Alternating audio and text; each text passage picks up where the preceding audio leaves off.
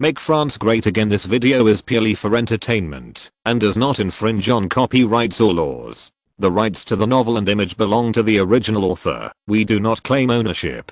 Don't like waiting and want to listen to this fanfic in full now? Subscribe to our Patreon, where you'll find the best fanfics. Chapter 626, to the Crimea. It won't be long before there will be a big battle in Sevastopol. At that time, the whole of Sevastopol will most likely be plunged into blood and fire. Jerome Bonaparte lowered his voice again. The voice said to Vernier, "Your voice, Majesty, I'm not afraid." Vernier unswervingly responded to Jerome Bonaparte, "It is our duty as nurses, to save lives and heal the wounded." "Yes, you are not afraid," Jerome Bonaparte said angrily. "Should you consider how I feel? Are you planning to keep me awake all night in Paris?" At this time, Jerome Bonaparte regretted it very much. He was really obsessed with letting Vernier come to Constantinople to gain fame. By working as a nurse, who would have thought that in just 1 month, Vernier would become a nurse with the attributes of the Virgin. This kind of change was something that Jerome Bonaparte could not have imagined, even if he broke his head. "Your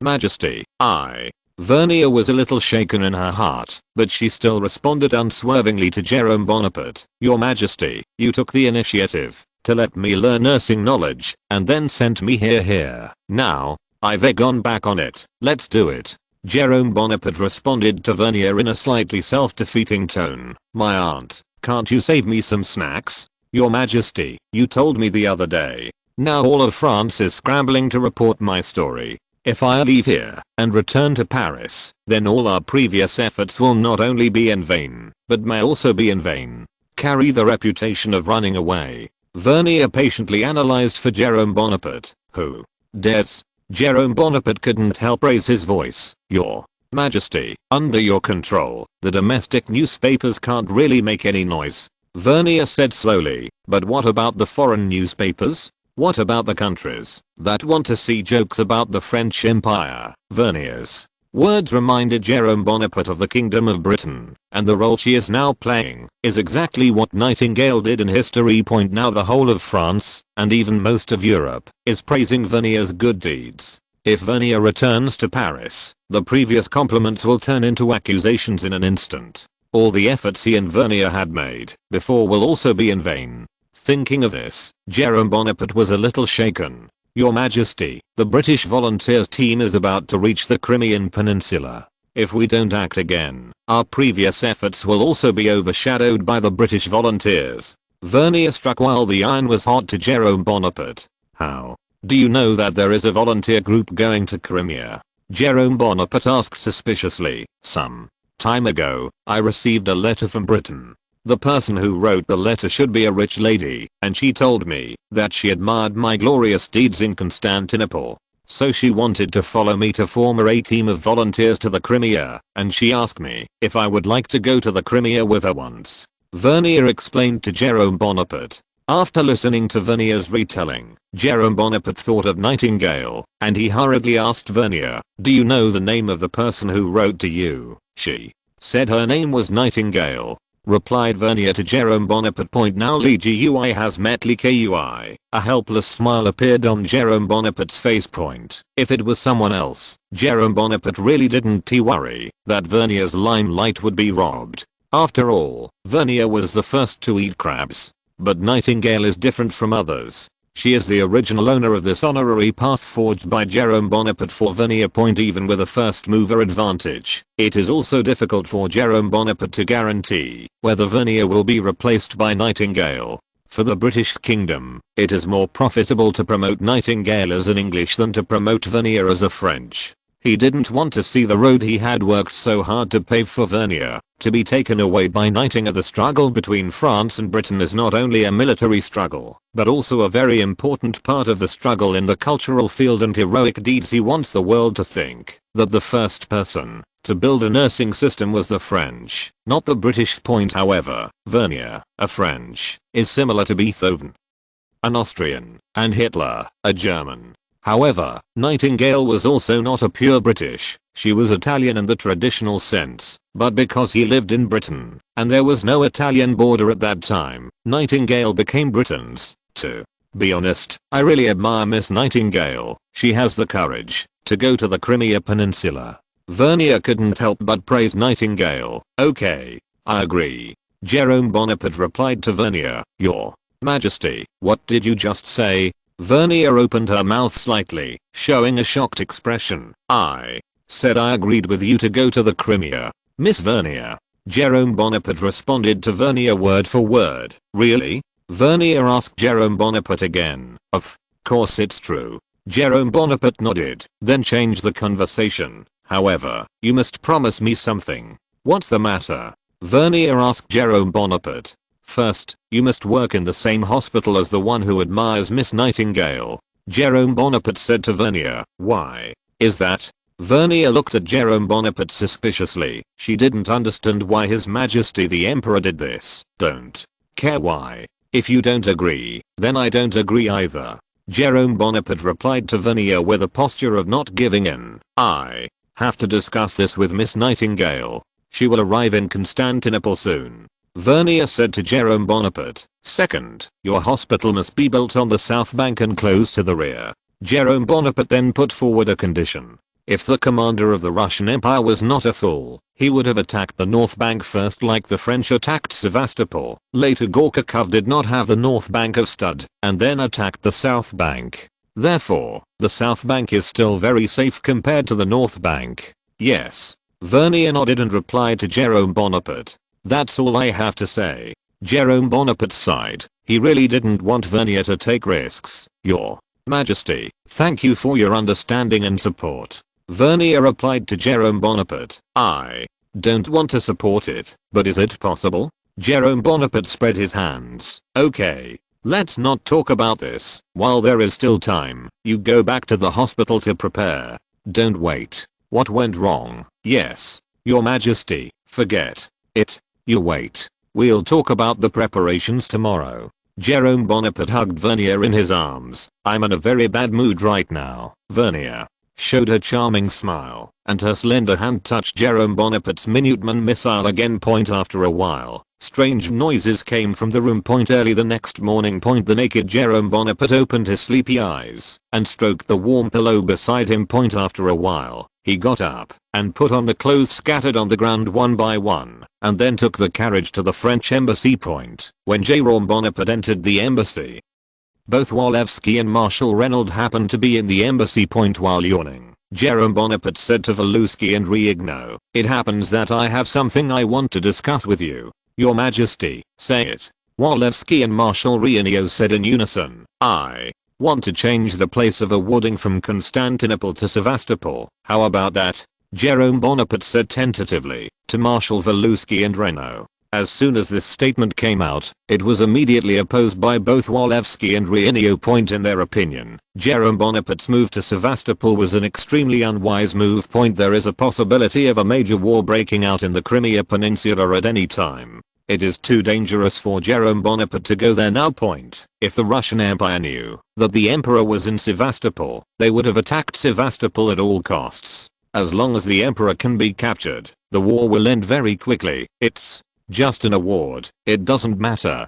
Don't worry, I won't stay there for a long time. Jerome Bonaparte said resolutely. Your Majesty, this is not a matter of time. Walewski continued to persuade. The current situation on the Crimean Peninsula is too dangerous, and there may be a scene at any time there. War. You are afraid of war? Jerome Bonaparte asked back. Walewski and Marshal Renaud shook their heads at the same time, and Jerome Bonaparte continued, since none of you are afraid of war, how can I be afraid of war? That's it. The location of the award ceremony was changed from Constantinople to the Crimea Peninsula. And the two of you don't tell Paris about this. If you let me know that you are the whistleblower, in this way, under the coercion of Jerome Bonaparte, the award ceremony was changed from Constantinople to Crimea. https://genius remembers the address of this site in 1 second. Lewin Novel Network Mobile Version Reading Website, Chapter 627, Nightingale. In August, summer is getting stronger, and the temperature of Constantinople in the Mediterranean climate is also several degrees higher than before, and the earth under the scorching sun is gradually becoming dry and cracked, and stepping on it with bare feet is like stepping on it. On a burning furnace wall, there are few pedestrians on the street, only porters in the port are constantly carrying materials to the transport ship under the scorching sun. That is, under such hot weather, a warship with a British flag slowly approached the port of Constantinople and stopped at the port pier. A British officer in a big red uniform and a group of ladies in plain grey dresses and buns walked down the steps to the pier. When everyone was at the dock, the British officer respectfully said to a young lady, "Miss Nightingale, I'll send you here. I've caused you trouble, Your Excellency." The lady, who was called Nightingale by the British officer, bowed to the officer. "No trouble." The British officer hurriedly responded, and then continued, "It is my honor to serve a noble lady like you. You're overrated." Nightingale said humbly, "I'm just doing my job. This is your nobility. Noble people never ask for anything in return." The British officer then complimented Nightingale. As soon as the British officer finished speaking, a shy smile appeared on Nightingale's face. She waved her hand and responded to the British officer, "Okay, sir, I should go too. I'm afraid you don't even want to leave here today." Afterwards, Nightingale waved goodbye to the British officer and watched the British warship leave the port. Looking at the British warship that was gradually disappearing on the horizon, Nightingale turned to his friends and said, "Okay, friends, let's go to the hospital where Ms. Vernier is. Otherwise, let's go to the embassy to report first. After drifting at sea for so long, we should report to London for peace." A nurse suggested to Nightingale. Nightingale also realized that her team had been drifting at sea for more than 2 months and really needed to report peace to London. "Okay." Nightingale nodded and said, "Let's go to the embassy to report safety first, and then go to the hospital." So, Nightingale and his party set off to the British embassy in a mighty manner. Just when Nightingale decided to go to the embassy first, and then to the hospital, where Vernier was located, Vernier was immediately called to the office by the director of the military district hospital. After visiting the ward, "What happened?" Vernier looked at the dean in front of him suspiciously. The dean, who learned of Vernier's identity, has also become Vernier's loyal lackey at this time, and he said to Vernier with a flattering face, "Ms. Vernier, a British volunteer team is about to arrive in our hospital. The head of this volunteer team said that she is your faithful admiration. Would you like to meet them?" Volunteer team? After thinking about it, Vernier immediately realized that the volunteer team mentioned by the dean was probably Nightingale, who wrote to her some time ago. "Is her name Nightingale?" "That's right." The dean showed a brief look of consternation, then nodded and replied to Vernier, "The leader of this volunteer is indeed called Nightingale. Ms. Vernier, do you think you know each other?" Nightingale was the one who invited her here. Vernier replied calmly, "She originally planned to go directly to Crimea." The dean nodded and said to Vernier in a territorial tone, "I understand. Do you need the hospital to arrange for them?" "This is not necessary." Vernier shook his head and replied to the dean. Afterwards, Vernier returned to the office. Sitting in the office, she felt a little tired and fell asleep on the table in a daze. When Vernier looked up again, she found that there was an extra person in her office at some point. "You're awake." Jerome Bonaparte, who spread the newspaper on his lap, raised his head and said to Vernier after hearing the movement from the desk, "How long have I slept?" Vernier asked Jerome Bonaparte in a slightly lazy tone. "Let me see." Jerome Bonaparte took out his pocket watch and glanced at the time. "It has only been 20 minutes since I entered the room. And the time you finish your round of inspections is only about 20 minutes before I enter the room, which means that your sleep time should not exceed 40 minutes. "That means I slept for half an hour," said Vernier to Jerome Bonaparte. "Yes." Jerome Bonaparte got up and stood behind Vernier, pressing his temples gently with both hands. Vernier closed his eyes and enjoyed the long-lost service of Jerome Bonaparte. "Didn't I tell you? Don't wear yourself out. You look like you're almost an Iron Man now. Rest at 2 AM and get up at 6:30. Are you really not afraid of sudden death?" Nabas said to Vernier in a reproachful tone. "It's not all your fault." Vernier replied in a coquettish tone, "If you hadn't called me every day, that." Vernier's voice is getting lower and lower. "I wouldn't rest so late. That's also your initiative." Jerome Bonaparte immediately retorted, "If you don't take the initiative, then it's fine. After finishing speaking, the angry Vernier, regardless of his rank, used the tricks that girls are used to, aiming at Jerome Bonaparte's waist and pinched hard. Ah.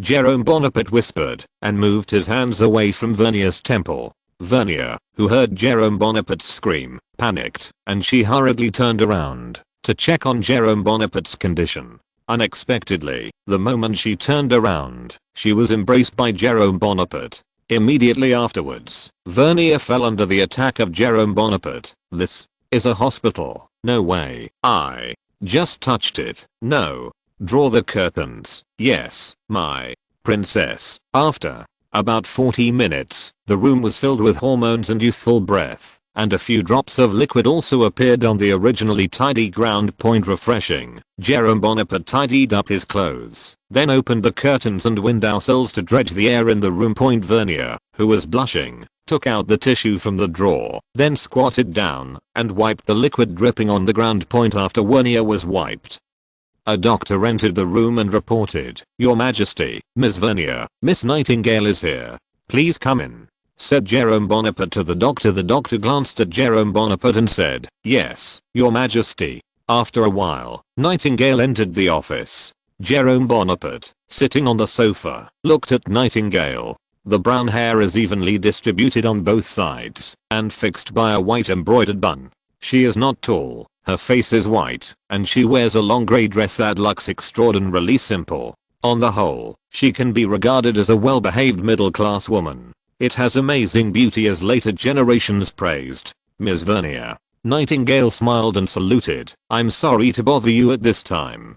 After Nightingale said this, she smelled the remaining heather and hormones in the room. Nothing. Vernier stretched out his hand to invite Nightingale. "Ms. Nightingale, sit down." Only then did Nightingale realize that there was still a person sitting on the sofa. "Who is this gentleman?" Nightingale asked Jerome Bonaparte suspiciously. Jerome Bonaparte deliberately pretended to be lost and sided Nightingale. "Hey, just treat me as a little transparent. PFFT. Jerome Bonaparte's self-mockery made Nightingale and Vernier smile at the same time. At the same time, Nightingale also thought about what his friend Sidney Herbert, the Secretary of State for War, told her before he left. "Miss Vernier, you want to visit. She is not a simple someone. The Emperor of France might be standing behind her." "Your Majesty." Nightingale immediately realized that the joking person in front of him was very likely the Emperor of the French Empire, and he and she hurriedly saluted Jerome Bonaparte.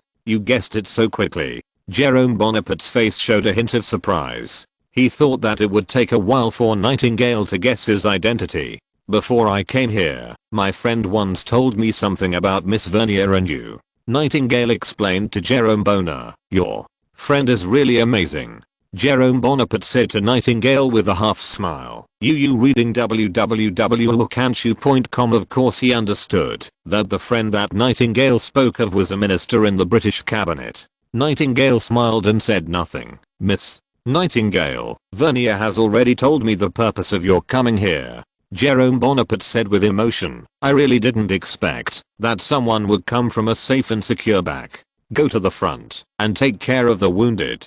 Miss Nightingale, I admire your actions. You are overrated."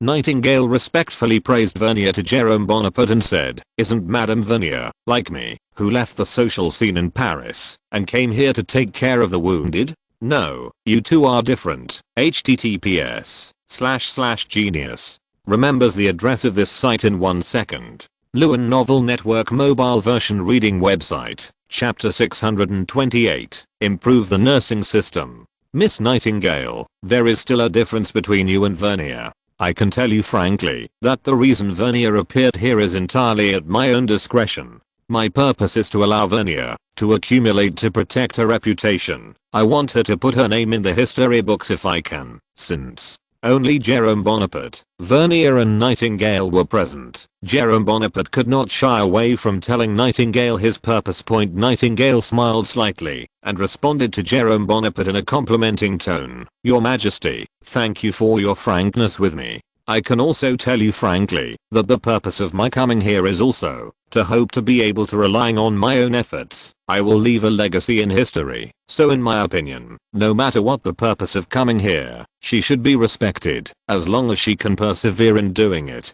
Miss Nightingale, I believe you can do it. Jerome Bonaparte said to Nightingale in a positive tone, I believe that, even if our names disappear into the long river of history, the name will also be imprinted on the history of mankind forever, and become an immortal monument of human history. Just like Sir Newton.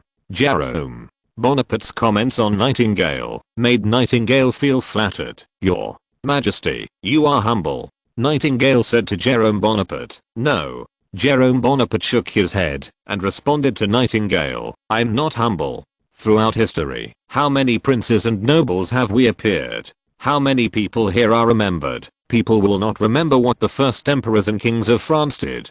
They will only remember those key figures who made some outstanding contributions to history and promoted the development of history. They will not remember when certain countries did, but they will remember Sir Isaac Newton's discovery of gravity and Mr. Lavoisier's improvement of the steam engine. Miss Nightingale, you are changing the history of the world. Jerome Bonaparte's answer made Nightingale and Vernier B feel a sense of panic. Neither of them knew whether they could become the change that Jerome Bonaparte said characters throughout history. Your Majesty, you are overrated. Nightingale responded to Jerome Bonaparte with a wry smile. I'm just a small person, and it is impossible for me to become the big person who promotes history as you said. Miss Nightingale, who promotes history is made everyone up of inconspicuous little people.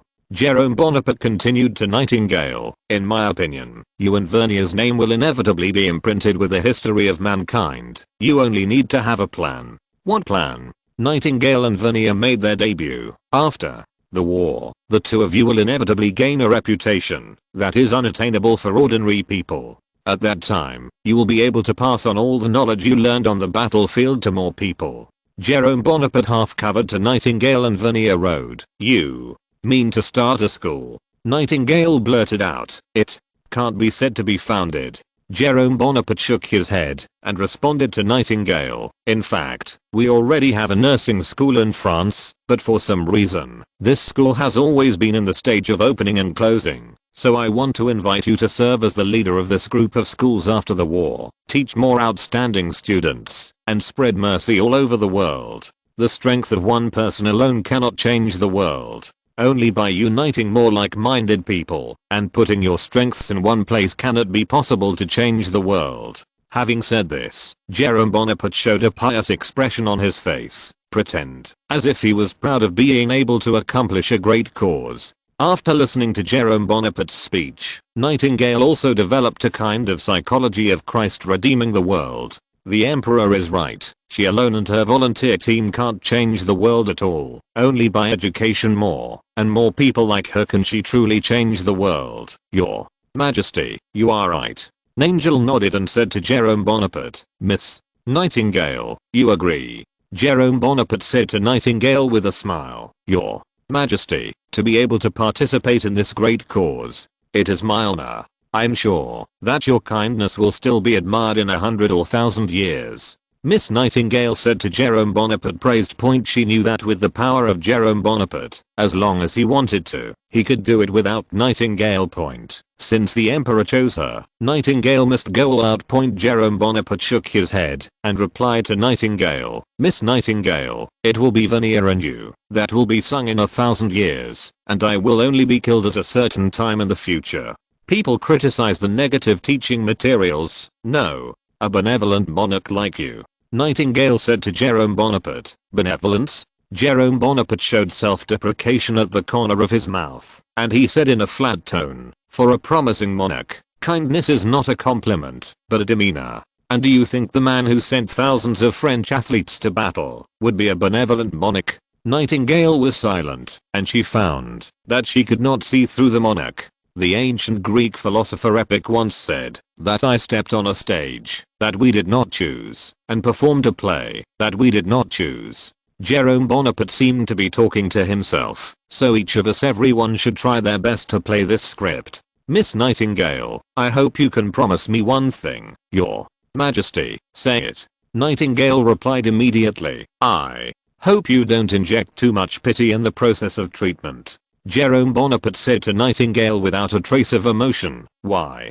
I'm a nurse, shouldn't I know my patients? Nightingale blurted out, Miss Nightingale, too much pity will only make you lose your judgment. Jerome Bonaparte didn't care about Nightingale's offense at all. He still responded calmly, just like Vernier also. Just the other day, Vernier asked me why countries cannot coexist peacefully. Why does the French Empire fight against the Russian Empire? What did you say? Nightingale asked curiously. I told Vernier that the premise of peaceful coexistence is mutual respect and mutual understanding. When two countries cannot understand each other, it is impossible for them to coexist peacefully. Jerome Bonaparte commented. Nightingale said, when you went to the Crimea battlefield, to see those soldiers lying on the ground, and listen to their waiting, I believe you will doubt whether this war should continue. Obviously Britain and France are two countries. We haven't faced the crisis of life and death yet, while let the young people of our two countries die in a foreign country for the country they don't want to do. Nightingale nodded subconsciously. She did not understand why she had to die for Osman. Then, I tell you, because the ambitions of the Russian Empire will never be satisfied. If we let them annex the Ottoman Empire without any action, their next target will be the Kingdom of Prussia, the Empire of Austria, and then the Netherlands, Belgium, Luxembourg, and finally France and Britain. Jerome Bonaparte began to create a correct historical memory for Nightingale. There is such a proverb in the ancient East, lip cold and teeth die. The Ottoman Empire is the whole of Europe. Lips, if it collapses, the entire Balkans will collapse. By that time, we will probably invest more troops to maintain it. How many of us will die in the long and never-ending battle for security? It would be great if the monarchs could decide the outcome of a country by dueling each other. Nightingale muttered in a low voice. If that's the case, I'd be happy to have a nightly duel with Nicholas I. Jerome Bonaparte shrugged and said to Nightingale in a joking tone, it's a pity Nicholas I won't do this. He will just curl up in a cold palace and watch the whole of Europe with his sinister eyes. Your Majesty, I can only assure you,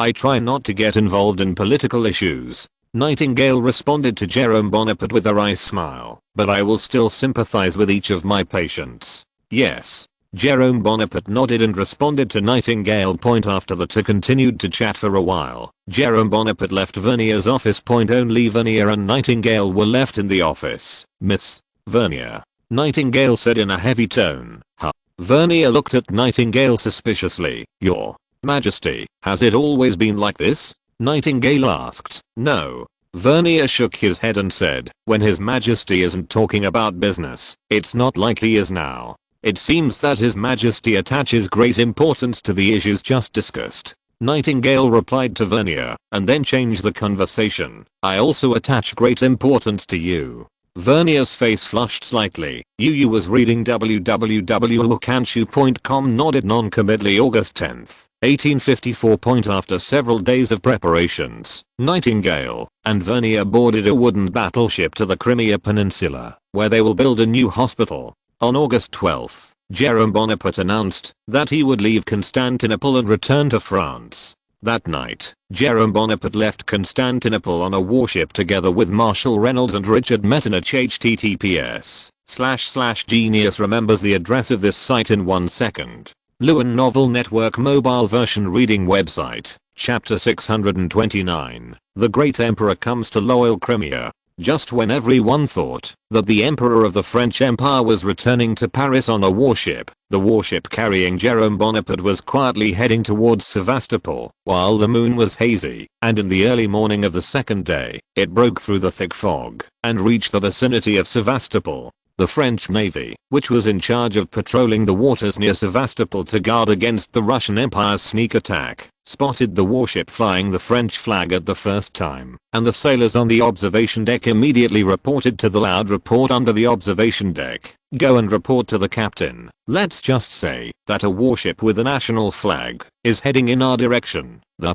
sailors on deck ran to the captain's office as soon as they received the news and reported the news to the captain. You said you found a warship flying the national flag of our country? The captain repeated. That's right. The sailor nodded in response. However, I haven't received the news of the arrival of the warship here. The captain frowned and muttered to himself. Then he raised his head again and asked the sailor, "Do you think Russia is flying our military flag in an attempt to use this way to deceive us?" "Your Excellency, Captain, this is still uncertain." The sailor proposed a solution to the captain. "However, I think we can use the semaphore to ask their number and navy affiliation sequence, and we can also ask them why they came here." The captain's eyes lit up. He patted his head and nodded again and again. "You are right.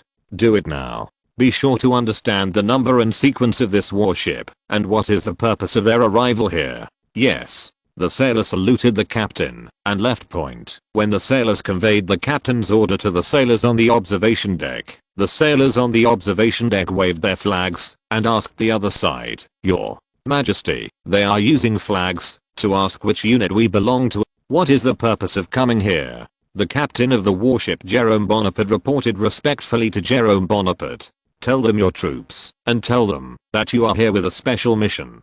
Jerome Bonaparte immediately said to the captain beside him, "Yes, your Majesty." After the captain saluted Jerome Bonaparte, he trotted to the mast of the observation tower and gave the order to the sailors on the observation tower. The sailors waved the two flags in their hands and relayed the captain's words to Jerome Bonaparte, all in the form of semaphores. The warship on the opposite side said that they were members of the 3rd Detachment of the Mediterranean Fleet. They were ordered by the Emperor of France to go to Sevastopol to perform their mission. Sailors reported to the patrol captain, "Since you came here under the order of His Majesty the Emperor, let it go." The captain waved his hand and said to the sailors, "Yes." After waiting for the sailors to leave, the captain sighed again and said to himself in a slightly sour tone, "His Majesty the Emperor is here. Why did he leave so soon? And he didn't come here in person." "Your Majesty, the warship opposite has allowed us to pass." The captain responded to Jerome Bonaparte. "Then move on." Jerome Bonaparte said sternly. The patrol fleet gave way, and the warship continued on its way, and soon entered the port of Sevastopol. Standing on the deck of the warship, Jerome Bonaparte looked at the battleships docked in the port and the bungalows lined up in the distance, and a smug smile appeared on the corner of his mouth. In this world, no one except Jerome Bonaparte would know how tough Sevastopol was. Historically, Sevastopol was a veritable mill of flesh and blood. In order to capture this fortified city, the British and French armies sacrificed nearly 100,000 lives. Of course, the vast majority of these lives did not die directly at the hands of the Russian Empire, but were harvested by cholera and cold. Today's coalition troops no longer need to forcefully attack here with various debuff bonuses. They only need to quietly guard in Sevastopol and wait for the arrival of the Russian Imperial Army. Just when Jerome Bonaparte was proud of his small contribution, Marshal Riegno's voice appeared in the ear of Jerome Bonaparte at home. "Your Majesty, it's time for us to disembark." "Okay."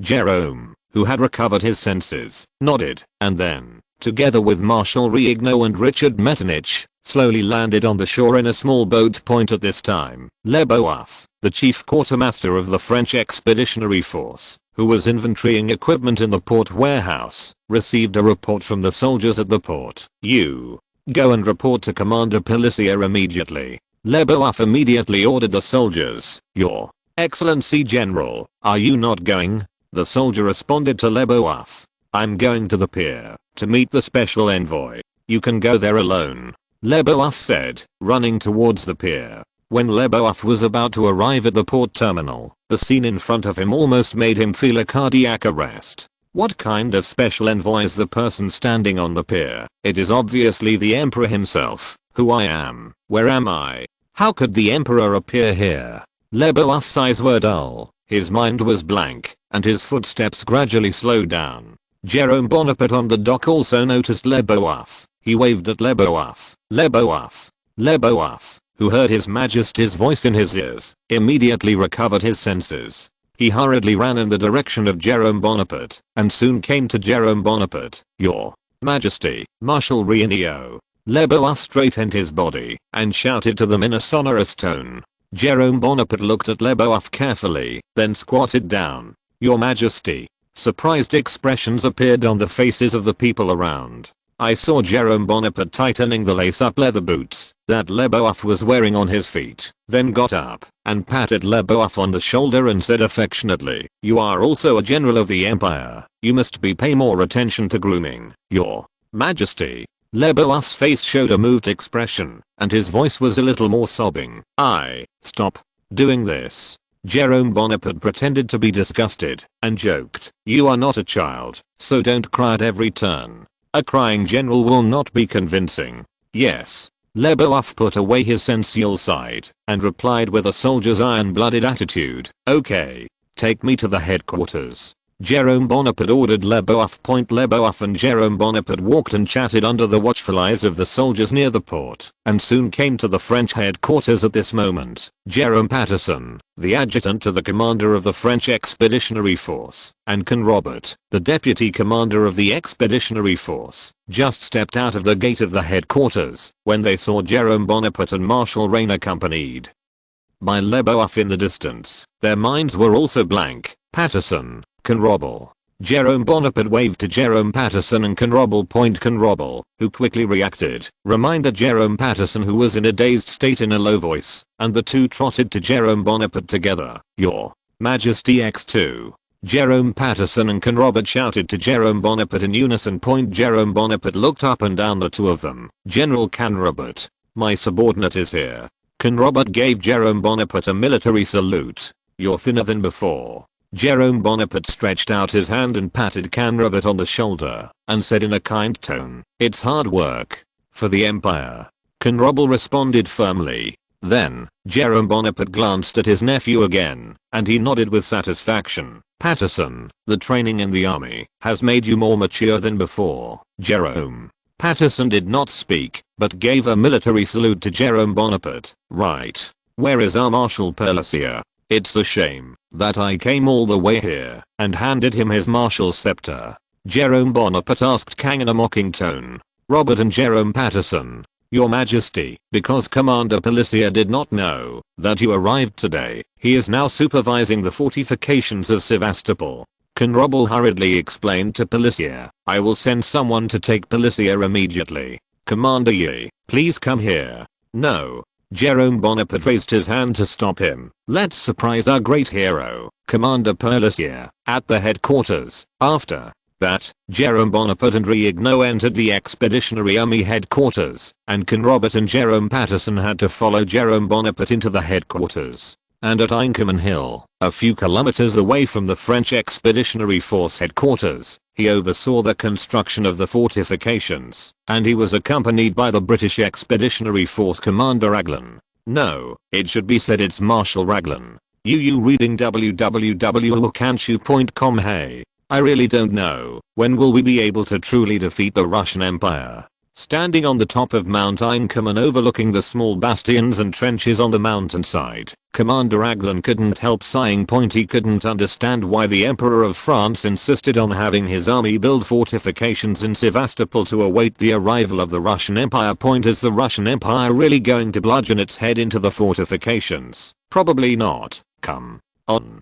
Pelissier looked into the distance and said without doubt, according to the information from the Tatar cavalry, the current commander of the Russian Empire, Gorchakov, is training troops near Perekop. https://genius. Remembers the address of this site in 1 second. Lewin Novel Network Mobile Version Reading Website, Chapter 630, Ready Coalition. According to the information from the Tatar cavalry, the newly appointed commander-in-chief of Russia, Gorchakov, is intensively training the army in Perekop. I believe that in the near future, a war will appear on the North Shore, further the Golden Hills, and here, Commander. Pelissier gently stamped the ground under his feet. To be honest, he himself also doesn't like this kind of fighting method of sticking to the enemy and waiting for the enemy to attack. However, this was an instruction issued by His Majesty the Emperor himself, and he had to implement it. As a result, Pelissier had to choose to stick to Sevastopol to build fortifications. This repair lasted for more than 2 months. During this time, Pelissier not only renovated all the defense systems on the north and south banks of Sevastopol, turning it into a veritable giant bastion, but also in Sevastopol, A large number of fortifications have been built in the strategic location outside of Bor in the small town of Yevpatoria. As long as Gorchakov leads his army to attack, Policia will let them taste what it means to be broken blood flow. If Gorchakov is unwilling to attack directly, then our fortifications may not be of any use at all. Marshal Raglan, who was holding the marshal scepter, sighed and said casually, "No." Policia said to Marshal Raglan in a firm tone, "If Gorchakov really doesn't want to retake the Sevastopol fortress, why should he gather at the Perekop fortress? Massive army. Now, all the Russian mobile forces and the entire southern front are concentrated there, and it is impossible for Gorchakov to not make a big move." Having said this, Policia paused and turned to a brisk tone. "Even if we continue to consume the Russian Empire, I believe it must be us who will win in the end. Russia is not like our two countries' financial resources." "Yes." Commander Raglan nodded. Of course he understood how big the gap between Russia and Britain and France was. Coalition forces with command of the sea and the Black Sea can get everything they want from the French mainland at any time point, and as the coalition forces gradually stabilized in the Sevastopol fortress, many French shops began to appear in Sevastopol. Soldiers of the coalition forces can buy luxury goods from the Paris region and wines from the Bordeaux region in Sevastopol. It can be said that the coalition forces are unconsciously changing the entire economic and ecological environment of Sevastopol. Those inhabitants of Sevastopol who once served the Russian Empire have now become the most loyal collaborators of the coalition forces. The originally weak resistance fell completely under the money and material offensive of the coalition forces. If the fortress of the Allied forces can stay like history for a year and a half, Sevastopol can form a Komprata group attached to the Allied forces industrial system. Just like the later Afghan regime. The Russian Imperial Army did not have such good conditions as the coalition forces. They needed to rely on the transportation of human and animal power at all costs to barely maintain their precarious logistics. At the same time, they also had to guard against the pervasive Tatar spies on the Crimean Peninsula with bandits. What's more, the current Russian Empire has not only been beaten by Britain and France in the military field, but also led by Britain and France in the financial field. In order to maintain the stability of the ruble, the stupid Minister of Finance of the Russian Empire began to sell gold continuously. However, the current international gold market is being suppressed by the United Kingdom and France, and the price of gold is generally lower. Many Russian nobles living in St. Petersburg had to exchange gold through their own channels, and at the same time, exchanged gold for hard currency francs and pounds. St. Petersburg nobles do not know now. Their unconscious actions indirectly diverted a large sum of overissued francs. The entire Russian economy has fallen into a state of semi-collapse due to internal and external troubles. The last time the Russian Empire's finances collapsed was during the Napoleonic Wars, when Russia relied on a steady stream of funding from the British Kingdom to rise rapidly. This time the British kingdoms are on the opposite side of the Russian Empire, and they are doomed to fail. Of course, the above is just a general point of view. For a commander like Policia, it is impossible for them to pay too much attention to things other than military, but in their eyes, the Russian Empire has assembled a large number of troops, but not a stable logistics is simply insane. Either Gorchakov wants the Russian army to die with him, or Gorchakov wants to stud in Crimea, win everything, lose everything. The second possibility is obviously higher than the first. However, we can't go on like this forever. Marshal Raglan said with a hint of anxiety, "If we stay here for one more day, we will consume a lot of money. I'm afraid that, if we stay for too long, our allies will suffer." Don't stop, since the coalition forces are composed of 4 Anglo-French Sartorians. Britain and France can continue to support them with their strong financial resources, while Sardinia and Ottomans may not be able to maintain a long-term confrontation. One of them is a middle country in the Apennine Peninsula, and its annual income is far less than that of the Kingdom of Belgium. One is the feudal Komprata Empire that is still in transition. Not to mention a surplus every year, it is already very good not to owe foreign debts. Marshal Raglan did not expect them to be able to hold on like Britain and France. By the way, in the current Crimea Peninsula, the first coalition troops are still France, 70,000, followed by the British Kingdom, 40,000, after a round of replenishment, followed by the British Kingdom.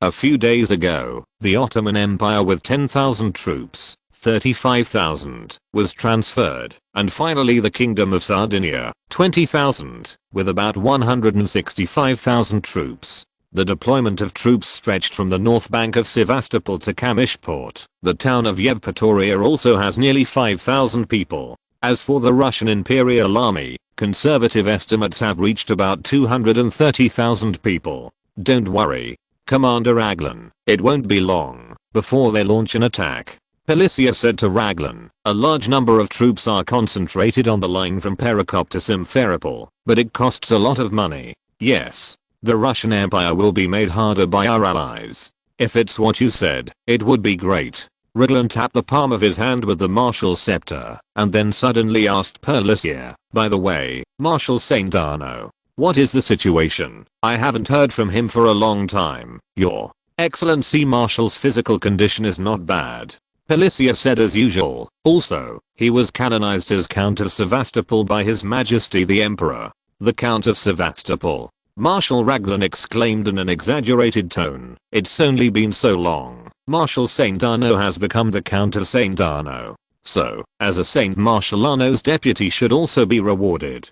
Pelissier's eyes were sad. He shook his head and responded to Commander Raglan. My credit is simply not comparable to that of any general during the imperial regime. How can I expect to be rewarded? It's good not to be criticized. Just as Pelissier was talking with Commander Raglan, a soldier ran up to Pelissier and said to him, Your Majesty, the messenger of His Majesty the Emperor has arrived at the dock. Deputy Commander Canrabal ordered me to let you know. Don't you think the award is coming? Marshal Raglan teased slightly. Pelissier's expression also showed a touch of joy, and he said goodbye to Commander Raglan. Go. Accept the glory that belongs to you.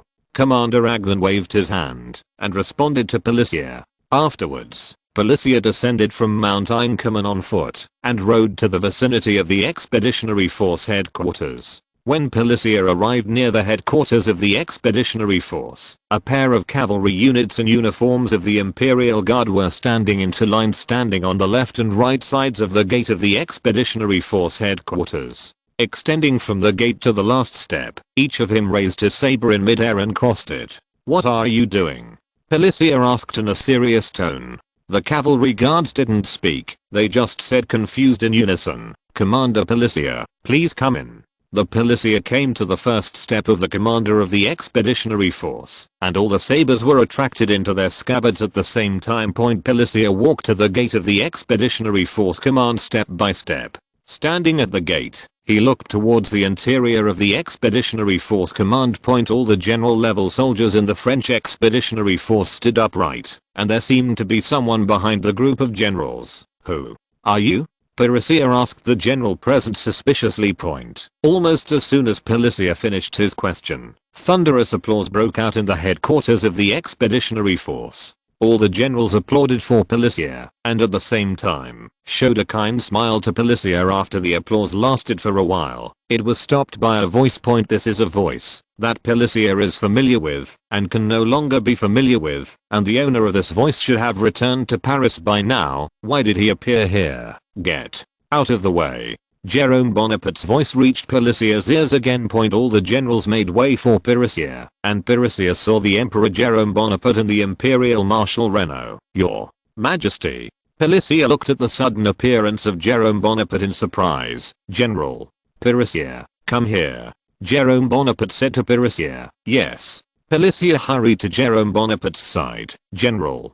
Pelissier. No, you should be called Marshal Pelissier from now on. Jerome Bonaparte clapped his hands, and an entourage came out with a tray. What is contained in the tray is the short staff symbolizing the Imperial Marshal, as well as a gold Grand Cross and a red ribbon. https://genius remembers the address of this site in 1 second. Lewin Novel Network Mobile Version Reading Website, Chapter 631, Stubborn Emperor. Under the watchful eyes of all the officers of the Expeditionary Force, Jerome Bonaparte put a red ribbon on Pelissier with a solemn face, and then put a gold Grand Cross on him. All the generals had happy smiles on their faces, and each of them knew clearly that the French Expeditionary Force was about to usher in a new marshal. Jerome Bonaparte, who put the medal on Pelissier's chest, patted Pelissier lightly, and gave Pelissier a military salute. Seeing this, Beressier quickly put his feet together and gave Jerome Bonaparte a military salute, new appointee of the French Empire. Marshal, I hope you can make persistent efforts and don't live up to my expectations for you, Your Majesty. I promise you with my honor that I will never betray your trust. Beressier straightened his body and said with a firmer look in his eyes, very good. Jerome Bonaparte showed a smile on the corner of his mouth and said in a very kind tone, I look forward to your next performance. Long live the Empire. Long live the Emperor. As soon as Jerome Bonaparte's voice fell, the generals of the Expeditionary Force Command raised their arms to give a military salute to Jerome Bonaparte and then cheered loudly to Jerome Bonaparte to show loyalty. Amid such cheers, 2 more servants came to the hall of the headquarters, one carrying a tray and the other a red ribbon. Almost all the generals stared at Jerome Bonaparte with fiery eyes. It seems that the object of this award ceremony is not just Beressier. Looking at the group of generals who were eager to receive honor from his hands, Jerome Bonaparte couldn't help feeling complacent. He raised his voice and said, General Bosquet, General Canrobert. Yes. Bosquet and Canrobert responded loudly when Jerome Bonaparte pointed them out. They knew that they belonged to His Majesty the Emperor, and this was to reward them. General Canrobert, in your 3 military operations in Strasbourg, Armagh, and Sevastopol, the 2 of you fully demonstrated the adaptability and tenacity of an excellent French commander. Therefore, on behalf of the French Empire, I give you the Grand Cross, and at the same time, I hope you too can achieve greater success. Jerome Bonaparte also put on the red ribbons for Bosquet and Canrobert, wearing got the Grand Cross in gold. We will definitely live up to our mission. Bosquet and Canrobert stood up straight, their eyes revealing tenacious fighting spirit. Not bad. I'm also looking forward to the performance of both of you. As time goes by, one attendant walks into the hall with trays containing medals, and then walks out of the hall with empty trays. The departure of each attendant means that a medal is awarded. This large-scale general-level award ceremony is also coming to an end, and the generals who participated in this award ceremony also began to gather in 2s and 3s, and went to the lounge in the headquarters to taste coffee and black tea. Marshal Beressier, one of the protagonists of today's award ceremony, was called out from the headquarters by Jerome Bonaparte in the name of an inspection tour. Marshal Beressier, how is the situation on your side? Jerome Bonaparte, who was walking in the sun, asked Beressier. Your Majesty, now the entire Sevastopol has been turned into a giant fortress by our army. As long as the Russian Imperial Army dares to come over, they will smash their heads and blood here. Beressier told Jerome. Bonaparte reports. When do you think Gorchakov will attack? Jerome Bonaparte asked Beressier again. After hesitating for a moment, Beressier responded to Jerome Bonaparte, Your Majesty, I don't expect Gorchakov to launch an attack no longer than September. It is very likely that they will be launched in the second half of this month. Attack. It seems that we both think the same thing, said Jerome Bonaparte, while taking out a pack of unpacked cigarettes from his pocket. He took out 2 and asked Beressier, come on one. Beressier took one from Jerome Bonaparte's hand, then took out a match in his pocket and lit it for Jerome Bonaparte. A white smoke ring spewed out of Jerome Bonaparte's mouth, and his face also showed an intoxicated look, and then trotted to a high place overlooking the distant port of Sevastopol. Beressier followed Jerome Bonaparte closely to the heights. After hesitating for a moment, he said to Jerome Bonaparte, Your Majesty, what's the matter? Said Jerome Bonaparte indifferently. You. Beressier hesitated. He didn't know whether he should say it or not. What's wrong with me? Jerome Bonaparte looked at Beressier with a puzzled expression. Just say what you want. This is the army, not the Tuileries. Marshal Beressier politely asked Jerome Bonaparte when he was going to leave for France. Departure? Where to go? Jerome Bonaparte was stunned for a moment. After a few seconds, he suddenly realized, oh, you mean the French who set out and returned? Yes. Beressier nodded and said to Jerome Bonaparte, there is a possibility of a war at any time in the Crimea Peninsula, and it would be too dangerous to stay here forever. Then where should I stay? Paris? London?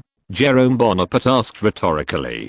Beressier was silent. He understood that what Jerome Bonaparte meant was not a real inquiry, but an expression of dissatisfaction. If my marshals Generals in my most loyal army can't give me a sense of security, then I really don't know what else in this world can give me security. Jerome Bonaparte pinched the cigarette asterisk asterisk asterisk me threw it on the ground, and then waved at the French soldiers patrolling in the distance. Sometimes, the rear is far more dangerous than the front, Your Majesty. Pelissier didn't know what to say, so he could only shout softly, Pelissier, if you want to persuade me to leave, then don't say it. I will not leave Crimea until this war is over. You should know what I need. Jerome Bonaparte responded firmly to Pelissier. Why did Pelissier not understand Jerome Bonaparte's needs? His Majesty the Emperor also needs honor and blessings just like them. The title of Emperor's nephew indeed brought Jerome Bonaparte huge political capital, but these political capitals were not without cost. His Majesty the Emperor had to gain enough honor to convince the French that he was worthy of the title Emperor's nephew. There are quicker few channels to honor than the military, however, in case there is any problem in Paris. Pelissier said to Jerome Bonaparte with a hint of anxiety. He was afraid that something happened in Paris and their expeditionary force would be cut off from logistics. In Paris, I have appointed a group of bureaucrats loyal to the empire to manage on their behalf. Jerome Bonaparte replied to Pelissier confidently, so there is no need to worry about Paris. And Jerome Bonaparte paused, then said with a contemptuous expression, and I don't think those rats lurking in Paris will act at this time. He is not afraid of the actions of the rats lurking in the Parisian liaison, because once they start to act, Jerome Bonaparte has reason to use the name of colluding with the reactionary forces of the Russian Empire outside the country to destroy the Crimean War against them. Have a public trial point for France now. Everything has to give way to the Crimean War. Besides, even if Paris is lost, it is a big deal that he can follow the example of Thiers and lead the army to kill it again. It is true that Paris is a capricious city, but its capriciousness is based on the fact that various economies are completely in decline, and the accumulation of contradictions in all parties has to carry out a turmoil. Those who are lurking in the dark are also drinking, will start to act. But now Paris is still in a stage of rapid development under the governance of Jerome Bonaparte, and the contradictions between various classes are far from being relieved by a war. In addition, the three factions of the Republicans, the Orthodox factions and the Orleans factions were pulled and laid down by Jerome Bonaparte, and it would be difficult to restore their original power in a short period of time. Therefore, the possibility of an accident in Paris is slim. In the face of Jerome Bonaparte, who insisted on staying here, Pelissier could not directly refuse Jerome Bonaparte to stay in the army. Now that the emperor has arrived at the front line and is unwilling to leave, he can only choose to acquiesce. In the next few days, Jerome Bonaparte, accompanied by Pelissier, Canrobert and others, reviewed the French troops in Sevastopol and Kashmir. Reading www.urkanshu.com. Many soldiers cheered for Jerome Bonaparte from the bottom of their hearts. After seeing Jerome Bonaparte in Lev's dress, it has been a long time since no one like Jerome Bonaparte came to the front line of condolences. The last person to do so was Emperor Napoleon. At the same time, the commander of the army of the three kingdoms of England, Saturn and Turkey also received the news that the emperor of the French Empire had arrived in the Crimean Peninsula, and immediately went to the French expeditionary force on the south bank of Sevastopol to ask for an interview. Led by marshals of the French Empire, Pelissier and Riegnaud, the commander of the Anglo-Saxons met with Jerome Bonaparte at the barracks on the south bank of Sevastopol. Long time no see. Commander Aglan, https://genius, remembers the address of this site in 1 second.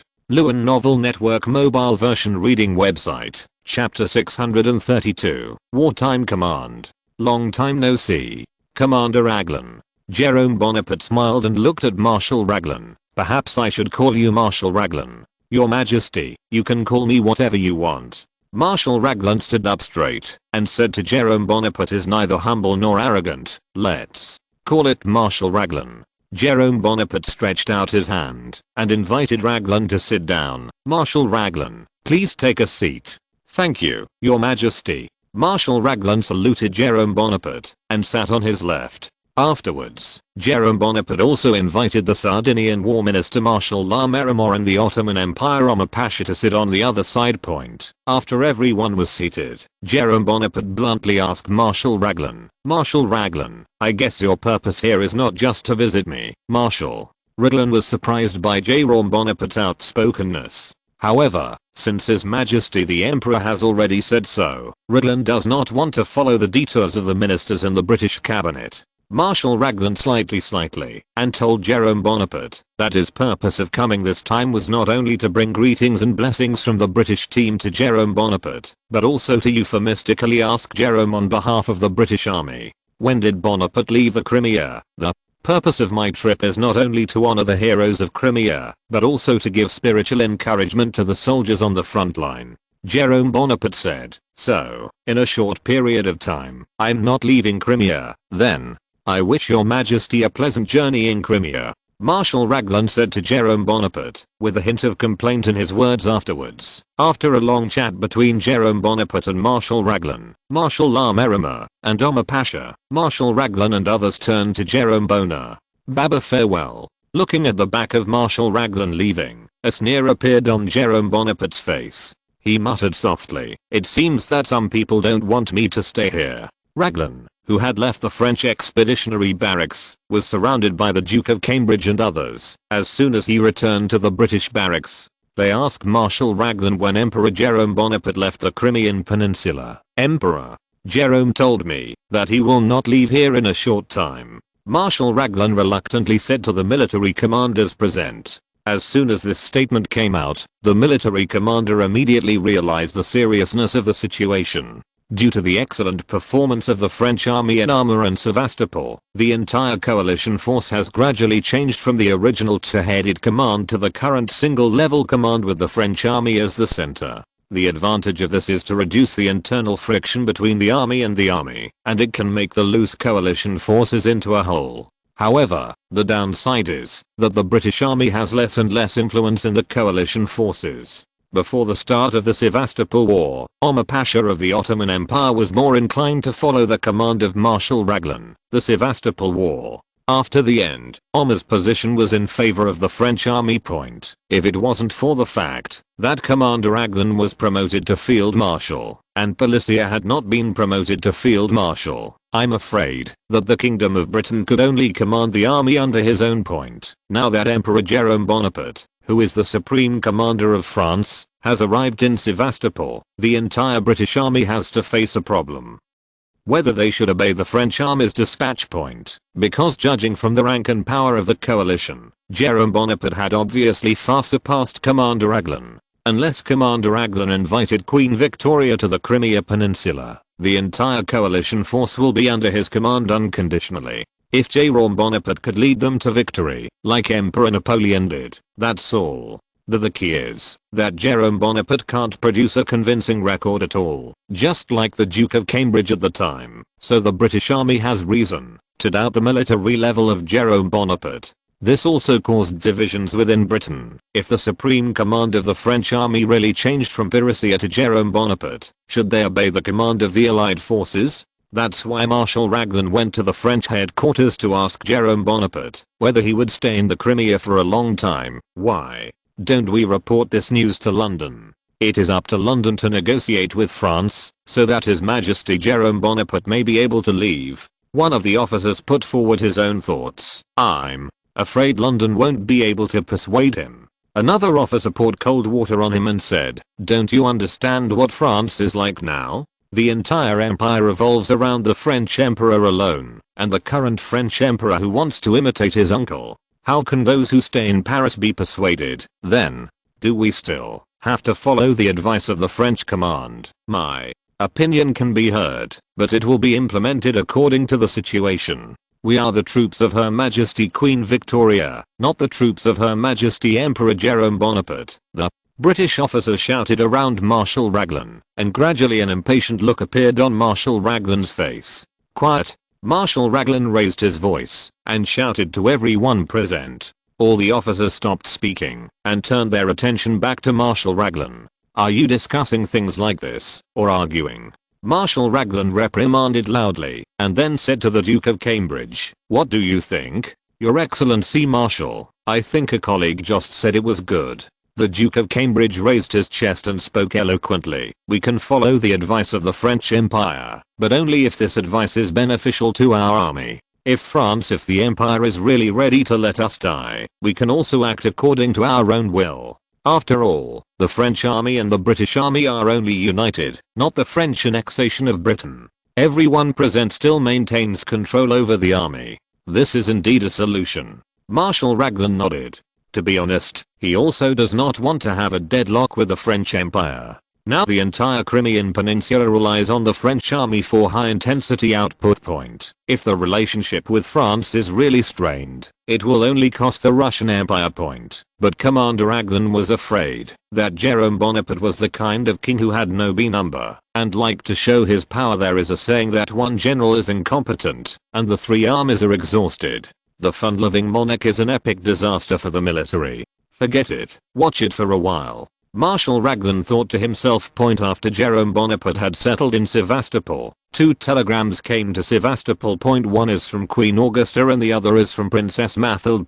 Let's talk about Queen Augusta's telegram. In the telegram, she expressed her understanding of Jerome Bonaparte's trip to the Crimea Peninsula and hoped that Jerome Bonaparte could protect herself as much as possible. For the safety of life, if there is any need, send a telegram to Paris at once, and Augusta will immediately order Paris to prepare. At the end of the letter, Augusta told Jerome Bonaparte that his life belonged not only to himself, but to the whole of France. She will tell him/her after the child is born, that his/her father is fighting for the whole of France. The tone of Princess Mathilde's telegram was obviously not as good as that of Queen Augusta. In the telegram, Mathilde called Jerome Bonaparte's trip to the Crimea Peninsula inappropriate, responsible and childish. Of course, at the end of the letter, Princess Mathilde still couldn't forget to tell Jerome Bonaparte to pay attention to safety. She didn't want her nephew/niece who was about to be born to have no father. After reading the 2 telegrams, Jerome Bonaparte found the French army correspondent Le Bonaparte and showed him the telegram of the Queen Augusta. "Mr.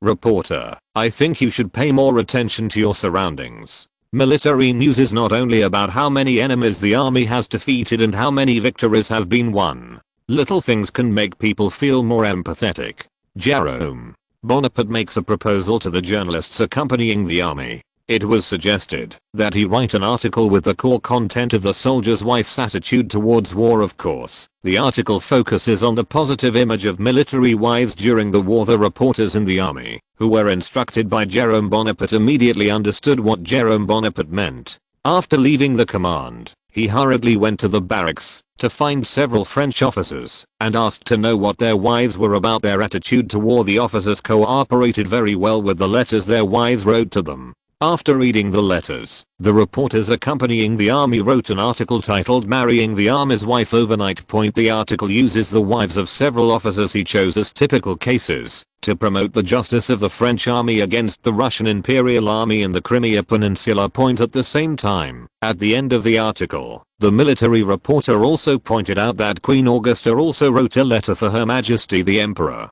Reading www.okanshu.com. As soon as this article came out, it immediately ushered in heated discussions, and many Paris residents were moved to tears. After reading this article, there are also many people who are very interested in the content of the telegram written by Queen Augusta to Her Majesty the Emperor. So, on the 3rd day after the article was published, Jerome Bonaparte ordered that the telegram written to him by Augusta be exposed. Through the telegram, the people of Paris saw a well-known Queen Dali, whose love for France did not belong to any real French. A large number of Paris residents began to spontaneously send their blessings to Queen Augusta, and the popularity of Queen Augusta and Jerome Bonaparte rose again out of thin air. https://genius remembers the address of this site in 1 second. Lewin Novel Network Mobile Version Reading Website, Chapter 633, Disappointed Gorkakov. When Jerome Bonaparte once again received a letter from Augusta from Paris, he made up his mind to continue his show work without interfering with the military deployment of the General Staff of the Expeditionary Force. Occasionally, he will also put forward some ideas of his own, such as erecting a railroad track near the port of Kamish and Sevastopol to make the traffic on both sides more convenient, dispatching naval forces to bombard the Odessa area, abolish serfdom in Crimea. The army also has to create its own internal newspaper for the military to circulate, in order to make their boss look better in face. The General Staff Department made some modifications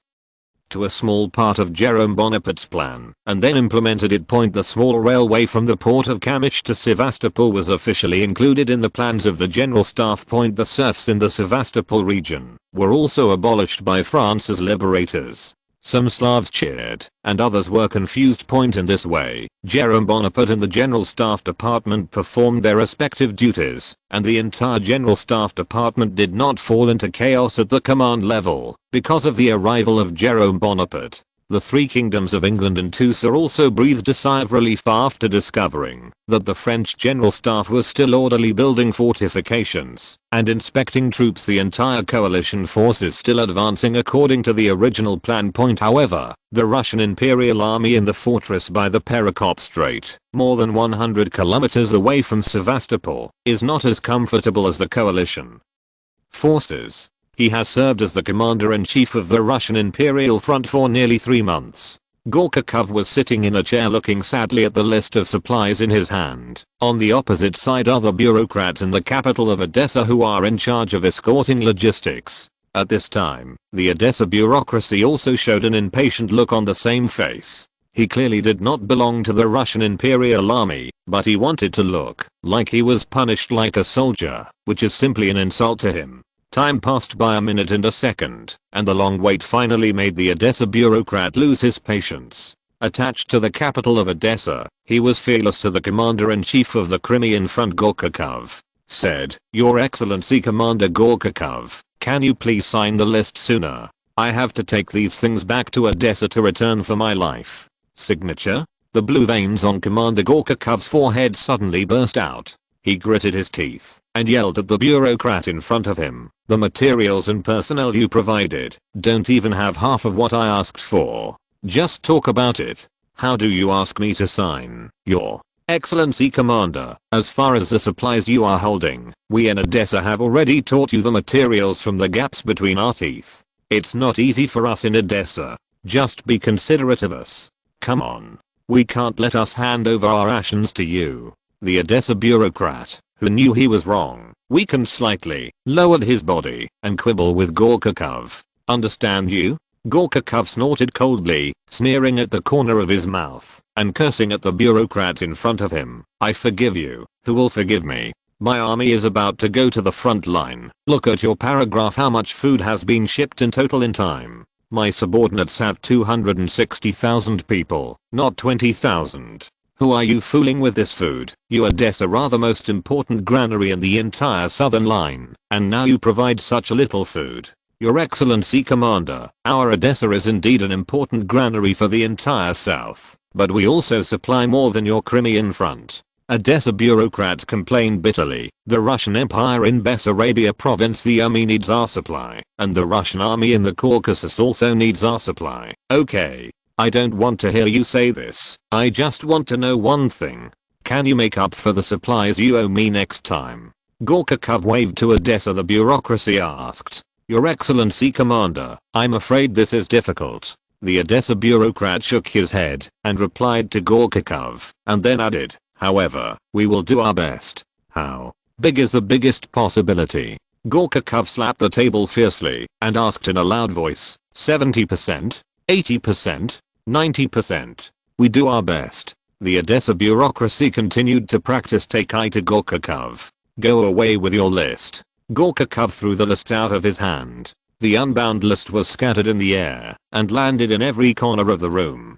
The Odessa bureaucrats had to bend over to pick up all the lists scattered on the ground and simply organize them. After all the lists were collected, the Odessa bureaucrats bowed to Gorchakov again. "Your Excellency Commander, since you are not willing to sign your name on the list, I will not stop you, but I will report your actions just now to my superiors. You are threatening me."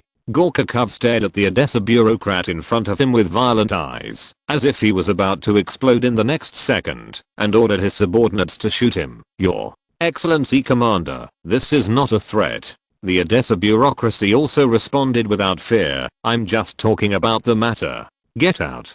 Gorkakov pointed to the door and yelled loudly, "You are not welcome here." The Odessa bureaucrat did not speak. He bowed to Gorkakov again and left the room, closing the door for Gorkakov by the way. After a while, Gorkakov gritted his teeth and slammed his fist into the desk, and he yelled, "This group of pigs. Awful. They thought they didn't know what they were doing in the Odessa area. Unexpectedly, what supplies Bessarabia and the Caucasus, I think they are all transported into their pockets. They are all greedy for your majesty's food. These damn trays. I must use a rope to your majesty." They were all hanged.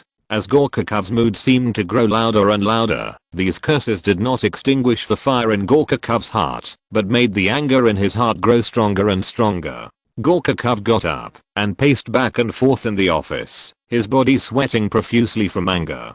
Gorkakov, who was unable to vent his anger, scanned the room with his eyes, hoping to find something to vent. Soon, Gorkakov saw 2 wine glasses and a bottle of unopened wine placed on the windowsill next to the desk near the wall. Throwing the glass/bottle is undoubtedly an excellent means of venting. So, he hurried to the windowsill and reached out to hold a wine glass in his hand and raised it above his head. Just when Gorkakov wanted to vent his inner anxiety by throwing the cup, there was a knock on the door. "Who?" Gorkakov asked loudly subconsciously. "Your Excellency Commander, it's me, Ivanov Gorkakov." The person who spoke was a staff officer under Gorkakov's command, and also a nephew of Gorkakov in the distance. Always remember that Commander Gorkakov, who is gentle and refined in front of his subordinates, can only forcibly suppress the anger in his heart, put the wine glass in his hand back to its original position, and take a deep breath to calm down the restless mood in his eyes. Afterwards, he sat back on the commander's seat and said to Ivanov's staff outside the room, "Come in." The door opened slowly, and Ivanov Gorkakov entered the room. He first gave a military salute like Commander Gorkakov, and then replied to Gorkakov, "Your Excellency Commander, I have completely counted the number of non-combat attritions in the Russian Empire in the past 2 weeks that you asked me to count. Please accept it." After speaking, Ivanov Gorkakov strode to the front of Commander Gorkakov and respectfully placed a document on Gorkakov's desk. "Thank you for your hard work." Gorkakov looked at Ivanov Gorkakov with a smile. He saw the sweat and dry lips on Ivankov Gorkakov's forehead and pointing to the wine placed on the windowsill. He said, "If you don't dislike it, you can open it and drink it. Then I'm welcome." Ivanov Gorkakov's face showed joy. Due to the delayed supply of supplies, Ivanov Gorkakov had not tasted wine for a long time. The taste of point. He quickly came to the windowsill, unscrewed the bottle of wine, and poured a glass of wine each for himself and Commander Gorkakov. Just when Ivanov Gorkakov was about to hold 2 glasses of wine in his hands, Gorkakov's indignation reached Ivanov Gorkakov with a surprised voice. In the husband's ear, "What the asterisk is going on? Why are there so many non-combat attritions in our army in the past 2 weeks?" It turned out that in the report submitted by Ivanov Gorkakov to Gorkakov, the number of non-combat attritions of the Russian Imperial Army in the past 2 weeks alone has soared to nearly 5,000 people, and the death toll is even more than 1,000 people. "Your Majesty, it's already August." Ivanov Gorkakov turned his head and reminded, "August is a period of disease outbreaks, and our army is now short of medical supplies and medical care. Many of the wounded had to be squeezed into one hospital bed, and cholera casualties have appeared in some medical stations." After that, reading www.orkanshu.com. Ivanov Gorkakov drank all the wine in the glass. Cholera. Gorkakov had a solemn expression on his face. He understood the damage cholera caused to the army, and the entire army would lie down before it could be dispatched. "How is the cholera wounded now?" The cholera victim has been treated by Dr. Nikolai Biriga. He suggested that we should divert cholera patients from ordinary patients. Ivanov Gorkakov told Gorkakov. Commander Fu responded, "I agreed to his request." And then, Commander Gorkakov asked Ivanov Gorkakov again, "It will take a few days to see the effect." Ivanov Gorkakov paused and asked, "Your Excellency Commander, Please be blunt. Are you really planning to launch an attack in the near future? https://genius remembers the address of this site in 1 second. Lewin Novel Network mobile version reading website. If you're listening to this novel on a channel other than Fanfic World, it means they downloaded and uploaded it without effort. We cordially invite you to visit our channel, Mundo Fanfic Novelos. There you'll find the original version of this story and you can explore many other novels of various genres. We're waiting for you to immerse yourself in a world of incredible novels. Chapter 634. Alexander II arriving in Crimea. Your Majesty, are you really going to launch an attack in the near future? Ivanov Gorkakov's question made Gorkakov feel annoyed again. Of course, he knew that it was a very irrational thing to launch a full-scale attack on Sevastopol when the army was caught in the epidemic, not to mention that the logistics materials of the current Russian Imperial Army were still in a stage of insufficient supply. If the Russian Empire can successfully capture Sevastopol, it will be fine. Once the Russian Empire falls, the morale of the Imperial Army will plummet. There is a saying that, if the army is defeated like a mountain, Gorkakov will probably follow in the footsteps of Menshikov. No, it will even end up with a lower evaluation than Prince Menshikov. Point after all, Prince Menshikov faced a coalition army that was several times their size, so even if he lost, it would not be too embarrassing. Point and the troops in Gorkakov's hands are all the elites of the entire southern front. Point. If this were to lose, Gorkakov had a hard time imagining that the southern front of the empire would collapse. But if you don't attack Sevastopol, Emperor Nicholas I is also not easy to explain. Since the beginning of August, the Ministry of War has sent people to send letters every few days, urging Gorkakov to quickly prepare an offensive plan. Gorkakov understood that most of these urging letters were orders issued by Nicholas I to Gorkakov in the name of the Ministry of War. This also means that Commander Gorkakov had to bite the bullet and execute it. Thinking of this, Commander Gorkakov's heart began to become melancholy. Ivanov, tell me what we should do if we don't carry out the order of the Ministry of War. Your Majesty, in my personal opinion, the top priority should be to prepare winter coats and then order the troops to advance to Yevpatoria. After occupying Yevpatoria, after occupying Yevpatoria, we will march to Sevastopol again. Ivankov Gorkakov said to Commander Gorkakov, and then said indignantly, anyone with a little common sense knows that the temperature of the peninsula will be cool in September. If we attack now, we are bound to meet the first cold snap on the way. What should we do by then? I really don't know what's going on in the head of the War Department. Can't those gentlemen come to the front to see attacking Sevastopol at this time? Do they want our troops to fight against the British and French armies in thin coats? Ivankov. Gorkakov's speech is exactly what Gorkakov wanted to say but couldn't, because he knew that the Ministry of War itself was also unwilling to fight at this time, and behind them was the monarch Nikolai generation. Point. If he did not go to war, then Nicholas I would doubt whether Gorkakov colluded with Crown Prince Alexander II and War Minister Dolgorukov to maliciously resist his policies for Gorkakov. Whether he himself was deposed by Nicholas I or exiled was not a big problem. Point anyway. He is almost 60 years old, and he has enough to live. Point. If Crown Prince Alexander is implicated, then Gorkakov himself will be blamed for his death. Point. The current Russian Empire needs a change, and Nicholas I obviously cannot lead this change, so the leader of the change will only be Crown Prince Alexander Gorkakov, who loves the Russian Empire far more than his own life, of course. Should be greedy, must not let Crown Prince Alexander suffer. Major Ivanov. Gorkakov frowned and yelled at Ivanov Gorkakov, who allowed you to really wantonly comment on your superiors. Your Excellency Commander, this is originally a nonsense of the Ministry of War. Ivanov Gorkakov obviously did not know the inside story of the Ministry of War. He was full of thinking that Nicholas I did not know about this matter. As long as you will report this matter to His Majesty Nicholas I do not believe that the War Department can continue to urge you. Humph. Gorkakov responded coldly, if it's just an order from the Ministry of War, then it's better. You mean? Ivanov Gorkakov said to Gorkakov in a longer tone. It's better that you don't know some things. Gorkakov didn't seem to say anything, but he seemed to have said everything. Your Majesty, what is it for? Ivanov Gorkakov's voice trembled slightly. We obviously have a large enough territory, and we can completely drag them down with the advantage of our territory. They lead by the nose. Is Sevastopol more important than Moscow? We abandoned Moscow in the first place. Enough. Don't say more.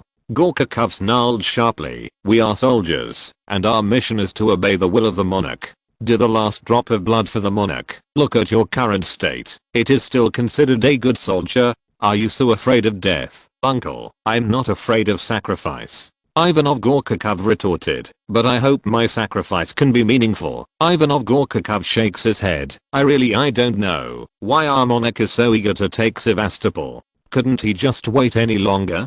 Do you have to let us attack against the wind, snow, and cold? Major Ivanov. Gorkakov slapped the table heavily and said to Ivanov Gorkakov, your position is just an ordinary staff officer in the Russian army. Your task is to complete the task I gave you. You can ignore the rest, and you are not qualified to do so. Do you understand, Major? Ivanov Gorkakov, who was criticized and educated by Gorkakov, responded in a low tone. Got it. Your Excellency Commander Gorkakov. Okay. Just continue to follow up with the hospital. Let me handle the rest. Gorkakov waved his hand and ordered Ivanov Gorkakov. Yes. Ivanov Gorkakov responded weakly, then turned to leave. Wait. Before Ivanov Gorkakov could reach the gate, Commander Gorkakov's voice reached Ivanov Gorkakov's ear. Your Excellency Commander, what's the matter? Ivanov Gorkakov turned around and asked Commander Gorkakov with a blank face. The wine on the windowsill. Take it away. Commander Gorkakov pointed to the wine and said to Ivanov Gorkakov, thank you for your hard work. This is what I should do. Ivanov Gorkakov forced a smile on his face and took 3 steps to the windowsill and took the wine in his hand. Take your wine and go. Commander Gorkakov waved and ordered Ivanov Gorkakov to leave. Not long after Ivanov Gorkakov left, Gorkakov's face was full of sadness again. He once again glanced at the list of non-combat attritions in his hand, wondering whether this news should be reported or not. Delivery to St. Petersburg. After about 5 minutes, Gorkakov put the list in his hand in the drawer. It's better not to tell St. Petersburg about this kind of thing. Even if you tell them, it will only add insult to injury. Emperor Nicholas I did not understand the difficulties of the frontline troops at all. He would only keep on supervising the promotion army. Just as Commander Gorkakov was about to leave the room for a walk, there was another knock on the door. Well, I don't know what the bad news is this time. Gorkakov sighed, then sat down again and said to the outside of the room, come in. The door opened and an adjutant hurried in. What's wrong? Commander Gorkakov looked at the adjutant suspiciously. Your Excellency Commander. The adjutant swallowed and replied to Gorkakov, His Majesty's envoy is here. What's there to panic about? Commander Gorkakov shrugged his shoulders and responded to the adjutant, wouldn't it be enough to let the special envoy come in? Your Majesty, this special envoy needs to be greeted by you personally. The adjutant said to Gorkakov. Do you need me to meet him in person? Gorkakov was even more puzzled. He didn't know what kind of special envoy would allow him to meet him personally. Is the special envoy a relative of His Majesty the Emperor? It's His Royal Highness the Crown Prince. The adjutant didn't give a shit. He hurriedly told Gorkakov. What? After hearing the news of the arrival of the Crown Prince, Gorkakov's pupils dilated slightly, and a surprised expression appeared on his face. Where is the Crown Prince now? Your Excellency, the town on the other side of the river, Crimea. The adjutant said to Gorkakov. Why are you still standing there? Take me to see the Crown Prince. Commander Gorkakov quickly got up and walked outside. The adjutant and Gorkakov, who left the fortress, led a group of Cossack cavalry to the north and soon came to the front of a marching bridge. After crossing a marching bridge, they came to the territory of Ukraine. How long will we go?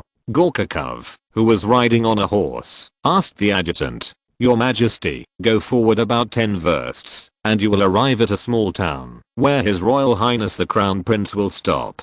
The adjutant responded to Gorkakov, pointing to the distance. P.S. Verst, a Russian-made unit of length. 1 verst equals 500 sand ropes, 1.0668 kilometers. Gorkakov and the adjutant continued to move forward. After a stick of incense, the town appeared in front of Gorkakov and others. The few people who stepped into the town on horseback received the attention of the residents of the town as soon as they entered, and many residents looked at this group of uninvited guests with curiosity. "Where should we go now?" Gorkakov asked the adjutant. "Follow me."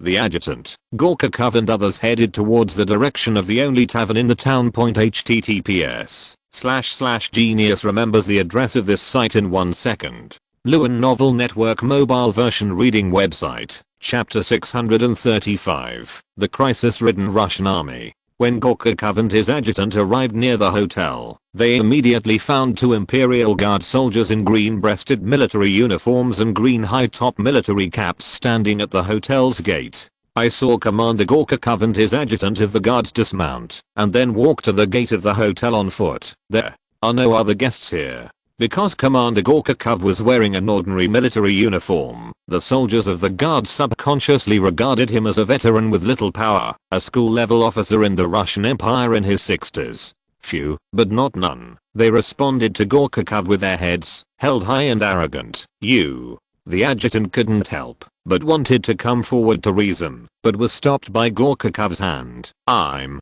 Mikhail Gorkakov, who was appointed by His Majesty Nicholas I to serve as the Commander-in-Chief of Crimea. Can you go in and let me know?" Gorkakov smiled at the 2 guards reported their home and took out the medals in their pockets. After listening to Gorkakov's self-introduction, the 2 guard soldiers glanced at the medal in Gorkakov's hand again. The arrogant expression turned into flattery in the next second. "Commander-in-Chief of Crimea. This is something that can crush their existence with a single hand. I'll go and report it immediately." The guard soldier guarding the left side of the gate said hurriedly, then turned around and entered the hotel. The soldier on the right side of the gate still had a flattering smile on his face and explained in a low voice, "Your Excellency Commander, we really didn't know you were coming. Please stay here for a while. I believe His Royal Highness will invite you over soon." "I see." Gorkakov didn't mean to be angry at all. He still smiled and nodded. "Thank you very much. It is my honor to be able to serve you." The guard soldier nodded and replied to Commander Gorkakov. After a while, the soldiers of the guards guarding the gate on the left appeared in front of Gorkakov and reported, "General Gorkakov, Your Highness invites you to enter."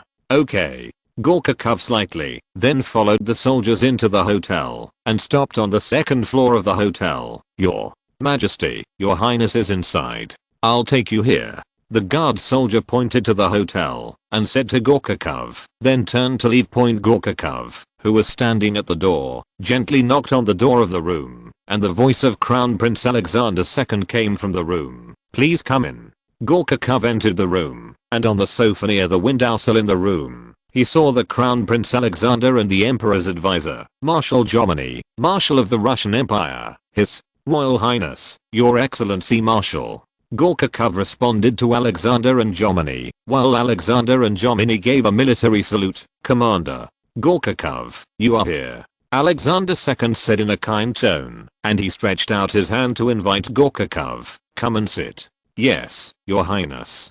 Gorkakov stood up straight and walked in front of Alexander II with steady steps. Sitting on the sofa, he still straightened his body and placed his hands flat on his thighs, looking straight ahead with a serious face. "Commander Gorkakov, do you smoke?" Seeing that Gorkakov couldn't let go, Alexander II asked Gorkakov, "Occasionally." "Smoke."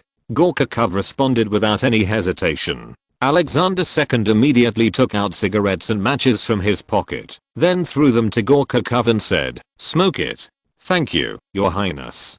Gorkakov took one out of the cigarette case and lit it with a match. White smoke wafted out of Gorkakov's fingertips. Gorkakov's face showed a pleasant look, and then he respectfully handed the cigarette to Alexander II. "It's all for you." Alexander II waved his hand, and then took out a pack of cigarettes from an agent, took out 2 of them, and gave one to Jomini. After a while, the whole room was filled with smoke. Alexander II, who had half a cigarette, also began to communicate with Gorkakov. He first briefly explained the purpose of his visit. "Commander Gorkakov, I serve Emperor Nicholas. Your Majesty's order is here, in order to assist you in handling the affairs of the army." A euphemism. "I hope that the 2 of us will have a happy cooperation in the next period of time." After Gorkakov heard this sentence. There was a trace of resentment in his heart. Why did Menshikov not only did not have any constraints when he served as the commander-in-chief of Crimea, but also held two positions? When it was his turn to be the commander-in-chief, not only was the Caucasus out of his control, but he also sent the Crown Prince Alexander to him. Of course, Gorkakov did not blame Alexander. He just felt that Nicholas I really lacked trust in him. Complaining is complaining, and Gorkakov will not give up the face he deserves. If he doesn't give Alexander second face, then it will be difficult for him to have face anymore. Then, Gorkakov showed a warm smile on his face and said, "Your Highness, I welcome you on behalf of the Russian Imperial Army in Crimea. I believe that the army on the Crimea Peninsula will definitely make peace with you. Under the command of His Excellency Marshal Minini, defeat the coalition and restore Sevastopol." Gorkakov, the commander of the Crimean army, is still you. Marshal Jomini, and I will also obey your command. Alexander II quickly corrected, "The reason why I chose to meet you here in advance, in order to avoid misunderstanding." Gorkakov nodded, and he had a trace of resentment gradually disappeared under the explanation of Alexander I. Subsequently, Alexander II asked Gorkakov, the real state of the Russian Imperial Army, whether it would be possible to attack Sevastopol in late August. 4. Now, the army should be able to attack, but it's better to wait for a while. Gorkakov said politely. "So, it's not ready yet?" Alexander II said bluntly to Gorkakov, and then reassured, "Don't worry, I'm not urging you on behalf of His Majesty Nicholas II. I'm willing to work with you to solve the problem. If it is impossible, I can write to St. Petersburg and ask His Majesty Nicholas to suspend the attack time. With your words, I'm relieved." Gorkakov breathed a sigh of relief and then said to Alexander II with a wry smile, "His Royal Highness, in fact, what I said just now were some scenes. The army is not at all ready to attack immediately, not at all prepared." Alexander II asked with a solemn expression, "I remember you have been preparing for 2 months. Why haven't you been ready yet, His Royal Highness? Although His Majesty the Emperor has given us 2 months, there is still a huge pressure on the supply of our materials and personnel. Especially after the Empire loses sea transportation channels, we can only rely on land transportation. You should knowing the loss of land transportation, a euphemism, it costs more than sea transportation. Now that the entire Crimean Peninsula has a total of 260,000 Russian Imperial troops. However, the amount of weapons and equipment supplied, and the amount of food, not even half of the army." Commander Gorkakov complained to Crown Prince Alexander II, "Even if I send my soldiers to raid the Tatar villages in Crimea, the supplies I can get are far from enough. What about the Odessa region? I remember that there should be several large granaries there. Those grains should be enough." Alexander II asked Commander Gorkakov. The Odessa side said that they need to supply Bessarabia and the Caucasus with grain, so there is no extra grain for us at all. Gorkakov told Alexander II. "Bessarabia? Caucasus?" Alexander II frowned. "I remember when the Ministry of War assigned it. It should, His Royal Highness. Distribution is distribution." Marshal Yomini, who had been silent for a while, reminded. Alexander II immediately understood what Jomini meant. After the task of the Ministry of War was issued, it did not mean that everything was fine. The bureaucrats in the Odessa area can also use their subjective initiative to greedy ink in the name of loss. This is an unspoken rule within the Russian Imperial Army. What? A bunch of worms. They don't even look at what time it is. Alexander II couldn't help but cursed. As the Crown Prince, he could not wait to go to Odessa to incorporate all the bureaucrats who made money from the war into the gallows, but reason told him that this method would not work at all. The imperial government's control over the southern region is far less than that of St. Petersburg. A little careless, the Odessa bureaucrats really dared to set fire to the imperial envoy. Besides, even if you kill a group of people, can the rest get better after they go up? I'm afraid it will be difficult. His Royal Highness, my army is now suffering from hunger and disease, and the amount of training in the army is far from enough. On average, only 1 bullet per person per day fires live ammunition. Gorkakov went on to say to Alexander II, "If you attack rashly, you are likely to repeat the mistakes of the past."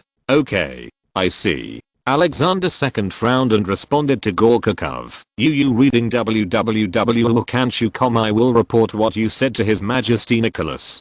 By the way, can you write down everything you said? Of course. Gorkakov nodded to Alexander II. Alas. I really didn't expect the situation of the Imperial Army to be so bad. Alexander II sighed. It's fortunate that His Majesty didn't force him to come here, otherwise.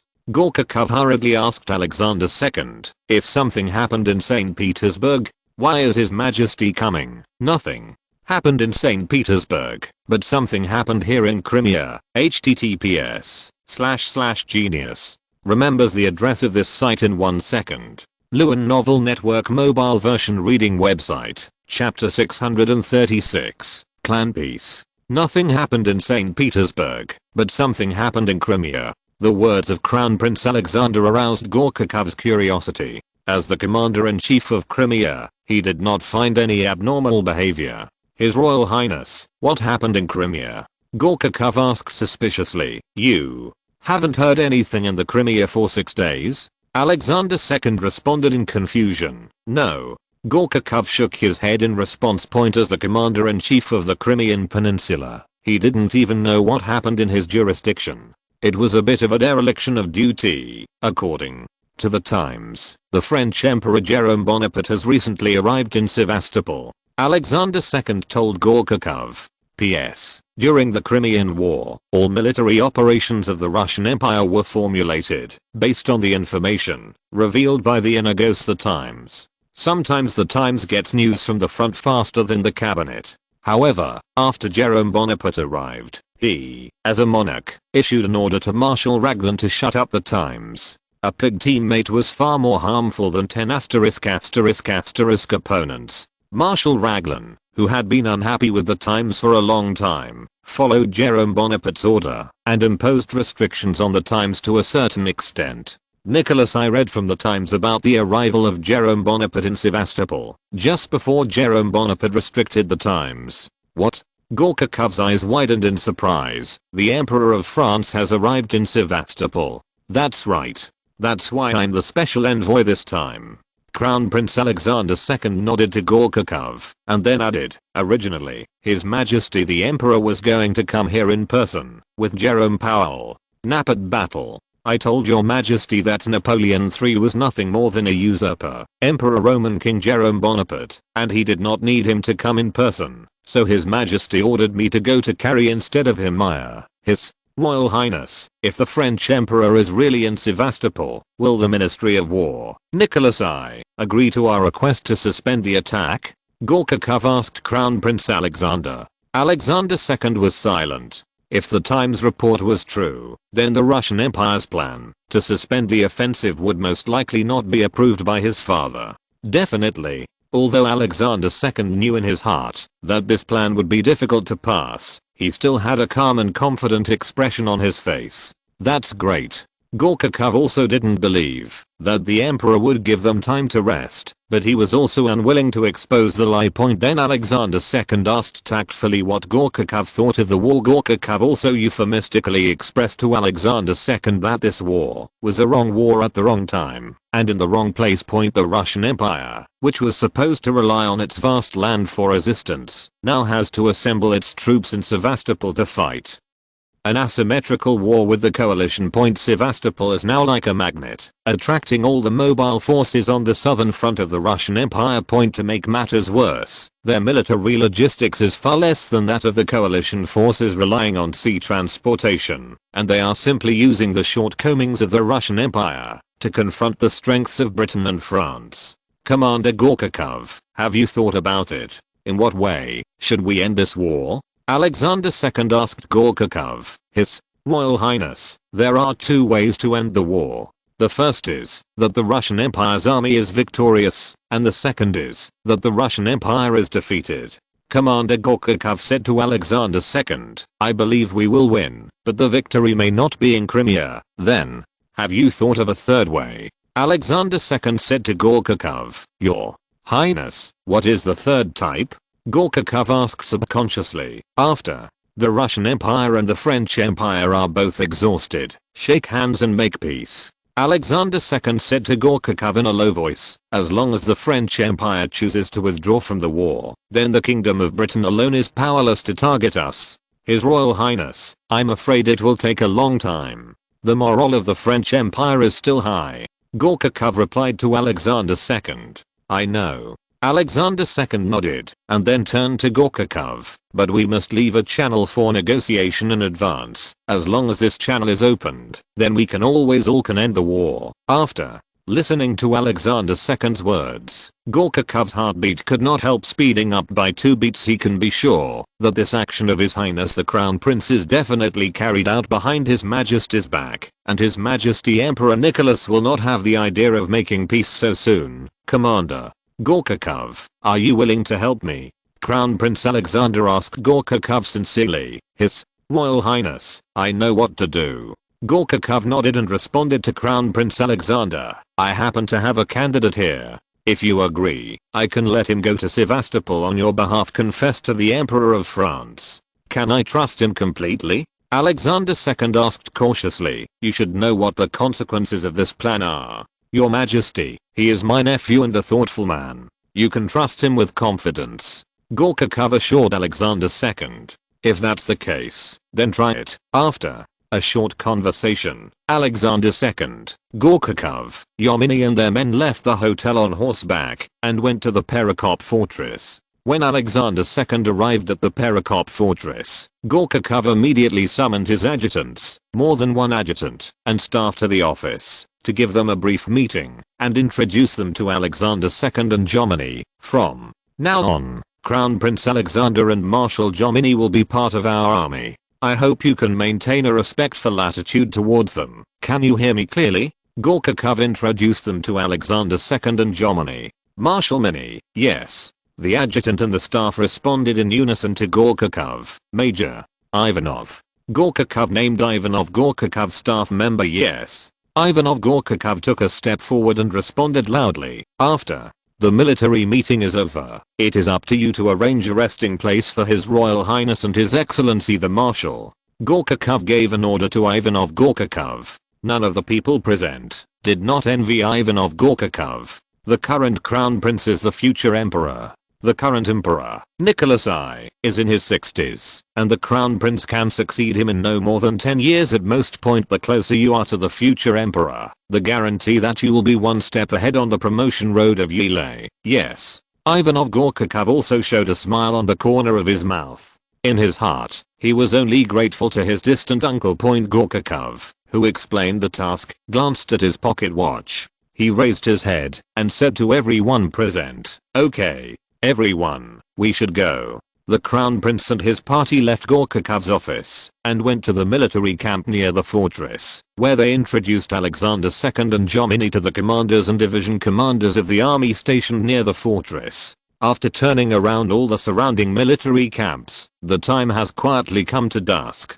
Under the leadership of Ivanov Gorkakov, Alexander II and Jomini entered the room prepared for them. His Royal Highness, Your Excellency Marshal, if there is nothing else, I will leave first, Ivanov Gorkakov said to Alexander II and Jomini, and then turned to leave. Wait a minute. Alexander II stopped Ivanov Gorkakov. Your Highness, what are your orders? Ivanov Gorkakov asked Alexander II.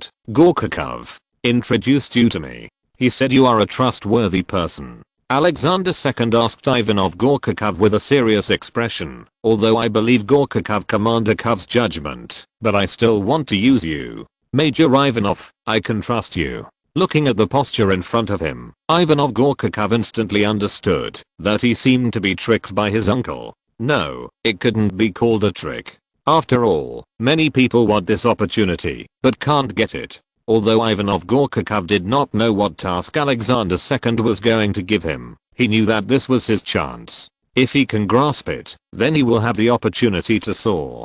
His Royal Highness, I promise you with Gorkakov's surname, you can completely trust me. Ivanov Gorkakov answered meticulously. Very good. A smile appeared on Alexander II's face. I can assure you that your ability and loyalty will be rewarded with it. Ivanov Gorkakov immediately woke up to Alexander II with a military salute and said in a sonorous tone, I'm willing to serve you, Your Mission is to go to the Sevastopol camp to get in touch with the Emperor of the French Empire. Alexander II gave an order to Ivanov Gorchakov, because this is a classified mission, you can't tell anyone. In a few days, I will send an embassy to Sevastopol. At that time, you will also be placed in the embassy to Sevastopol to meet the Emperor of France. Yes, Your Majesty. Ivanov Gorchakov replied. https://genius remembers the address of this site in 1 second. Lewin Novel Network Mobile Version Reading Website, Chapter 637, Negotiation. August 19, 1854, early morning. Torrential rain shrouded the capital of Crimea, Simferopol, in the southern part of Crimea under the influence of the Mediterranean climate. Such thunderstorms are very rare. That is to say, under such weather, a small team of only 6 people wearing a simple raincoat and riding horses set out from Simferopol, along the official road paved with gravel, all the way to the east. Then we arrived near the Vorontsov Trail on the Kacha River. When the team set foot on the Vorontsov Trail leading to Sevastopol, the rain began to gradually decrease, and the thick clouds shrouded in the sky gradually became thinner as the team moved forward. After about an hour and a half of walking, the sky began to clear. 3 hours later, they came to the first line of defense of the coalition forces, near the Jinling of Fidao, and they quickly raised the prepared white flag above their heads. At this time, the French troops stationed in the highland fortifications on both sides of the Vorontsov Trail near the Golden Tomb of Fedao saw this team with a white flag, and they were enjoying their lunch. Clinging to the bunker, he asked the team on the Vorontsov Trail, "What do you want to do?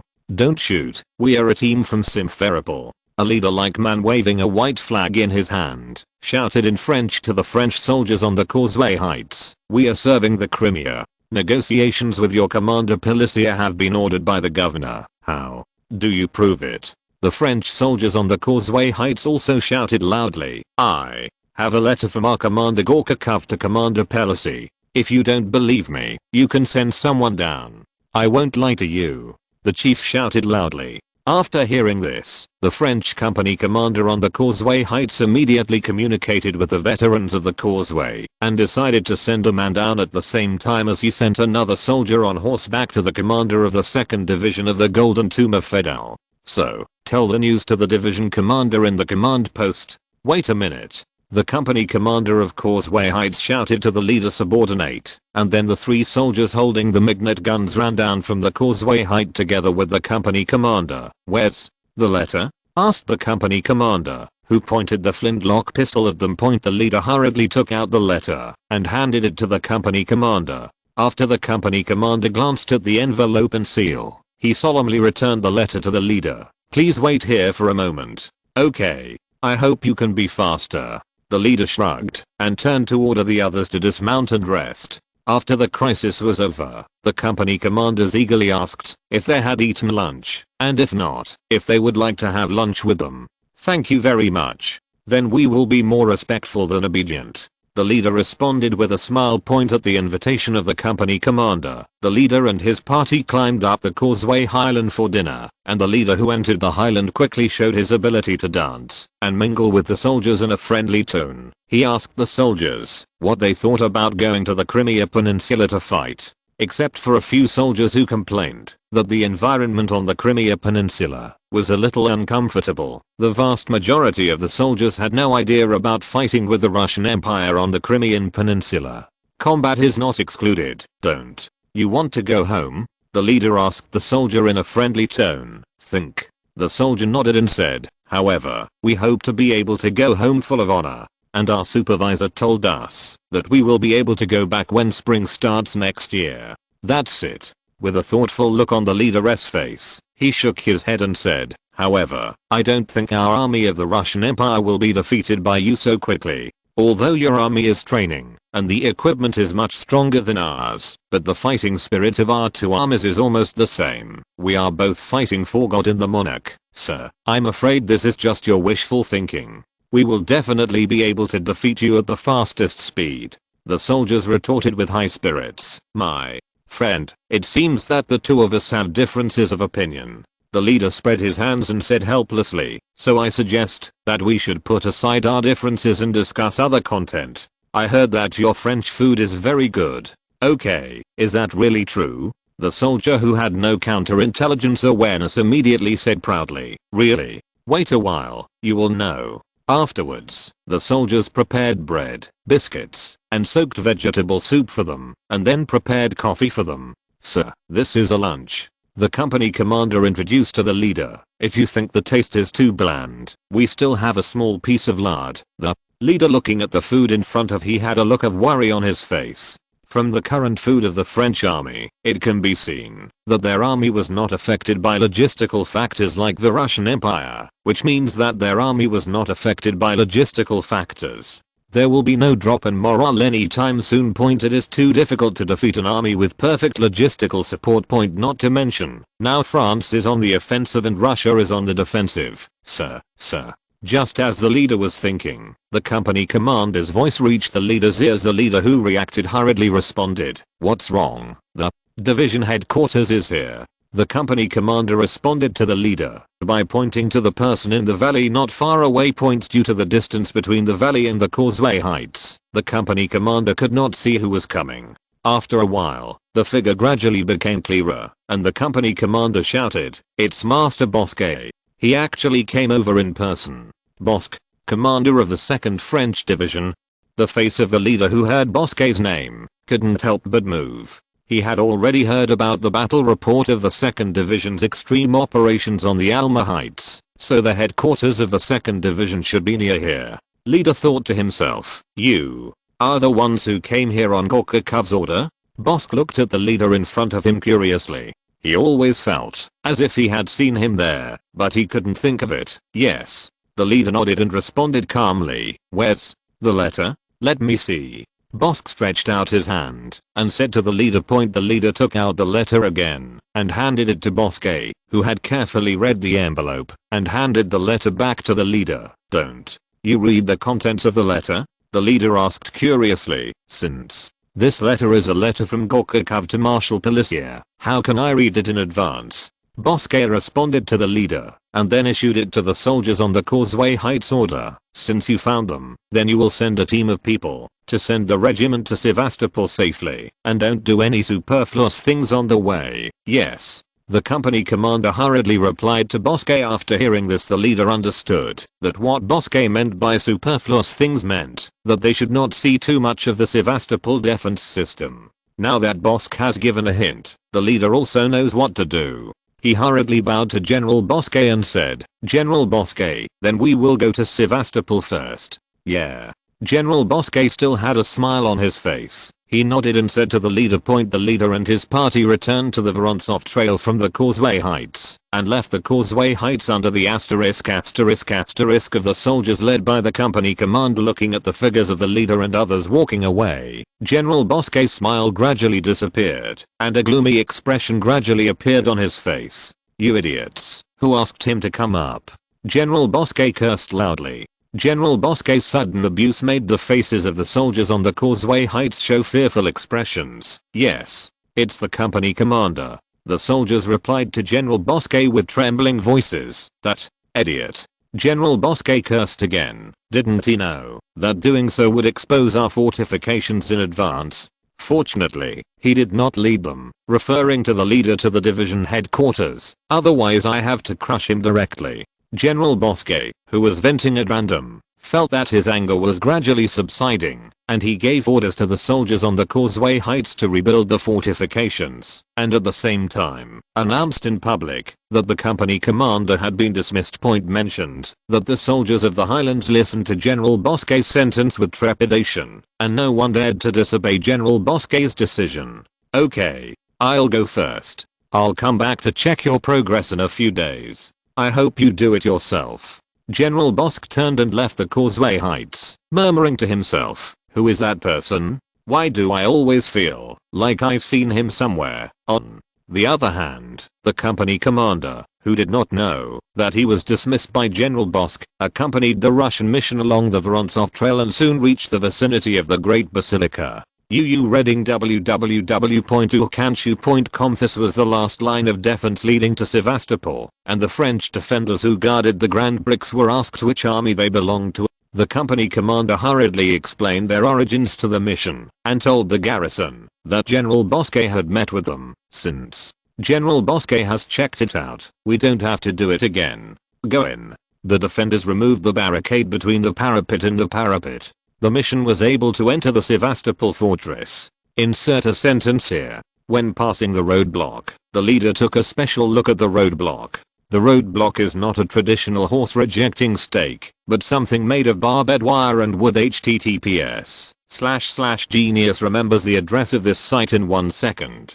Lewin Novel Network Mobile Version Reading Website, Chapter 638, 3, Rome and Gaul, Rome. When the company commander and the members of the mission arrived at the gate of the French Expeditionary Force headquarters, they were immediately intercepted by soldiers guarding the headquarters. After some exchanges, the guard glanced at the envoy behind the company commander and said in a light tone, "You guys wait here, I'll report to you." After speaking, the soldier turned around and entered the headquarters. After a while, the adjutant and the soldiers came out together. After he glanced at the mission, he pointed at the mission and said, "Please come with me." The Russian embassy followed the adjutant into the headquarters and came to the gate of Commander Pelissier's office. The adjutant knocked gently on the door, and Pelissier's voice came from the other end of the door. "Please come in." The Russian mission entering the office saw Marshal Pelissier on the sofa near the desk. Of course, Marshal Pelissier also saw members of the Russian embassy. Marshal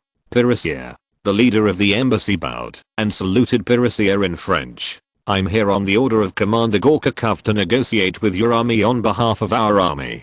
Gorchakov? Pelissier chuckled, then stared at the leader in front of him and said word by word, "His Royal Highness Alexander, I don't think Gorchakov has ability commands move you, Your Highness."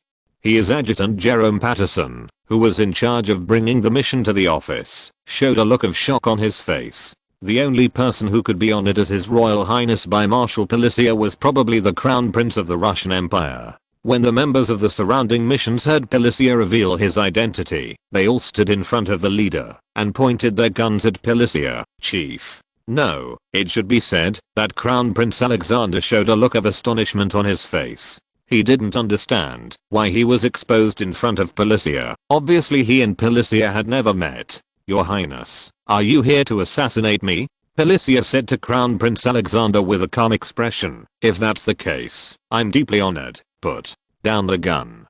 Crown Prince Alexander commanded in an unquestionable tone, looking at the group of overreacted followers in front of him. The entourage took the guns back, and Pelissier stretched out his hand to invite His Royal Highness, "Please take a seat." Crown Prince Alexander sat next to Pelissier and asked him curiously, "Marshal Pelissier, how did you recognize me? I don't remember the two of us meeting." "His Royal Highness, I saw you from a distance at a banquet hosted by Her Majesty Queen Victoria. I was a military attaché in the UK at that time and was invited by Her Majesty Queen Victoria to Buckingham Palace to attend the banquet."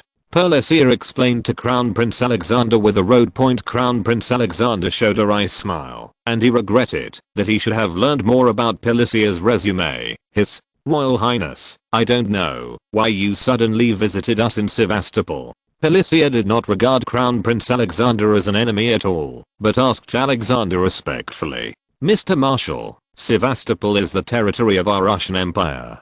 Crown Prince Alexander corrected Pelissier, "You are only occupying this place temporarily, His Royal Highness. A short-term occupation may not turn into a long-term occupation. Crimea was not the territory of the Russian Emperor from the beginning."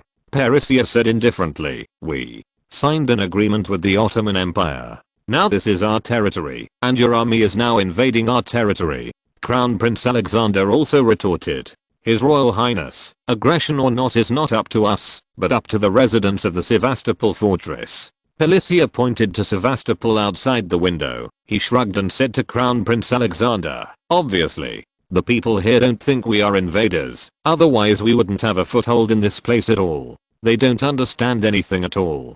Crown Prince Alexander said with a hint of contempt, "His Royal Highness, although they don't understand anything, they will speak with practical actions."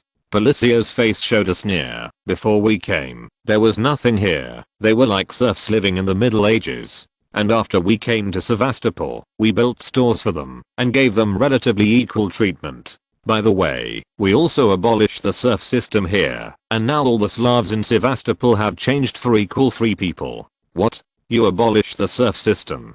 Crown Prince Alexander looked at Pilicia with a look of horror. He wanted to abolish the serf system, but he didn't want to abolish it in this way. The actions of the French Empire reminded him of a formidable empire for decades. Yes. Pilicia nodded and added to Crown Prince Alexander, the abolition of serfdom in Crimea is not only our French family's request, but Britain also supports this action. We want to do it not only in Sevastopol, but also in the Crimea. When our troops enter Odessa, we will also implement this policy in the Odessa region. No. You can't do this. Crown Prince Alexander shook his head desperately and yelled at Pilicia, you are destroying Russia. His Royal Highness, this is war. Pilicia said to Crown Prince Alexander with a serious face, I think you should know that war is to weaken the opponent as much as possible. Your approach will definitely be resisted by Europe. Crown Prince Alexander responded to Pilicia unwillingly. His Royal Highness, besides Russia, which country in Europe is still practicing serfdom? Pilicia retorted. Furthermore, the abolition of serfdom also has a share in the Kingdom of Britain. Crown Prince Alexander felt that he was facing an opponent who did not follow the routine. He tried to calm down and asked Pilicia, do you really want to destroy the Russian Empire? No, we don't want to destroy the Russian Empire. A voice came from the office door. I saw Marshal Pilicia hurriedly got up from his seat, and Crown Prince Alexander also turned his head and stood up. That's right, it was none other than Jerome Bonaparte, Emperor of the French Empire, who appeared at the door of the office. At this time, he walked unhurriedly in front of Crown Prince Alexander, and looked at the peer who had a good future evaluation in front of him with curiosity. At the same time, Crown Prince Alexander was looking at Jerome Bonaparte with the same eyes. After the two looked at each other for a while, Jerome Bonaparte stretched out his hand to Crown Prince Alexander and said, welcome to Sevastopol, Alexander. His Majesty the Emperor, said Alexander, bowing to Jerome Bonaparte. Afterwards, Crown Prince Alexander and Jerome Bonaparte sat on the sofa. Jerome Bonaparte glanced at the entourage behind Alexander II and said, Alexander, I don't think the number of people in the office is a bit larger than it can accommodate number of people. Upon seeing this, Alexander II immediately ordered his entourage to wait outside the door, and Jerome Bonaparte also ordered Jerome Patterson to wait outside the door. So far, only a French emperor, a future Russian Tsar, and a French imperial marshal remained in the room. Alexander, I admire your courage. You dare to break into Sevastopol alone.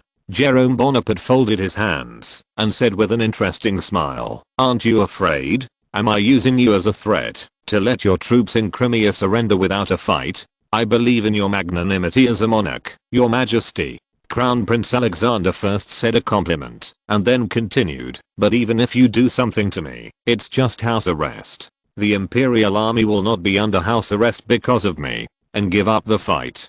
The reason why Crown Prince Alexander was so confident was his confidence in the monarchy. He believed that Jerome Bonaparte would not dare to do anything to himself. And once the European countries know the news of his imprisonment, they will not let him be hurt. Didn't Gorchakov stop you? Jerome Bonaparte asked again curiously. I didn't tell Commander Gorchakov. Now he probably thinks I'm still in Simferopol. Alexander II replied to Jerome Bonaparte. Jerome Bonaparte gave Alexander II a thumbs up, and he admired Alexander II's courage very much. If he were Alexander II, he would not have broken into Sevastopol alone. Alexander, what is your purpose? Jerome Bonaparte asked Alexander II. Your Majesty, the French Empire and the Russian Empire could have become a pair of allies that depended on each other. Don't you think it's a pity to meet each other in the Crimea now? Alexander II asked Jero with a sincere expression. M. Bonaparte wrote, Alexander, this should be attributed to your father. Jerome Bonaparte sighed and seemed to regret the fact that the Russian Empire and the French Empire had a bad relationship. If he had not insisted on attacking the Ottoman Empire, then the matter would have been it won't get to this point. Since Russia has rejected peace time and time again, then I will give you war. Your Majesty, perhaps it was indeed our fault before. Surprisingly, Alexander admitted to Jerome Bonaparte's guilt fabricated out of thin air, but now I think there should be no more mistakes between the French Empire and the Russian Empire. https://genius. Remembers the address of this site in 1 second. Lewin Novel Network Mobile Version Reading Website, Chapter 639, Broken Negotiations. Your Majesty, it was indeed, because we were too impatient, that the Russian Empire and the French Empire had to fight each other, but now I personally think, that the French Empire and the Russian Empire should not continue like this. Continuing will only make some countries take advantage of the fishermen. Hearing Alexander II's answer, Jerome Bonaparte felt a little surprised, but at the same time he admired Alexander II's flexible attitude. As the future monarch of the Russian Empire, Alexander II dared to admit his mistakes to the rival French Empire without the Russian Empire facing complete defeat. Which of the Tsars of the Russian Empire is not an arrogant person? Take Alexander II's father Nicholas I as an example. He is a person who will never admit his mistakes, even if he really did something wrong, and he will always continue on the wrong path until death point. In addition to the help of Jerome Bonaparte in the emergence of the Crimean War, Nicholas I also played a key role. If Nicholas I resolutely chose peace, after seeing the Anglo-French alliance, then even if Jerome Bonaparte wanted to initiate peace, Britain and Austria would also stop him.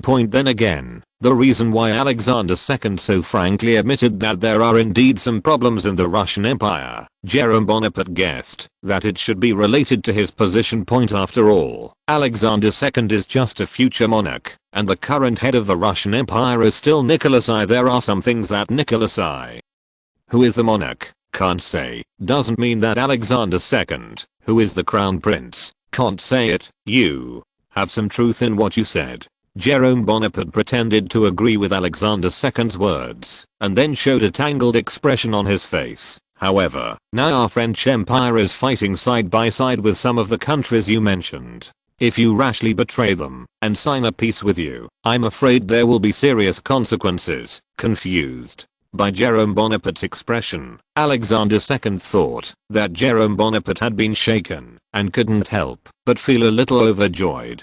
He hurriedly helped Jerome Bonaparte and said, "Some countries are only in the take advantage of you, Your Majesty. Only the Russian Empire is your true partner." Alexander, you rewrite. Jerome nodded troublesomely and agreed. The diplomacy of the French Empire should be decided by us, and other countries have no right to point fingers at us. Yes, Your Majesty. Alexander II nodded again and again, but Jerome Bonaparte's face showed just the right amount of doubt and hesitation. But what? Alexander II asked immediately. Alexander, do you really have the ability to change the established policies of your Russian Empire? Jerome Bonaparte seemed to distrust Alexander II's influence on the policies of the Russian Empire. It's not that I don't believe in your ability. It's just that now the ruler of the Russian Empire is not you, but your father Nikolai. Can you really persuade Nikolai to make peace with us? To be honest, after we captured Sevastopol, our goal has been achieved, and the rest is a matter of winning more and less. I myself don't want to watch my soldiers spend the winter on this icy peninsula. If your conditions are right, we are still willing to make peace with you. Your Majesty, I once entrusted Baron von Sebach, son-in-law of Nesselrode, ambassador of the Kingdom of Saxony to France, to express our attitude. As long as you want peace, peace will naturally come. Alexander II the World responded to Jerome Bonaparte excitedly. He raised his chest and said to Jerome Bonaparte, "Now I can repeat it to you again. The beginning of peace depends on your attitude." Okay, Alexander, I can tell you clearly now, as long as the Russian Empire promises me these conditions, I'm willing to conclude peace with you. Jerome Bonaparte responded to Alexander II. What conditions? Alexander II hurriedly asked. Jerome Bonaparte immediately stated his conditions. 1.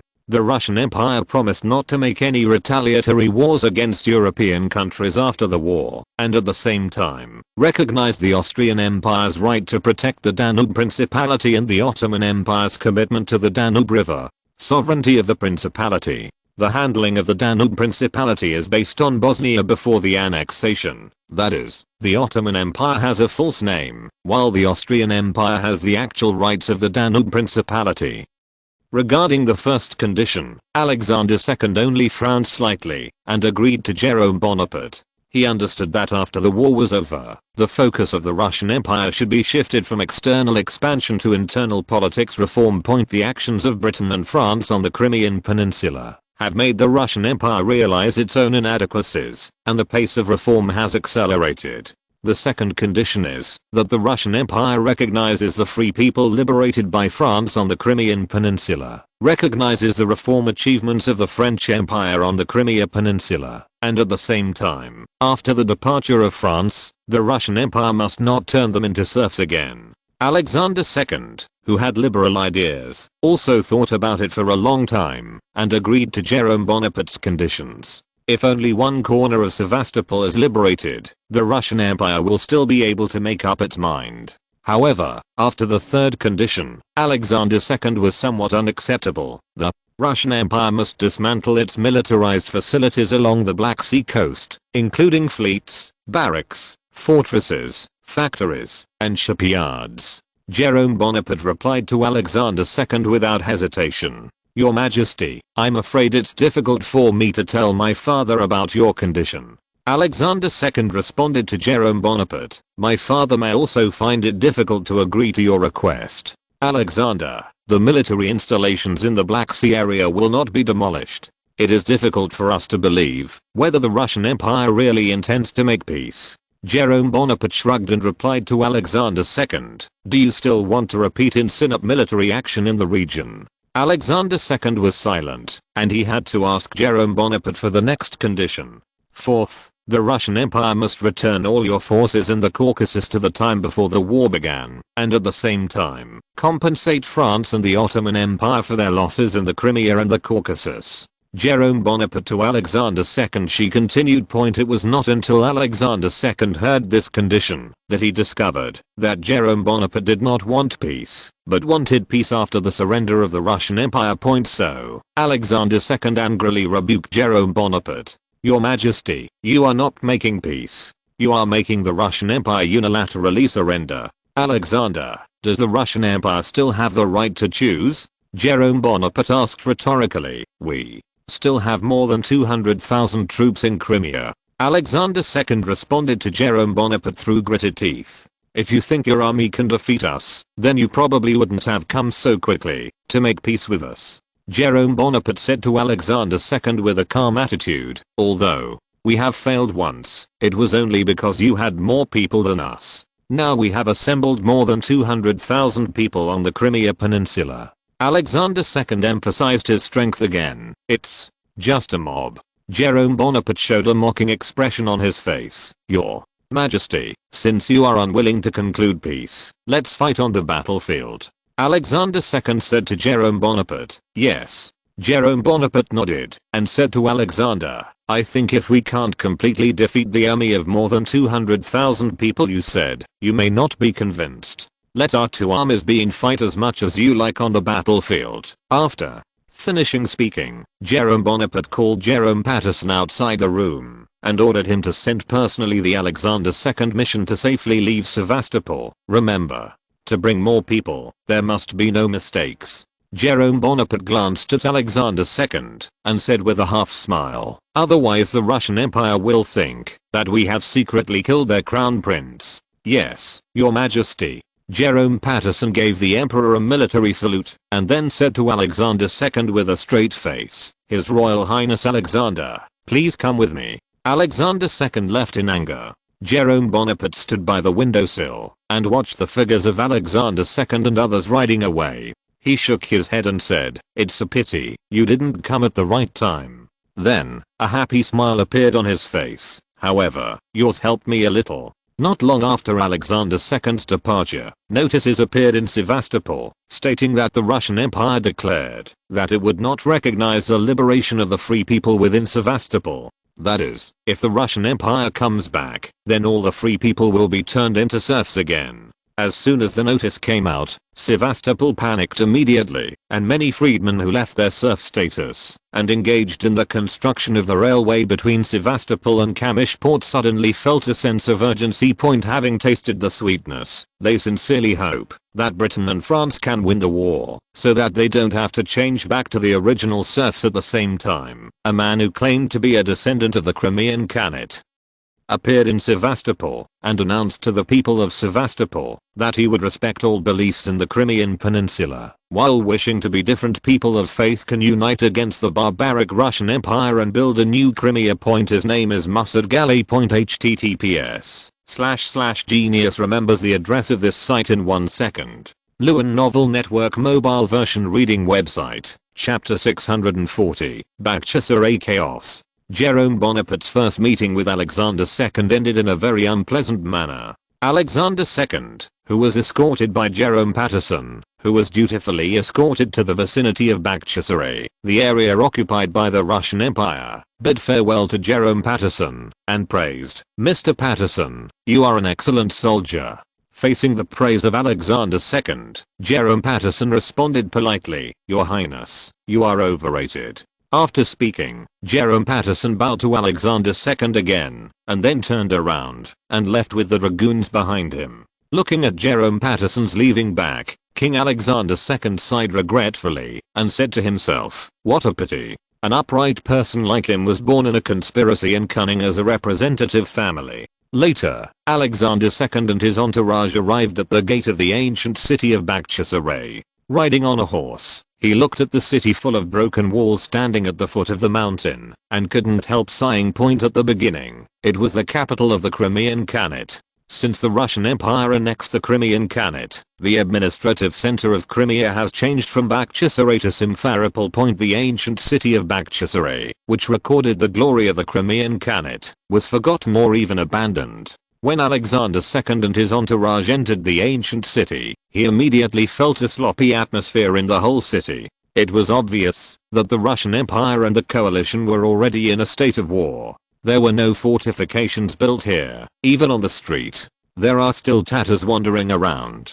The scene in front of him made Alexander II feel a big goosepill mood. So, under the leadership of the Cossack soldiers stationed here, Alexander II soon found the brigade headquarters stationed in the ancient city, and showed his identity to the brigade commander in the headquarters. His Royal Highness. The brigade commander who was stationed in Bakhchisaray quickly saluted Alexander II. "What the asterisk is going on here? Why can you still see the tatters in the streets? Where are your fortifications? If the British and French troops from Sevastopol send over, what will you do?" Alexander II, who met, immediately put on an aggressive posture and questioned again and again. "It's because. The brigade commander failed and was speechless. He couldn't tell Alexander II. He didn't even think about resisting. After all, how could they be the opponents of Britain and France just by virtue of the soldiers under his command, who were not even paid? He had already decided that, if Britain and France attacked Bakhchisaray, then he would lead his men to escape before the arrival of the British and French troops anyway. There is a living example of Prince Menshikov in front of him, and he is not afraid of defeat. The big deal is to go home like Prince Menshikov. The supplies he secretly sold in Bakhchisaray over the years have been enough for him to spend a prosperous old age. Though the brigade commander's hesitant state made the anger in Alexander II's heart, who had nowhere to vent in Sevastopol, burn even more vigorously. He pointed at the brigade commander and cursed directly. "Because of what? Because of your negligence of duty? Or is it because you want to treason? How come the Russian Imperial Army is an idiot like you?" Yes, I'm stupid." The brigade commander hunched over to admit his mistake to Alexander I. Just then, an adjutant pushed in the door. "Brigade commander, it's not good." The adjutant, who was about to report to the brigade commander what was happening inside Bakhchisaray, saw the brigade commander and Alexander II, and immediately stopped without saying a word. "What's wrong?" Alexander II asked the adjutant with a frown. "Yeah. What's wrong?" the brigade commander hurriedly added. The adjutant glanced at Alexander II nervously, then glanced at the brigade commander, as if asking the brigade commander whether he should report to him. "Let you say it, just say it." Alexander II said with a hint of anger. Remember that you are a soldier of the Russian Empire, not someone's personal guard. Yes. Yes. The brigade commander hurriedly said a word and then introduced the identity of Alexander II to the adjutant. This is His Royal Highness Crown Prince Alexander. You can report to him directly now. Hearing the Crown Prince's adjutant swallowed his saliva subconsciously, then bowed to Alexander II and said, His Royal Highness, a large number of cholera patients have appeared in the Dongcheng district of Bakshisaray. What? Cholera? With a horrified expression on Alexander II's face, he quickly asked, did our troops stationed here also contract cholera? As far as the current situation is concerned, not yet. The adjutant shook his head in response to Alexander II, and then added, if you let it go, I'm afraid. Where's the doctor in the city? Alexander II asked again. The doctors who originally stayed in the city have gone to Simferopol because of the war. There are only a handful of doctors who are still in the city. I'm afraid that it is difficult for those doctors to contain the spread of cholera. The adjutant told Alexander II. She replied. Then drive all the Tatars in Dongcheng out of the city. Let them self-destruct. Alexander II showed his determination as a Tsar, and he immediately ordered the adjutant. Although this order is indeed cruel to the Tatars living here, it is indeed an effective method. Evacuating all the patients in Bakhchisaray can effectively ensure the safety of the French troops stationed here. But, after the adjutant heard the order of Alexander II, his expression was slightly hesitant. The Tatars in the Bakhchisaray region number not only 1 or 2,000, but tens of thousands. It is really cruel to drive them all out to fend for themselves. But, what? Alexander II asked coldly, do you want to see your obes and all your comrades infected with the **** cholera? The questioning of Alexander II made the adjutant make up his mind. After he saluted Alexander II, he turned and left. Wait a minute. Alexander II's voice stopped the adjutant, and then said cruelly to the adjutant, you bring a regiment of soldiers to drive over. Anyone who is unwilling to leave will be shot on the spot as a charge of betrayal of the Russian Empire. The adjutant's face showed a touch of pain, and he nodded to Alexander II and replied, as per your order, Your Highness.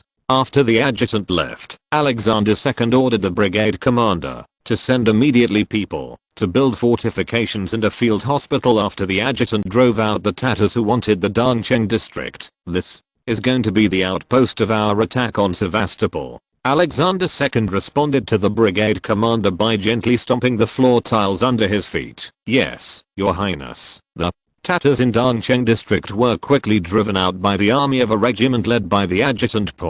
Although there were small-scale conflicts during the period, the Tatars were killed nearly 100 people, and the Russian army also injured dozens of people, but overall it was a harmless thing. Alexander II, who was dealing with the Dongcheng district, personally commanded the Russians and Greeks in the city to build fortifications in Bakhchisaray. Alexander II subconsciously regarded the Tatars as traitors. For the next few days, Alexander II remained in Bakhchisaray. Under the supervision of Alexander II, Bakhchisaray soon built a relatively complete set of fortifications. Gorchakov, who was far away from Perekop, after learning that Alexander II was staying in Bakhchisaray, immediately led his Cossack cavalry to set off from Perekop and set off from Perekop after a long day and night. After the raid, they arrived at Bakhchisaray the next morning. Your Highness. Commander Gorchakov, who entered Bakhchisaray with a tired body, bowed to Alexander II.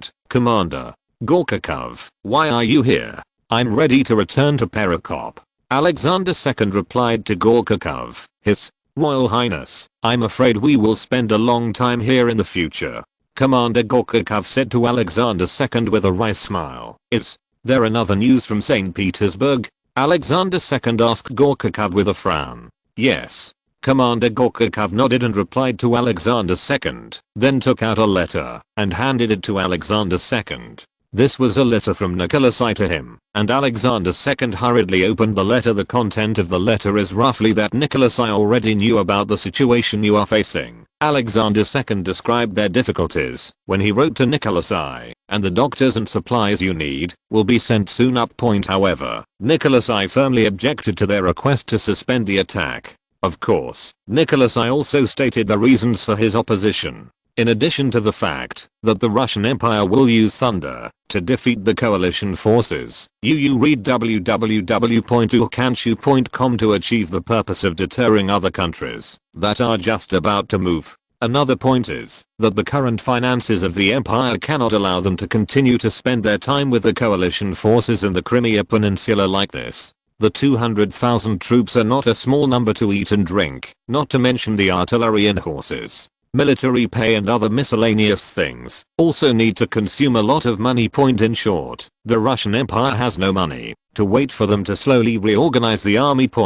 If they could not launch a large-scale attack while Russia's finances were still viable, they would no longer have the strength to launch a large-scale attack once the imperial finances were completely depleted. By that time, the Russian Empire will never be reversed. https://genius remembers the address of this site in 1 second. Lewin Novel Network mobile version reading website. If you're listening to this novel on a channel other than Fanfic World, it means they downloaded and uploaded it without effort. We cordially invite you to visit our channel, Mundo Fanfic Novelos. There you'll find the original version of this story and you can explore many other novels of various genres. We're waiting for you to immerse yourself in a world of incredible novels. Chapter 641, Armageddon Income and Deployment. After reading through the letterhead written by Nicholas I, both Alexander II and Gorkakov fell silent.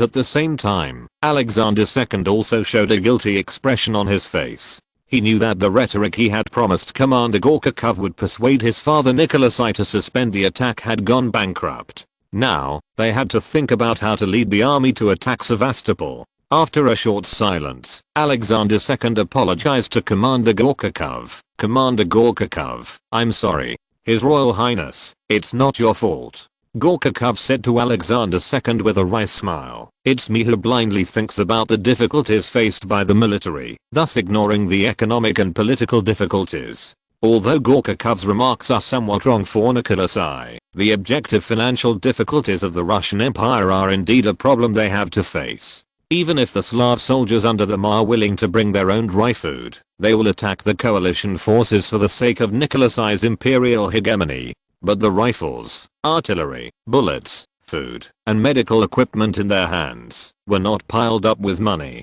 People can have money, but they can't stop eating. Commander Gorkakov, it's not your fault. Alexander II also blamed Gorkakov. The situation the Russian Empire is facing now is all because of Sevastopol's caused by a shameless monarch. When the Imperial army takes Sevastopol, I will make him pay. Alexander clenched his fists while gritting his teeth, as if he was confident in the victory of the Russian Empire over the French Empire. However, in the heart of Alexander II, his thoughts were very different from what he said.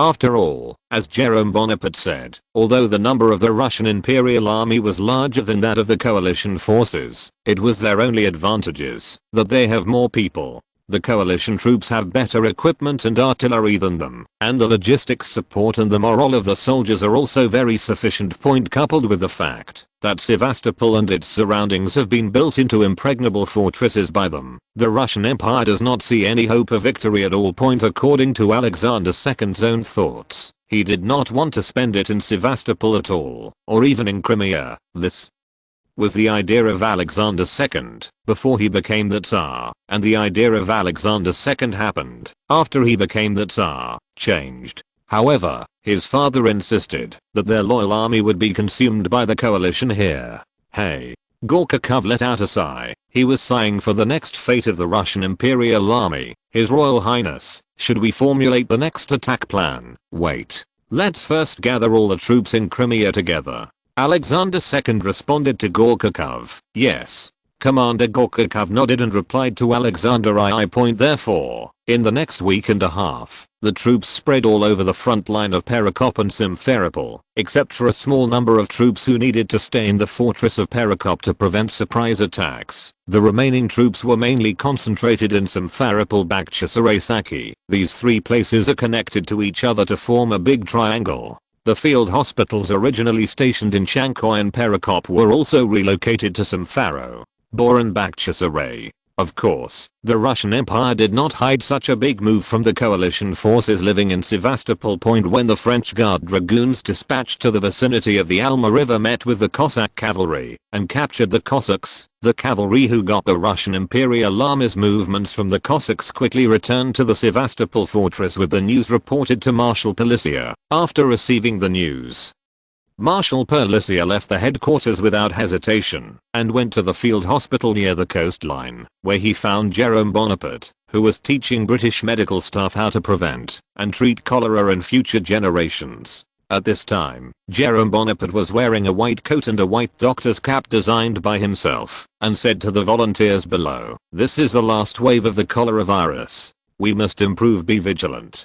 From now on, limestone must be sprinkled around the hospital while drinking water that is not contaminated.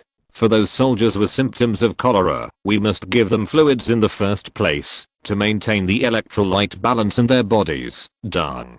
Dang dang, a crisp knock on the door interrupted Jerome Bonaparte, who was incessantly imparting knowledge. I don't know who is going this way. Jerome Bonaparte showed a trace of displeasure on his face, but he still suppressed his displeasure and said to the visitor outside the door, "Please come in." Marshal Polisia pushed open the door and stood in front of Jerome Bonaparte. "Your Majesty, can I take up some of your time? I have something I want to discuss with you." Marshal Polisia bowed to Jerome Bonaparte and politely greeted Jerome Bonaparte said. The appearance of Polisia made Jerome Bonaparte immediately aware that there may be new military operations in the Russian Empire, otherwise, he would not disturb himself at this time. "Yeah. Good." Jerome Bonaparte nodded, turned to them with a smile and said, "I have already told you what I should say, and the rest is up to you." After speaking, Jerome Bonaparte and Polisia quickly left the room. On the way back to the Expeditionary Army headquarters, Marshal Polisia briefly reported the news from the dragoons to Jerome Bonaparte. The Russian Empire is approaching Sevastopol. Jerome Bonaparte, who heard the news, just frowned slightly and then said to himself, "That's right, Your Majesty." Polisia nodded and replied, "I suspect that they will most likely launch an attack on Sevastopol in the next week or two. If they really attacked, that would be great." Jerome Bonaparte said to Polisia with a smile, "I'm not afraid of them attacking, I'm afraid that they will not attack." "You're right." Marshal Polisia nodded with empathy. If the Russian Empire does not attack, then it will prove that they want to use space for time as they did in the first place, thereby dragging down the logistics of the coalition forces in this way. The coalition forces really have to consider what they can do as soon as possible. Jerome Bonaparte does not want to fight a terrible war of attrition with the Russian Empire. History has proven that any country that wants to fight a war of attrition with Russia will be overwhelmed by long supply lines. Of course, once the Russian Empire withdraws from Crimea, it also means that Jerome Bonaparte's plan to humiliate the Russian soldiers at the military parade and induce Nicholas I to become angry will be completely bankrupt. Fortunately, the Russian army did not retreat, but attacked according to Jerome Bonaparte's plan. Jerome Bonaparte couldn't help but thank Nicholas I. He believed that the Russian Empire's attack on Sevastopol must have been inspired by Nicholas. Jerome Bonaparte, who was grateful to Nicholas I, decided to repay Nicholas I with one victory after another. He believed that with the successive victories of the coalition forces, Nicholas I would surely see the Tsars of all dynasties sooner than he had in history. After all, it was only at this time that historical coalition forces landed on the Crimean Peninsula. Jerome Bonaparte, who returned to the French headquarters, did not want to be slighted at all. He had just entered the office and immediately called Jerome Patterson and issued an invitation to the 3-4 subordinates of the expeditionary force to him. An order from a teacher. Jerome Patterson immediately rode to the quarters of the divisions and delivered the news to them. Can Robert, the 1st Division, Bosquet, the 2nd Division, Riegno, the latest to arrive at the 4th Division, and the 3rd Division, also served by Marshal Polisia, appeared in the headquarters together. P.S. Now the number of a division of the French Expeditionary Force has actually seriously exceeded the traditional division. Some are similar to the reorganization divisions under the Bald Man, and the number is above the division and below the army. Sit down, everyone.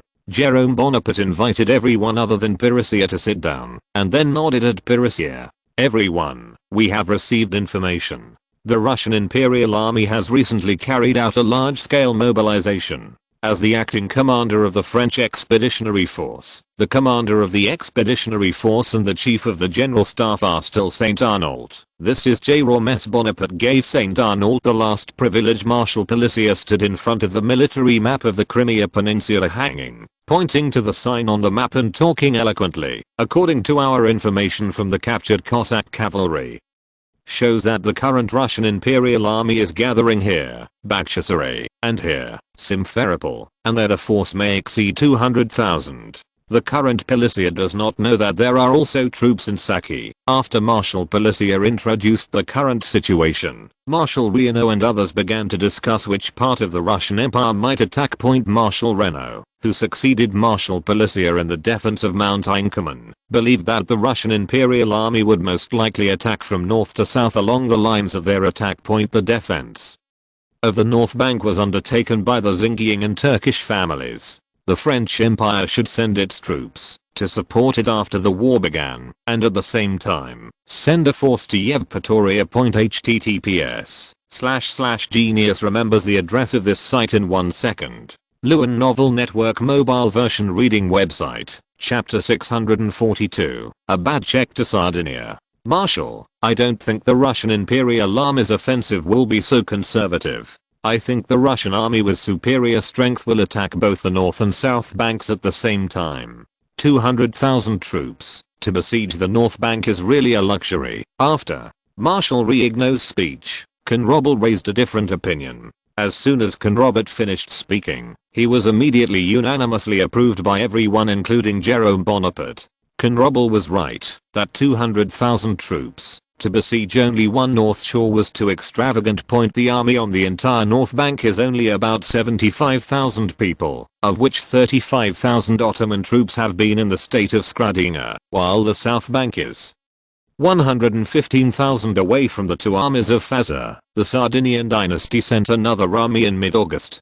10,000 people attacked the Crimean troops, and the reward they got was the troops of the French and British who helped the Sardinian dynasty relieve part of the war reparations. If he was the commander of the Russian army, he would not have left the Fazar army alone. General Conrobert is right. Jérôme Bonaparte said with a serious expression, we must always plan for the worst, and we can't have any luck. Any chance will only make us actions will pay off. Everyone present said in unison, understood. Afterwards, General Bosquet also said, Your Majesty, I think we should not only consider the situation on both sides of the north and south, but also consider the small town of Yevpatoria. Marshal Reynaud suggested a plan to attack Perekop from the small town of Yevpatoria, and I think the Russian side will also take this into consideration. It is very likely that they will send a division to Yevpatoria to uproot the 5,000 people stationed in Yevpatoria. 3,000 French soldiers, 2,000 Sardinian soldiers. I suggest that in addition to strengthening the strength of Yevpatoria itself, some French warships parked in the port of Sevastopol should be sent to Yevpatoria. Once the Russian army attacks, the artillery on the warships will be reduced. It will be their nightmare. That's a good suggestion. Jérôme Bonaparte smiled and nodded. General Bosquet, who was praised by Jérôme Bonaparte, had a smile on his face. After the three division commanders had all finished their speeches, Marshal Pélissier summarized their suggestions and told them that he would send all their suggestions to the staff point. The next steps will be given to them by the Expeditionary Army staff point. After Marshal Pélissier finished his speech, Jérôme Bonaparte made a conclusion. He put his hands together on his chin and said in a cautious tone, Everyone, the battle between us and the Russian Empire has started again. I hope you everyone should be vigilant at all times. Don't give the other party any opportunity. You should use the artillery and rifle in your hands to hit the opponent in the shortest possible time. Let their blood donations be scattered all over the land. Let their madness be wiped out on the iron and copper walls of France. Only when we pull out this tooth and claws can they truly communicate with us calmly. I won't allow anyone to compromise with them until the fangs and claws of this giant bear are rubbed off. Have you understood? The marshal and general who were present up at the same time and said to Jérôme Bonaparte with a very serious expression, Understood. Okay. You can now return to the defense zone under your jurisdiction and wait for the next step. Jerome Bonaparte waved his hand and said to those present point after Marshal Riegno, General Conrobert, and General Bosquet left in turn, Jerome Bonaparte once again ordered Jerome Patterson to serve as Admiral Bruard, who was the commander of the French Navy in the Crimean War, will be called point. After about half an hour, Admiral Bruhl appeared in the Expeditionary Army headquarters. He first saluted Jerome Bonaparte and then asked Jerome Bonaparte what he ordered.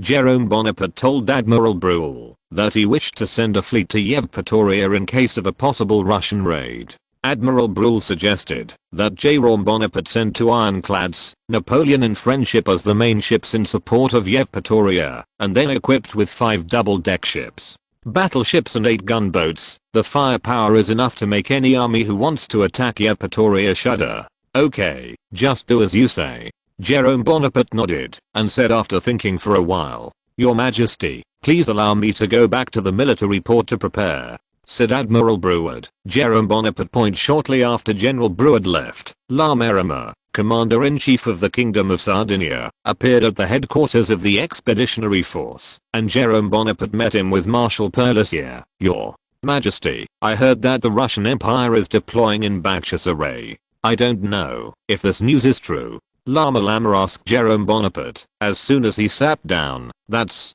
right.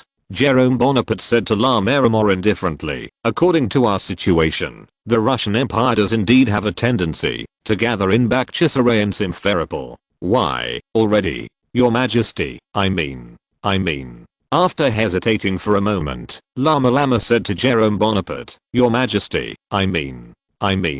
Majesty, our Sardinian army is willing to obey your command. What are your orders? I can't even talk about an order. The Kingdom of Sardinia and the French Empire are allies who have experienced fierce battles together, not a relationship between superiors and subordinates. We only hope that the army of the Kingdom of Sardinia can stick to your positions. I don't ask you to stay in line, you just need to give us a little notice before fleeing the line. Don't just run away like you did a few years ago during the Great Revolution. I'm talking **** up front. If Sardinia has fled unannounced after the war started, I don't care whether you mean it or not. I will send him straight to the execution ground. Jerome Bonaparte threatened La Marmora with a blank face. The Sardinian army during the Great Revolution of 1948 was a ruthless man who could even abandon his own army.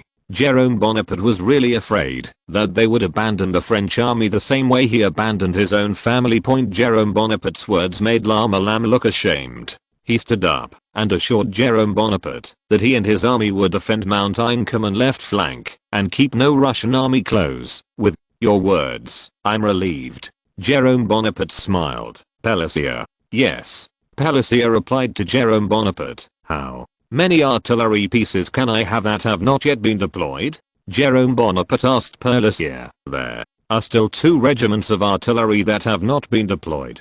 Perlissier pondered for a while, then divide a regiment's artillery into Sardinia. At the same time, put some of the 30 heavy artillery pieces that we just delivered with them. Jerome Bonaparte gave the order. Yes, Your Majesty. Marshal Perlissier replied. Your Majesty, thank you for your generosity. La Marmora excitedly said to Jerome Bonaparte. Since the Kingdom of Sardinia itself is a great impoverished force, the 30,000 people they transported to Crimea had only a few artillery pieces. Jerome Bonaparte put 40 heavy artillery pieces and 1 artillery regiment being transferred to their command can be said to solve the problem of their lack of firepower.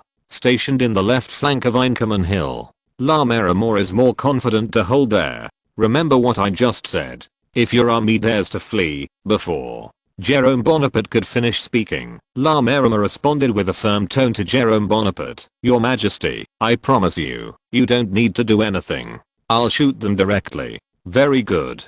Jerome Bonaparte nodded with satisfaction and then said to La Marmora, I can assure you that, as long as we can defeat the Russian Empire, the problem of the Apennine Peninsula will be solved. No longer a tricky puzzle. Speaking of which, Jerome Bonaparte kept his mouth shut and La Marmora had to figure out the rest on his own. Anyway, Jerome Bonaparte only said that Apennine was no longer a difficult problem, but he did not say that he was an enemy of the Austrian Empire for the sake of the Kingdom of Sardinia. French can be used as a diplomatic language because of its ambiguity. Your Majesty, please rest assured. I know what to do. La Mérimée was obviously upset by Jerome Bonaparte and misguided. He vowed to reply to Jerome Bonaparte, Minister Mérimée, I look forward to your performance. Jerome Bonaparte patted La Mérimée on the shoulder to show his encouragement. After Mérimée left with the dream of Italian unification, Marshal Raglan and Omar Pasha came to the headquarters of the expeditionary force.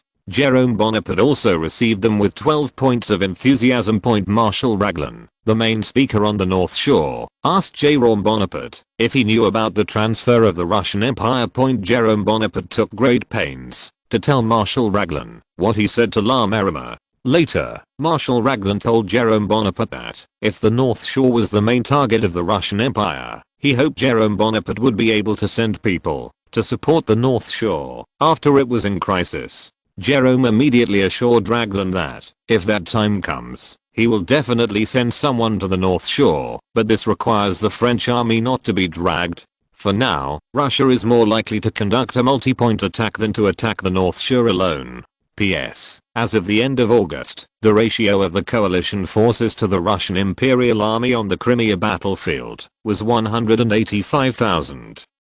26W, of which the French army accounted for 90,000, the British army 40,000, and the Sardinian army 30,000. The Ottoman army is 3.5 to https://genius remembers the address of this site in 1 second. Lewin Novel Network Mobile Version Reading Website, Chapter 643, Full Gambler. Over the next few days, the military deployment of the Russian Empire gradually became blurred and clear as coalition cavalry units encountered Cossack cavalry units on the Alma Heights, the Kacha River, and near Yevpatoria. In fact, as Jerome Bonaparte and others guessed, the ambitious Gorchakov not only wanted to attack Sevastopol, but also had a large-scale army near Yevpatoria. Troops. Jerome Bonaparte, who was sitting in the Sevastopol fortress, immediately issued an order to drop 5,000 French soldiers into the small town of Yevpatoria. Today, the town of Yevpatoria has 10,000 troops and 36 artillery pieces, 12 12-pound Napoleons and 24 6-pound Napoleons, and in Yevpato an arc-shaped trench was also built around the town of Raya, and the periphery of the trench was covered with barbed wire. If the army of the Russian Empire tried to smash the barbed wire with its own artillery, then the fleet in Yevpatoria port would be destroyed. Artillery would be their nightmare. After finishing all this, Jerome Bonaparte felt that it was not finished and built many small bastions around Mount Inkerman. The bastions were connected with each other by trenches. There is a heavy artillery in the bastion, which is simply a veritable turtle shell point, and the time it takes to build such a huge project will not be about 4 days. Of course, Alexander II of Bakhchisaray, tens of kilometers away, would not know these things at this moment. He is standing at the gate of Bakhchisaray with Marshal Gorchakov and Marshal Yomany, watching the road in the distance, so that he can see his younger brother Mikhail Neku for the first time. Lejevic it is necessary to briefly introduce here. Mikhail Nikolaevich, born in 1832, is the youngest son of Nicholas I, and his purpose of coming to Crimea this time is to supervise the Russian Empire army fight. Time passed minute by minute in the long wait, and the time soon came to noon. A group of vague figures appeared in the distance, and gradually walked towards the direction of Bakhchisaray. Telescope. Alexander II, who was looking at the figure in the distance, stretched out his hand and said to Gorchakov beside him.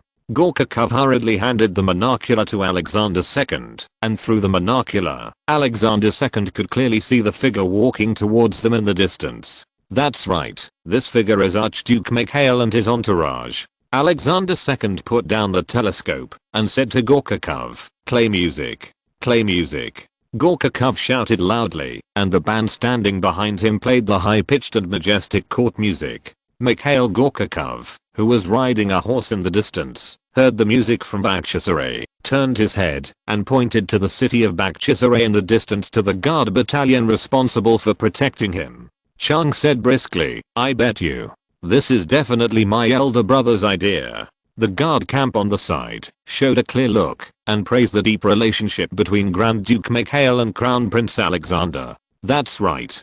The two of us have a very deep relationship. The corner of Duke Mahay's mouth showed a smile that he didn't know whether to laugh at himself or be gratified. Afterwards, Mikhail Nikolaevich hurried in the direction of Bakhchisaray and soon came to the city gate of Bakhchisaray. His Royal Highness Mikhail Nikolaevich, who got off the warhorse, bowed to Alexander II, who was in charge of welcoming him, to show his respect. Mikhail, you have come. Alexander II smiled and nodded, then took Mikhail Nikolaevich's hand and said enthusiastically, if you don't come again, I will send people are looking for you along this road. Thank you for your concern. Mikhail Nikolaevich still responded to Alexander II with a humble attitude. After a brief greeting, Alexander II took Mikhail Nikolaevich by the hand and went with him to the Crimean headquarters. When Alexander II and Grand Duke Mikhail entered the headquarters, Commander Gorchakov quickly summoned all the adjutants and staff in the command and introduced them to Mikhail Nikolaev one by one. Archduke Mikhail nodded at them with a smile and then explained his purpose of coming to the Crimean Peninsula and Alexander II's hope to assist the Crimean command in completing the task of capturing Sevastopol. I hope that each of you, including me, should do their best for the cause of His Majesty Tsar Nicholas I and for the Slavic dream. Grand Duke Mikhail said impassively to everyone present. He raised his hands into fists and shouted, "Long live the Russian Empire! Long live His Majesty Emperor Nicholas I!" All the adjutants and staff members present also raised their arms and shouted loudly, "Long live the Russian Empire! Long live His Majesty Emperor Nicholas I!" After the meeting with the people in the headquarters, Gorchakov, Alexander II and Mikhail entered a room in the old palace of Bakhchisaray. Mikhail, tell me, Father, no, how is His Majesty Emperor Nicholas I's recent physical condition? Alexander II, who had just sat down, turned to ask Mikhail. His Majesty Nicholas is in good health. Grand Duke Mikhail said to Alexander II, that's it. Then I'm relieved. Alexander II breathed a sigh of relief. He was still very worried about the safety of Nikolai when he was far away in Crimea. However, Your Majesty asked me to inform you that your mission in Crimea has ended and you can now return to St. Petersburg. Grand Duke Mikhail replied to Alexander II. Go back. Alexander II shouted in surprise. He shook his head and said firmly to Mikhail, no, I can't go back like this. If we go back now, our army is likely to have big problems. Big question? What's going on? Mikhail Nikolaevich glanced at Alexander II in confusion, and then at Gorchakov. Is such that Commander Gorchakov told Grand Duke Mikhail that due to the fact that the Russian Imperial Army has not been able to cheer up recently, Alexander II had to send people to the military to promote the Crown Prince to stand with them. Inspirational Russian Imperial Army, Slavic livestock, was deeply relieved, and morale was stronger than before. If Alexander II leaves at this time, the soldiers will feel cheated, and morale will not only fall back to where it was, but even bigger problems may arise. That's right.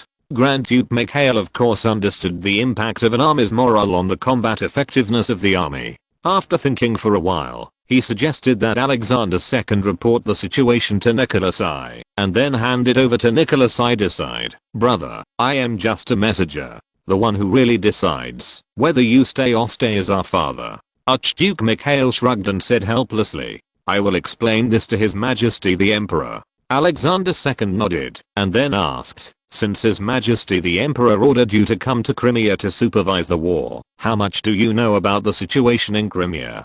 Crimea. Grand Duke Mikhail thought for a while, then shook his head and said, after I received the appointment of His Majesty the Emperor, I rushed over without stopping. Let me tell you. Alexander II told Grand Duke Mikhail the many problems faced by the Russian Empire in the Crimean Peninsula one by one, and Grand Duke Mikhail's expression changed from being indifferent before to being shocked.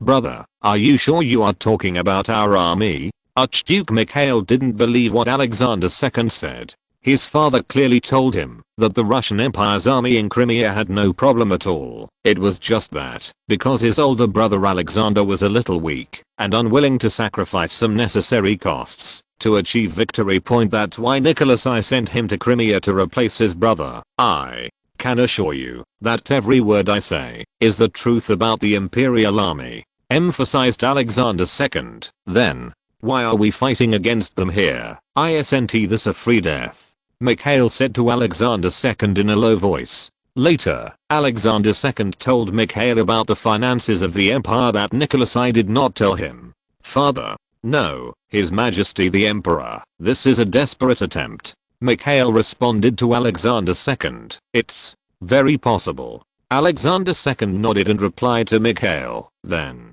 what should we do now? Mikhail asked Alexander II. What else can we do? We can only attack. Alexander II responded helplessly. You reading www.okanshu.com then asked with a serious expression. Mikhail, tell me honestly, does my father think that we are intentionally delaying the progress of the attack, and that's why he asked you to take over my position and start the attack, Archduke? Mikhail pondered for a while, then nodded and said, that's right. Although my father didn't say it explicitly, that's what he meant. Hey. Alexander II sighed. I knew that my father must have thought so. Immediately afterwards, a knock on the door sounded from outside the room, and Alexander II shouted loudly, please come in. Ivanov Gorchakov entered the room, saluted the three present in turn, and then told them that Marshal Jomini had perfected the details of the attack plan for Sevastopol. https://genius remembers the address of this site in 1 second. Lewin Novel Network Mobile Version Reading Website, Chapter 644, Doomed Plan. As expected of Teacher Jomini, the plan has been perfected so quickly, Archduke. Mikhail couldn't help but sigh, and Alexander II, who was standing beside him, nodded lightly in agreement. His Royal Highness, Your Excellency the Grand Duke. Why don't we go and see now? Commander Gorchakov suggested. Yes. Alexander II said softly. So, Alexander II, Grand Duke Mikhail and Gorchakov got up and went to the staff office set up near the old palace of Bakhchisaray. When Alexander II and others arrived at the staff, Marshal Jomini was pointing at a map of the Crimean Peninsula to explain something to the surrounding staff members. Master Jomini. Archduke Mikhail shouted loudly. Marshal Jomini raised his head slowly, with a surprised expression on his face, and said with a smile, Your Majesty, Your Highness, you are here. As soon as we heard that the teacher had completed the plan, we rushed over without stopping. Tell me about your plan. Grand Duke Mikhail said to Marshal Jomini impatiently. Yes, Marshal. Gorchakov also said. At the mutual pleas of Grand Duke Mikhail and Gorchakov, Marshal Jomini began to explain to them his plans. Since the Russian Empire has a total of about 260,000 people on the Crimean Peninsula, it completely crushed the coalition forces in terms of pure force, so Jomini planned to launch attacks on the coalition forces at multiple points, making it impossible for them to communicate with each other.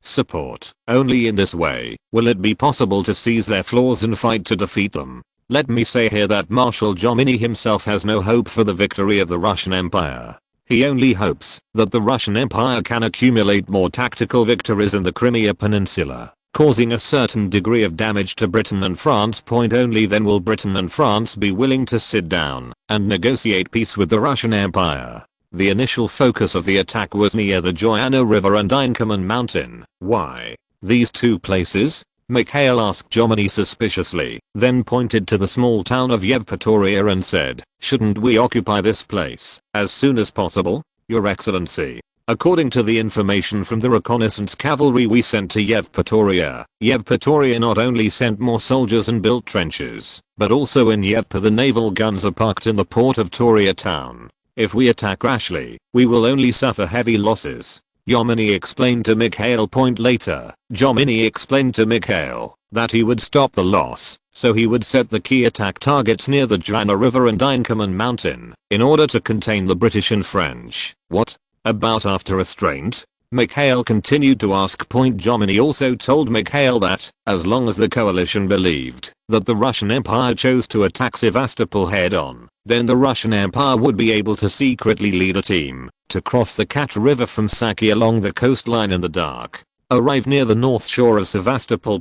After the army arrived on the north shore of Sevastopol, Bakhchisaray's army would also be dispatched to storm the Star Fortress. By that time, the army on the north shore would be attacked from 3 directions. If you are lucky, you can take the north shore directly. Mikhail again raised his concerns about how they should deal with the naval guns in the port of Sevastopol. Facing Mikhail's question, Yamini fell into silence and then told Mikhail with a wry smile that the surprise attack force was not to mention the naval guns in the Sevastopol naval port. They could not even resist the coast on the fort. Then, why do we have to die for nothing? Mikhail asked subconsciously. Everyone present fell into silence, and soon Mikhail understood that this war was not the war they wanted at all, but a war that his father Nikolai had imposed on them. From the point of view of reason, they can't win either Sevastopol or Yevpatoria. I will write to His Majesty the Emperor to explain the situation here. I believe His Majesty will understand.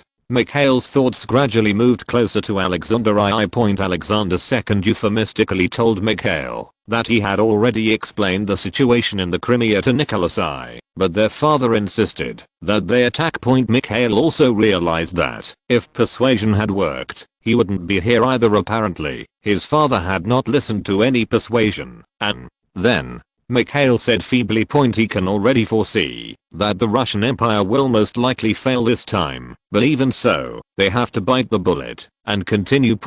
Because Yamini's plan is already the most feasible plan among all the plans. If our army breaks through the North Bank, then the French Empire on the South Bank is bound to reinforce the North Bank. At that time, we will attack here with all our strength. Yamini pointed his finger at the small town of Yevpatoria. You just said that the defenses here are very strict, and a rash attack will cause our army to suffer heavy losses. Mikhail said with a puzzled look. His Royal Highness, the defense of Sevastopol is higher than here.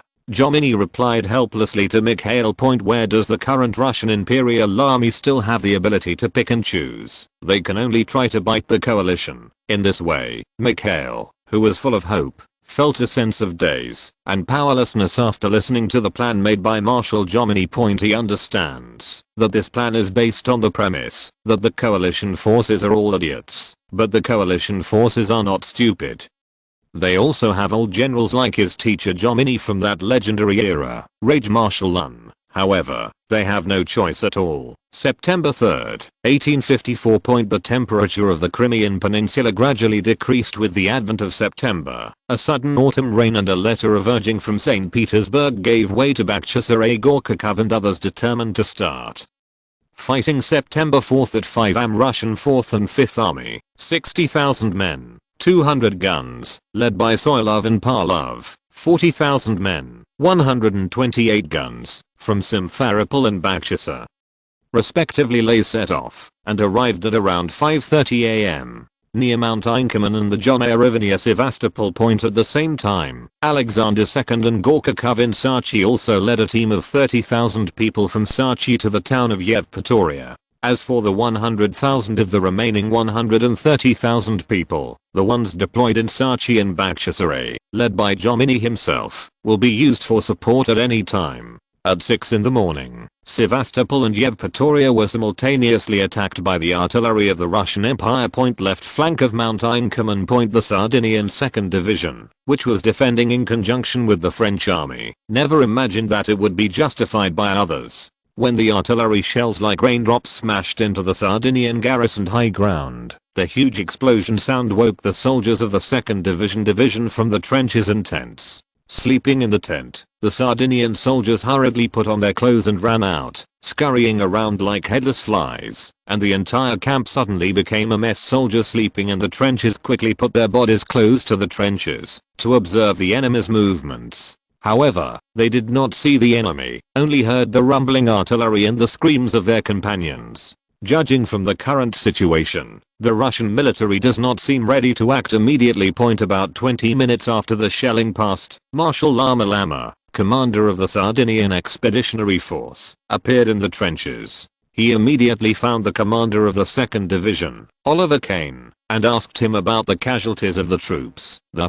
casualty data is still unclear. The disgraced Oliver Kane lowered his head and said to Lama Lama, "How the **** did you act as a division commander?" Lama Lama yelled angrily, and then he asked Oliver Kane if he knew where the enemy was. Oliver Kane also shook his head dazedly, and Llama Llama became even more angry. He pointed to Oliver Kane and gave an order. You don't squat here anymore, and immediately lead me to Chasseur Battalion. Each brigade is eligible for a chasing battalion. The number of each chasing battalion is about 500 to 800 people, the best troops in Sardinia.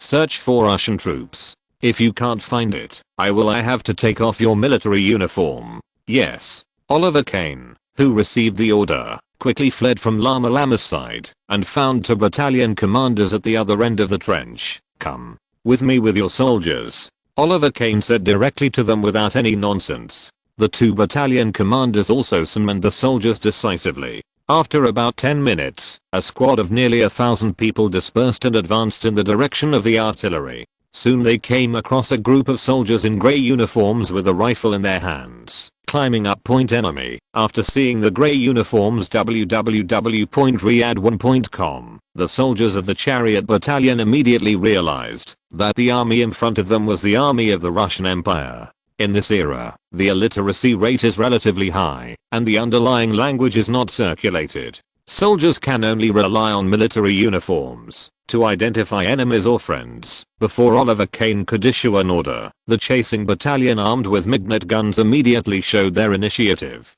They stopped and used the thick bushes as a cover to aim at the Russian army about 400 meters away from them point in the distance. The Russian army also found this group of enemies in green coats. The brigadier general in charge of commanding this forward force raised his saber and shouted loudly, Allah. The surrounding Russian Imperial soldiers also shouted Allah and rushed in the direction of Sardinia. https://genius remembers the address of this site in 1 second. Lewin Novel Network Mobile Version Reading Website, Chapter 645, Troubled Army. The battle on the left flank of Mount Inkerman has officially begun. Looking at the group of Russian Imperial troops who were rushing forward desperately, the Sardinian chasseurs quickly pulled the trigger. The round-headed minute bullet, which was kinetically charged by gunpowder, flew out of the muzzle at an extremely fast speed, and in the blink of an eye, it flew a distance of nearly 100 meters, and went straight to the soldiers of the Russian Empire. The Slavic animal that had shouted Allah 1 second ago fell down the next second, and blood continued to flow out from its chest.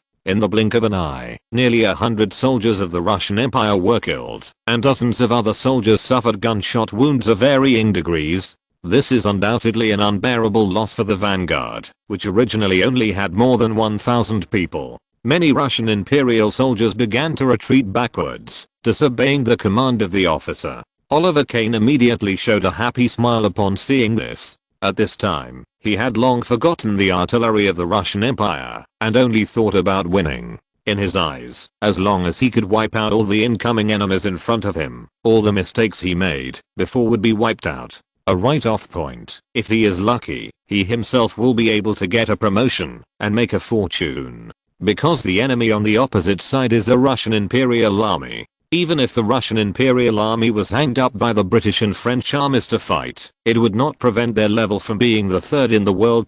After all, no country has yet been able to overcome such an alliance point. As long as the army he led can defeat the Russian Empire army, then their Sardinian army can boast that it is the third military power in the world. Besides, even if they can't be surrounded and annihilated, Sardinia can still stop them if they want to run away from the Russian Empire. After weighing the pros and cons, Oliver Kane pulled out the command sword tied around his waist and shouted, "Long live Sardinia! For His Majesty the King!" After the Sardinian chasing officers under his command heard Oliver Kane's call, they immediately understood that this was a signal to charge. "Long live Sardinia! For His Majesty the King!" The Sardinian officers shouted in unison, and then led the army they received to attack the Imperial Russian army.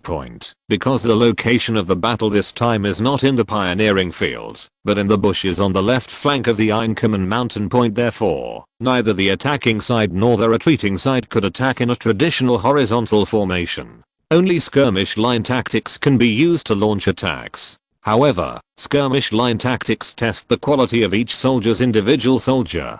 If you are not careful, your comrades in the front row will be shot and killed by comrades in the back row. In history, when the Russian Imperial Army attacked the British Army on Mount Inkerman from Sevastopol, Friendly troops shot and killed each other. Fortunately, the individual quality of the Sardinian army is the best in the whole of Sardinia. They are forced to use skirmish line tactics. They use their dexterity to avoid their comrades in front while loading bullets. About 20 seconds after the Sardinian army charged, the second round of firing began. The withdrawn Russian Imperial army fell down more than 50 people again, and the Sardinian side, from the face-to-face with the Russian Imperial soldiers to the second round of shooting, only killed and injured about 20 people. However, the morale of the Sardinian army will soon face setbacks. Only after this Sardinian army came close to the Russian Empire did they really realize what a first-class power was. When the Russian Empire, whose morale was about to collapse, found that the Kingdom of Sardinia had abandoned its advantages and started a head-to-head battle with them. The perseverance in the genes of this group of Slavs who lived in the bitter cold zone and fought against nature every year was quickly awakened, and some Russian Imperial soldiers stopped their retreat and launched to the Kingdom of Sardinia. A decisive countercharge. The Sardinian charioteers caught off guard had to fight head-to-head with the Russian Empire soldiers. Due to the physical gap between the two sides, the Sardinian charioteers were inherently disadvantaged. Before long, dozens of soldiers from the Sardinian charioteer battalion were stabbed to death by the Russian Imperial army. The morale of the soldiers of the charioteer battalion dropped slightly, and after seeing this scene, the soldiers of the Russian Empire shouted excitedly. Then, disregarding the officer's orders, he turned to fight the Sardinian soldiers, and soon the Imperial Russian army and the Sardinian army were caught in a melee. After seeing this scene, the brigadier general in charge of commanding the vanguard showed a helpless smile, and then sent his adjutants to return to the headquarters at the foot of the mountain to tell the commander of the vanguard the situation of the vanguard, and asked him to send some people over reinforcement. After explaining the situation, the brigadier general also ran towards the killing center on horseback. Seeing this, the adjutant had no choice but to ride towards the headquarters on the ridge. After about 10 minutes, the adjutant arrived at the gate of the Russian Imperial Command. At this time, Commander Soilov, who was in command of the 4th Army and the 5th Army of the Russian Empire, was receiving the adjutant of the attacking force on the main peak of Inkerman Mountain. Your Majesty, the Okhotsk, Yakut, and Selenkin groups deployed by our army on Mount Inkerman were all attacked by the French army's fierce artillery attack on the top of the mountain. The disgraced adjutant general Ink the battle on Mount Man informed Commander Soilov. What? About the artillery I gave you? Why don't you use the artillery in your hands to blast those damned Frenchmen? Soilov scolded the adjutant. Your Majesty, the artillery in our hands is not their opponent at all. I estimate that they have at least 300 to 400 artillery pieces on this mountain, and a large part of them should be large caliber artillery pieces. And the French built bastions and trenches on the mountainside, and our artillery didn't do much damage to them. The adjutant immediately explained to Soilov. More than 300 to 400 artillery pieces? Soilov's eyes widened, with an unbelievable expression on his face. He swallowed and said, "Are those French people crazy? There are so many artillery pieces deployed here. Your Majesty, what should we do now? Continue the attack, or suspend the attack?" The adjutant asked with a sad look. Soilov gritted his teeth and responded to him. Continue to put pressure on the French army on Mount Inkerman, and also transfer the Terotins regiment and the Ekaterina regiment. I don't believe it. Inkerman's hand can still be made of iron. 5 regiments of nearly 10,000 elite troops joined forces to attack Mount Inkerman. If such a generous effort could not shake the Russian army on Mount Inkerman, Soilov really didn't know how to fight this battle. He received the order was to wipe out the French army on Mount Inkerman at all costs. Of course, what Soilov didn't know was that Gorchakov and the others did not expect to rely on 60,000 Russian Imperial troops to eat the troops of Mount Inkerman. In their plan, the 4th Army and the 5th Army were HSPs that attracted Inkerman Mountain and Ferdo Jingling. To put it more nasty, these 60,000 people are an abandoned peace. The reason why they gave Soilov an order to attack at all costs was to prevent the army from retreating to the greatest extent possible. If they tell Soilov about their strategic goals and plans, Soilov will inevitably look ahead and cannot delay it with all his strength. What the generals of the Russian Empire are best at is to carry out the orders handed down at a reduced rate, and some troops even go their own way regardless of the orders from the top. The result is often that their own strategic deployments are completely smashed by their subordinates, and the entire army is thrown into chaos. Yes. After the adjutant responded helplessly, he saluted Soilov and left. Subsequently, a soldier entered the camp and reported to Soilov that the army aide-de-camp on the left flank of Mount Einkommen had arrived. Let him in. Soilov waved his hand and said to the soldiers, and the adjutant on the left wing of Mount Einkommen was able to enter. The adjutant of the left wing of Einkommen Mountain who entered the camp reported the news of the left wing of Einkommen Mountain to Soilov. I'm not telling you. Don't fight. Don't fight. What the asterisk is going on with you? Do you still have my commander in your eyes? Soilov yelled. Your Majesty, there is nothing we can do. The left-wing adjutant responded to Soilov with a wry smile. Who would have thought that our army would become like this? You said what to do now. Soilov laughed angrily. Should I order the artillery to destroy you and the Sardinian army? Your Excellency Commander, absolutely. The adjutant, from the left, changed his face when he heard Soilov's words. Then what do you think we should do now?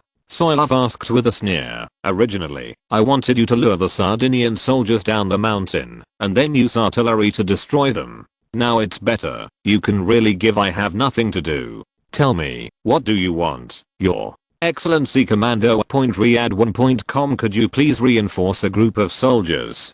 The adjutant, from the left, stretched out a forefinger and said to Commander Soilov, 1,000 people. Only 1,000 people are enough. Our Brigadier General promises a nice war.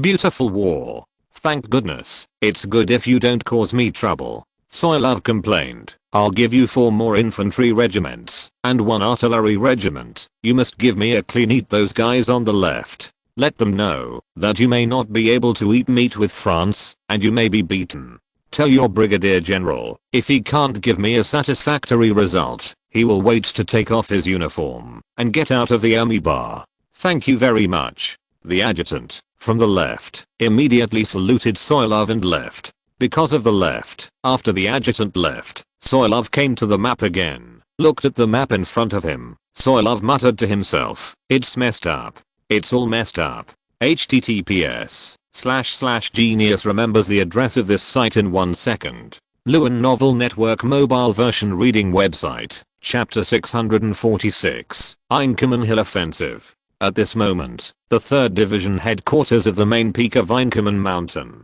In order to prevent being bombed by Russian artillery, the division headquarters had already moved from the open space on the top of the mountain to the interior of the bastion for office. However, Troche, the chief of staff who was the actual commander of the French 3rd Division, was not in command of the bastion, but stood in the trenches in the front row, observing through the binoculars the Russian soldiers marching on the slopes of the Einkommen Mountains from all directions and the flags of the various troops erected behind them. TSK. There are 2 more regiments. Russia is almost catching up with the vanguard alone, half of our division. Troche, who saw the brand new military flag through the telescope, praised, and then he turned his head and asked the side beside him. The head of the guard division said, 5 regiments, nearly 10,000 people. How can you have the confidence to defeat them? The head of the regiment responded with a high-spirited look to Major General Trochu. No matter how many people they come, I have the confidence to eliminate them all.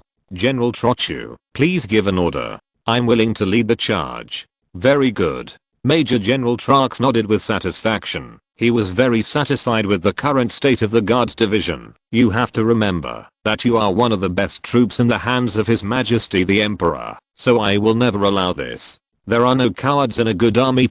You go and tell the team under your jurisdiction that anyone who dares to escape without the division headquarters will be severely punished. If a soldier ran away, the company commander and battalion commander of his unit were also punished. If a company runs away, the battalion commander and you will also be punished, and so on. Have you understood? Understood. The regimental commander repeated in a sonorous tone. General Troche, please give your order. I will definitely lead my regiment to defeat the Russian army at the foot of the mountain. Don't worry. Major General Trosh raised his hand to stop him. "The reason why your majesty and the marshal deployed so many artillery pieces here is not to avoid a hand-to-hand battle with the Russian Empire as much as possible. Give them a taste of artillery first." Under the order of Major General Trosh, the French troops in the trenches did not move, and everyone watched the Russian troops with bated breath. The Russian troops ran desperately to the top of Mount Inkerman, and their speed was getting faster and faster sooner when the Russian Empire's army was less than 600 meters away from the top of the mountain and the French army in the first trench was less than 200 meters away. The artillery in the bastion on the top of the mountain began to fire in the direction of the Russian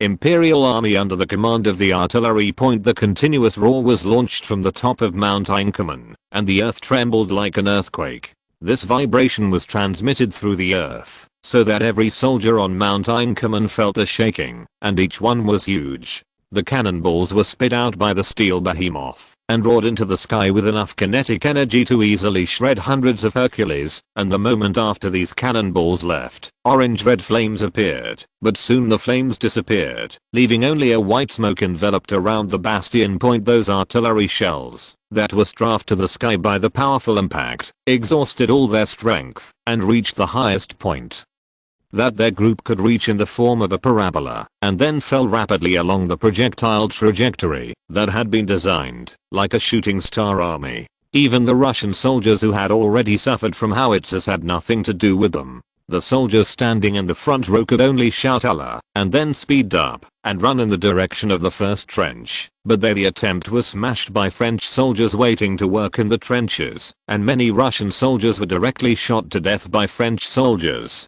If the Russian Imperial Army in the front section can still choose to be shot dead/wounded by the French, then the Russian soldiers in the middle section of the team will be out of luck. The palm that fell from the sky. No, the artillery shell that fell from the sky directly smashed around the Russian Imperial soldiers in the middle section, and the explosion was enough to kill several Russian soldiers around. Of course, being directly killed by artillery is a relatively dead method, and those soldiers of the Russian Empire who were lucky only to have their hands and feet broken off are the most miserable people. Those soldiers whose hands and feet were broken not only had to endure the pain of losing their hands and feet, but also prayed that the Russian Empire would be kind enough to bring them back when they retreated. Even if they were lucky enough to return to the camp, they had to face a series of surgeries in the 19th century. The survival rate of each operation, here, military operations, was about 10%, and the survival rate of doctors with slightly better medical skills was about 25%. That is to say, the vast majority of soldiers are in pain on the operating table. Although the Russian Empire has already used ether as an anesthetic for surgery, ether is not something that ordinary people can use, and most soldiers can drink a little vodka before surgery. After a walk with all anesthesia, I have to suffer from the pain of wound infection. Because during this period of time, except for the mandatory requirement of high temperature sterilization for medical equipment in France, no other country is willing to spend time sterilizing medical equipment. Many medical equipment are reused, and doctors with a little public morality just put them away. Simple cleanup and warm water. Even if the Russian soldier gritted his teeth and went through a series of pains, he was forced to retire from the Russian Empire. Because of his injuries, the retirement of the Russian Empire is not like the retirement of the 21st century. Their retirement has no pension, which means that after a soldier of the Russian Empire is retired, all his sources of income will be cut off. The soldier himself is not only disabled, but also lacks a skill. In this case, it would be easier to just die. Save me. Come on someone. The originally peaceful battlefield became noisy after the howitzer in the bastion was fired. There was an endless stream of mourning and begging for mercy. The entire battlefield suddenly turned into hell. The Russian soldiers were struggling in hell, and the French soldiers in the trenches were the same. He also looked in horror at the plight of the Russian soldiers not far from them. As for the Russian Imperial soldiers in the back row, they were undoubtedly the luckiest group of people. They had not been baptized by the shells and stopped and started to retreat. The entire front began to collapse gradually after the continuous withdrawal of the Russian Empire. After seeing this scene, Major General Trosh in the trench quickly gave an order to the regiment commander beside him. Blow the horn. Charge. The regiment commander who received the order immediately turned his head and shouted to the soldiers in the trenches in the back row, "Blow the horn. Charge." With a loud horn, French soldiers wearing blue and white breasted uniforms and a blue flat round cap rushed out of the trenches and slaughtered the Russian Empire army in a state of collapse. The regiment commander who rushed at the forefront took 3 steps and took 2 steps to come to the front of the soldiers of the Ekaterina regiment. Looking at the young and frightened Russian soldier in front of him, the regiment leader mercilessly pulled out his long sword and stabbed it hard. The soldier who hadn't reacted was stabbed by the regiment commander in a blink of an eye. Several soldiers standing around him gritted their teeth and tried to avenge his comrades, but they were cut and shot by the French soldiers who had caught up. The commander, who drew his sword out of the soldier's body, let out a roar of victory. "Long live France! Long live the Empire!" The surrounding soldiers also shouted the slogan "Long live France! Long live the Empire." Perhaps because of the slogan, the morale of the soldiers of the Russian Empire showed a visible drop. Soldiers who could have been good at fighting became completely unwilling to fight under the high-pitched slogans. A small group of Russian soldiers began to drop their weapons and retreat. Under the image of this small group of soldiers, the front lines of the entire Russian Empire were seriously torn apart. The French Guards division, in fact, the offensive force was only a regiment. The vanguard was a battalion, like a sharp knife, savagely inserted into the 5 regiments of the Russian Empire offensive. Due to the terrain of the Inkerman Mountains, the 5 regiments actually fought with less than 5 battalions of troops, about 1.5 regiments, and the remaining troops were still in the back row, and then quickly separated the Ekaterina regiment and Salonkins.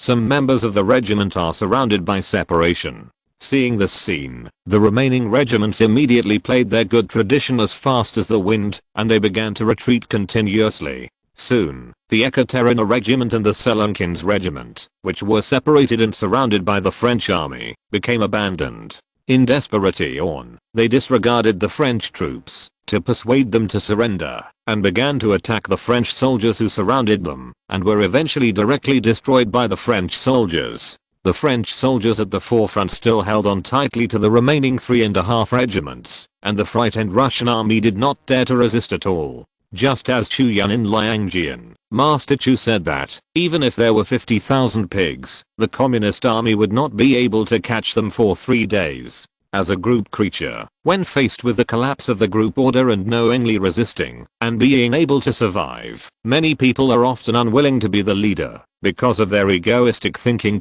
During the escape, hundreds of soldiers of the Russian Empire died, not at the hands of the French, but in the stampede. It was not until the Cossack cavalry came to relieve the siege that the French soldiers stopped there. They quickly formed a horizontal formation, watching the Cossack cavalry vigilantly. Feeling that there was no chance, the Cossack cavalry confronted the French soldiers for a while, then turned their horses, and left. Soldiers also retreated in columns, and when the French soldiers returned to the trenches, it was only an hour and a half later. "We are victorious." Major General Troche, who was bathed in the blood of the enemy, raised his hand and shouted loudly. The French soldiers on the entire Inkerman position shouted at the same time, "We are victorious."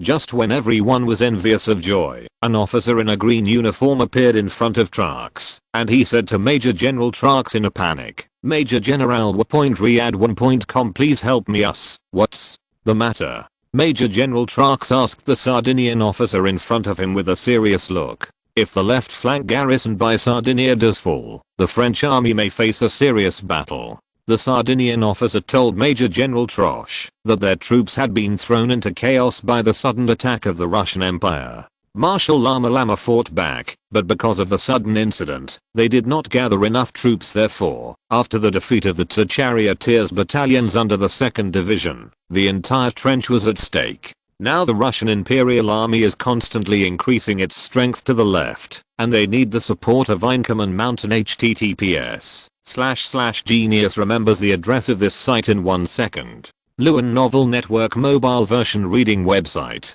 Chapter 647, Fire Brigade. In the face of the Sardinian Kingdom's request for help, Major General Trax, who has a slightly upright personality, bluntly pointed his finger at the chest of the Sardinian Kingdom officer's chest and rebuked, "What happened to you Sardinians? The same is true. It was a sudden shelling. Why is your army not ready yet? And our French army can quickly organize a counterattack. Major General Trax's rebuke made the officers of the Kingdom of Sardinia feel a burst of shame. The French Empire has indeed done the utmost justice to the Kingdom of Sardinia. His Majesty the Emperor not only did not disrespect them as he treated the traditional vassals, but also equipped them with an artillery regiment and 30 heavy artillery pieces. Marshal Moore said that this time His Majesty the Emperor brought a total of heavy artillery pieces from France, and after giving 30 to 50 Sardinia, they themselves only had 20. Your Excellency Chief of Staff, the Kingdom of Sardinia really can't be compared with the French Empire. The Sardinian Kingdom officer pleaded with Major General Trochu, please be sure to consider the role of fighting side by side with Sardinia in France. Come on, save us. The present Kingdom of Sardinia is like Zhang Lingfu, who was clinging to the asterisk of Mengliangu, asking for help from Teshiangsha who was clinging to Mount Inkerman. It is a pity that the Lingfu of the Kingdom of Sardinia did not want to give the Russian army a center blossom, but was pressed and beaten by the Russian army. Of course, the Russian army is not the army that climbed out of more than 90 years later. Now they are more like a shrunken version of the KMT army. After 412, the French unit is a relatively healthy KMT unit. Before 412, as for the idealistic army that went through the trials of blood and fire and walked out of the valley under the leadership of a great man, no country in the whole world has it. Teshiangsha. No, it should be Trax. Although Trax was angry at the Sardinian kingdom's request for help, he still had to consider supporting the left-wing Sardinia. Otherwise, the Sardinian army would fall back together, and the Russian army could mount their artillery on the left flank and bombard France. At present, Major General Troch does not know that the Russian Empire with more than 60,000 people has much less artillery than the 3rd Division of the French Empire. Then the French Empire may face two sides of the attack. Not to mention that he still doesn't know what the situation is on the Fedaugen Hills, which is about 2 kilometers away from him. If they are also stalked by the Russian Empire, then Sardinia will not be able to leave their positions. Otherwise, the French Empire would not only be attacked from both sides, but would be embattled on all sides. At that time, Troch could only think about returning to Sevastopol with his army, and after a rest in Sevastopol, he would go out to fight. However, it is not necessarily him who once again led the team out of Sevastopol to fight. After all, he himself is only the Chief of Staff of the Guard Division commander. If the current boss, Marshal Perlissier, respected his former boss, and if Canrabal was unwilling to take over the Guard Division would have the temporary command of the division. Certainly not his. Therefore, Troch can't go wrong no matter what. He has to show his achievements to His Majesty the Emperor of the Fortress of Sevastopol. Only in this way can he secure his position. Do you know how many people there are in Russia on the left? Major General Troch immediately asked the Sardinian officer after hearing Major General Trax's question. A wry smile appeared on the face of the Sardinian officer. He nodded desperately to Major General Trax and said, there are about 4 to 5 regiments. I didn't expect that there are actually 5 regiments in your place. Major General Troch touched his chin in astonishment, and he also thought for a moment on his face, as if he was talking to himself. It seems that the Russian soldiers at the foot of the mountain, at least there should be more than 40,000 people. Your Excellency Chief of Staff, if we don't go over, I'm afraid the left wing will fall. The Sardinian Kingdom officer urged Major General Trax. Okay. Then, Major General Troch nodded, and then ordered the French army on Mount Inkerman to draw a regiment of troops to follow him to the rescue, and the remaining soldiers stayed in place and attacked the Russian enemy at any time. The strength of 1 regiment? Is it really possible? The Sardinian officer asked Troch worriedly. Russia has nearly 4 to 5 regiments participating in the battle. 1 regiment is enough. Major General Troch responded confidently to the Sardinian Kingdom officer. About 10 minutes later, a full formation of more than 2,000 people assembled in 4 columns. Major General Troch also ordered his horse to be led out. Let's go. Major General Troch on a horse said to the soldiers, Pointing to the crest of Einkommann's left flank point, the Manchu regiment slaughtered in a mighty manner towards Mount Einkommann, vowing to help the Sardinian army and the local Russian army's attack point. On the other hand, General Soin-Love in the valley was furious after receiving the news of the disastrous defeat from Mount Einkommann. He took the documents in the camp and threw them directly in their faces. The 5 commanders didn't dare to say a word. They just lowered their heads and listened to General Soin-Love's instructions. You still the elite of the Russian Empire? It's only been an hour or so, and your casualties have exceeded 4 figures. What the asterisk is going on? Can you explain to me clearly? General Soin-Love said in a trembling voice. Ask the 5 leaders present. General, it's like this. One of the regimental commanders described what happened to General Soin-Love vividly. You were easily defeated by them.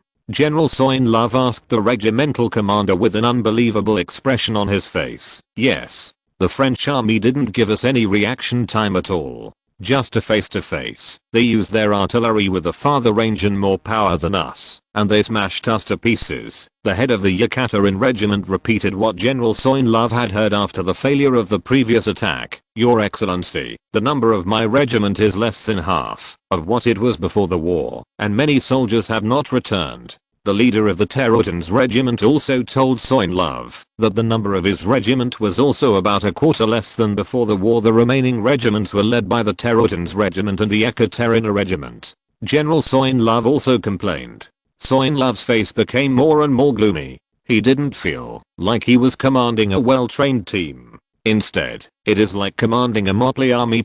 However, Soin-Love in this time and space is far luckier than Soin-Love in the historical time and space. In history, he was shot by the British army immediately after he had just attacked the British army in a hasty challenge on Mount Einkommann. This is not over yet. After Soin-Love's death, the Russian Empire's attack on the British army on Mount Einkommann continued. However, because Menshikov and Annenberg did not cooperate with each other, they had nearly 40,000 troops. The Russian army was chased and beaten by a regiment of French soldiers, and the Russian army had to retreat. After Menshikov and Annenberg led their troops back to Bakhchisaray, the two sides accused each other of failing to cooperate with each other, and then threw the blame to Soin-Love in unison. Poor Suo Yinluo was not only deceived during his lifetime, but also became a scapegoat after his death. Tell me, what exactly do you want to do?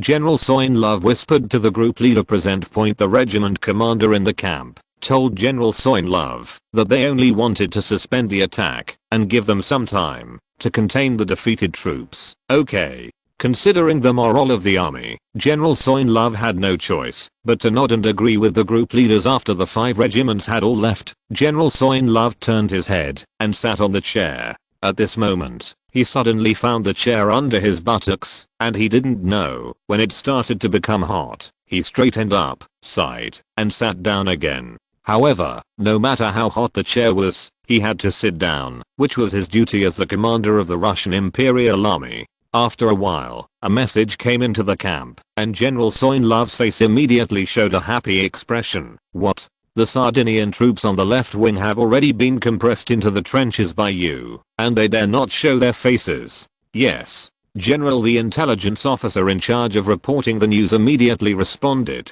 and then told General Soin-Love about most of the entire battle point. After listening to General Soin-Love, he was surprised by the fighting strength of Sardinia Point. Although he has repeatedly underestimated Sardinia, Sardinia's combat effectiveness has been refreshing his cognition. Do you have any offensive positions now? General Soin-Love asked excitedly. No. The intelligence officer shook his head and said to Soin-Love, we plan to use artillery to smash their turtle shells before attacking them. No. General Soin-Love shook his head and responded to him, you should quickly occupy the left wing at all costs. Otherwise, the French army on Mount Einkommann will go to support. Einkommann Mountain? The intelligence officer was stunned for a moment and asked cautiously, I remember that Einkommann Mountain should be the main attack direction of our attack. That's right. I sent 5 elite regiments over. Not only did they not move forward, but they also killed a group of people. Really? General Soin-Love didn't know what to say. He, only the lieutenant, who could smile and demand the passing of information, passed his orders to the Russian troops on the left flank of Mount Einkommann. It's a pity that they were still a step too late. When the adjutant of intelligence returned to the left flank of Mount Inkerman, he saw the Russian army receding like a tide. Obviously, the Russian army, which had just won the victory, was facing defeat again. https://genius remembers the address of this site in 1 second. Lewin Novel Network mobile version reading website. If you're listening to this novel on a channel other than Fanfic World, it means they downloaded and uploaded it without effort. We cordially invite you to visit our channel, Mundo Fanfic Novelos. There you'll find the original version of this story and you can explore many other novels of various genres. We're waiting for you to immerse yourself in a world of incredible novels. Chapter 648, Clearing and Making Dumplings. What exactly is going on? Looking at the troop of the Russian Empire running towards him in front of him, the officer who was originally in charge of passing on General Soinlov's next order felt that it was absurd. It had only been half an hour since he reported to General Soinlov, which means that they added an artillery regiment to the 4.5 regiments on the left flank and were completely defeated by the Sardinian army on the left flank in only half an hour. Impossible. Definitely not Sardinia. The officer shook his head again and again. He didn't believe that Sardinia had this ability. If the Kingdom of Sardinia really had this ability, they wouldn't be able to squeeze the scope of activities into the trenches after a few seconds. The officer thought of other possibilities again. He remembered that General Soinlov had just said that the elite troops of the 5 regiments deployed by the Russian Empire on Mount Inkerman did not defeat them, but were beaten by the French army. A discarded armor. Could it be that the French devote all their troops to the rescue of the left? The more the officer thought about it, the more he felt that only this possibility made sense. After all, losing to the French Empire is not too embarrassing. Anyway, they have been losing to the French Empire since the beginning of the Crimean Peninsula War, and it would not hurt to lose once or twice. However, losing to the Kingdom of Sardinia is a terrible thing. So, the officer on the horse quickly intercepted a group of fleeing Imperial troops with a flintlock pistol and pressed him to ask what happened to the left flank of Inkerman Hill. The Russian soldier who was forced to stop by the officer shook his head in frustration and replied, "Sir, I don't know what happened." Hearing the soldier's answer, the officer's face showed a look of tears and laughter. "Then why did you run away?" The Russian Imperial soldier was stunned for a few seconds and then responded to the officer politely, "I saw that everyone in front was running backwards, so I followed along. The people in front, together." The officer quickly realized that this might be a military disaster with a small-scale collapse that led to a full-scale collapse. After understanding the cause of the military disaster, the next thing to do now is to quickly locate the Brigadier General point. Later, the officer asked the routed soldiers if they knew the location of the Brigadier General point. The defeated soldiers shook their heads, indicating that their troops had always been in the rear, and they knew the situation on the front line point. After explaining, the routed soldiers cautiously asked the officers if they could leave. The officer on the horse sighed as he looked at the rout of troops like a wave. Up to now, it is meaningless to hold the responsibility of 1 or 2 fallen soldiers. On the contrary, it will cause a stress response from the fallen soldiers, and there may be some big troubles. If you don't make trouble, you may be directly shot by the defeated soldiers. The soldiers who want to escape here don't care what officer or general you are. Therefore, the most urgent task now is to find the Brigadier General. Go. The officer waved his hand and said to the defeated soldiers, and then added, "After you go down, you must return to the army you belong to. Remember not to run around, otherwise your situation will be very difficult." "Yes!" Exclamation mark. "Yes," the defeated soldiers said to the officer with a nod and bow. They seemed to agree with the officer's judgment very much. In fact, they were unwilling to return to the army, to be bulls and horses. He had heard that the French army in Sevastopol would give special treatment to the surrendering Russian soldiers. At least they could have enough to eat every day. Instead of being hungry for 9 days with the Tsar, it would be better to surrender to France. After the routed soldier separated from the officer continued to ride forward. After questioning several people without getting an answer, he shifted his target to the person with the same rank as him. Finally, he got the information from the mouth of a major. It turned out that not long after he went to the headquarters, a French army rushed over from the side of the Imperial Army, and the Russian army, who was caught off guard, was quickly stunned by the sudden French army. At the same time, the brigadier general in charge of the attack and his adjutant were also killed by the French army. The colonel who succeeded the brigadier general, who had not given an order, was also killed by the French army. The Russian Imperial Army, which lost several commanders in succession, was simply unable to organize an attack on the Sardinian positions. The Sardinian army in the trenches was also under the order of Lama Lamor. After seeing this scene, launched an attack on the Russian army with artillery. With the combined efforts of the French and Sardinian armies, the frontline troops of the Russian Imperial Army were quickly routed. The partial defeat and the emotional blessing of panic immediately turned into a complete defeat. Just a little bit of color, they were praised by Soin Love, and they turned into the current scene in a blink of an eye. Hey, the defeat is like a mountain. The fleeing major sighed and acted as an afterthought. Actually, there are not too many French troops to support this time, and it is entirely possible for us to defeat them all. However, we not only did they not defeat them, but they were chased round and round. With the sound of gunshots coming from behind, the defeated major changed drastically. He hurriedly said to his comrades on the horse, "You also run. Sardinia will soon catch up." After speaking, the defeated major ran away, not wanting to reflexively launch a countercharge against Sardinia and France. The hopeless officer looking for the brigadier general had no choice but to turn his horse's head and walk down the mountain. On the other hand, Trax, who led the regiment's support, joined forces with Lama Lamor in victory. Lama Lama, who turned from defeat to victory, held Major General Trax's hand excitedly and said, "Thank you for your support. If it wasn't for your timely support, I really don't know what to do. You are really brave and good at fighting, General." Major General Trax also smiled at Lama Lama. At this time, he seemed to have forgotten what he said at Anchorman Hill. The Empire and the Kingdom of Sardinia are a pair of friendly countries that support and help each other. And I don't think a mere Russian army can defeat your army. You have shown your love. Lama Lamor responded with a wry smile. His family knew about his family. Although it was said that the army of the Kingdom of Sardinia was not inferior to the British and French in the march and formation, the disparity in quality, quantity and will of the armies of first-class powers like Britain, France, and Russia is not at the same level at all. Take the most elite hunting battalion in Sardinia. They are indeed better than the Russian Imperial Army in shooting, but in the real-world competition, they are still a lot worse. This led to the fact that his hunting battalion won first and then lost, not to mention that their army was unable to quickly organize an effective counterattack after being shelled.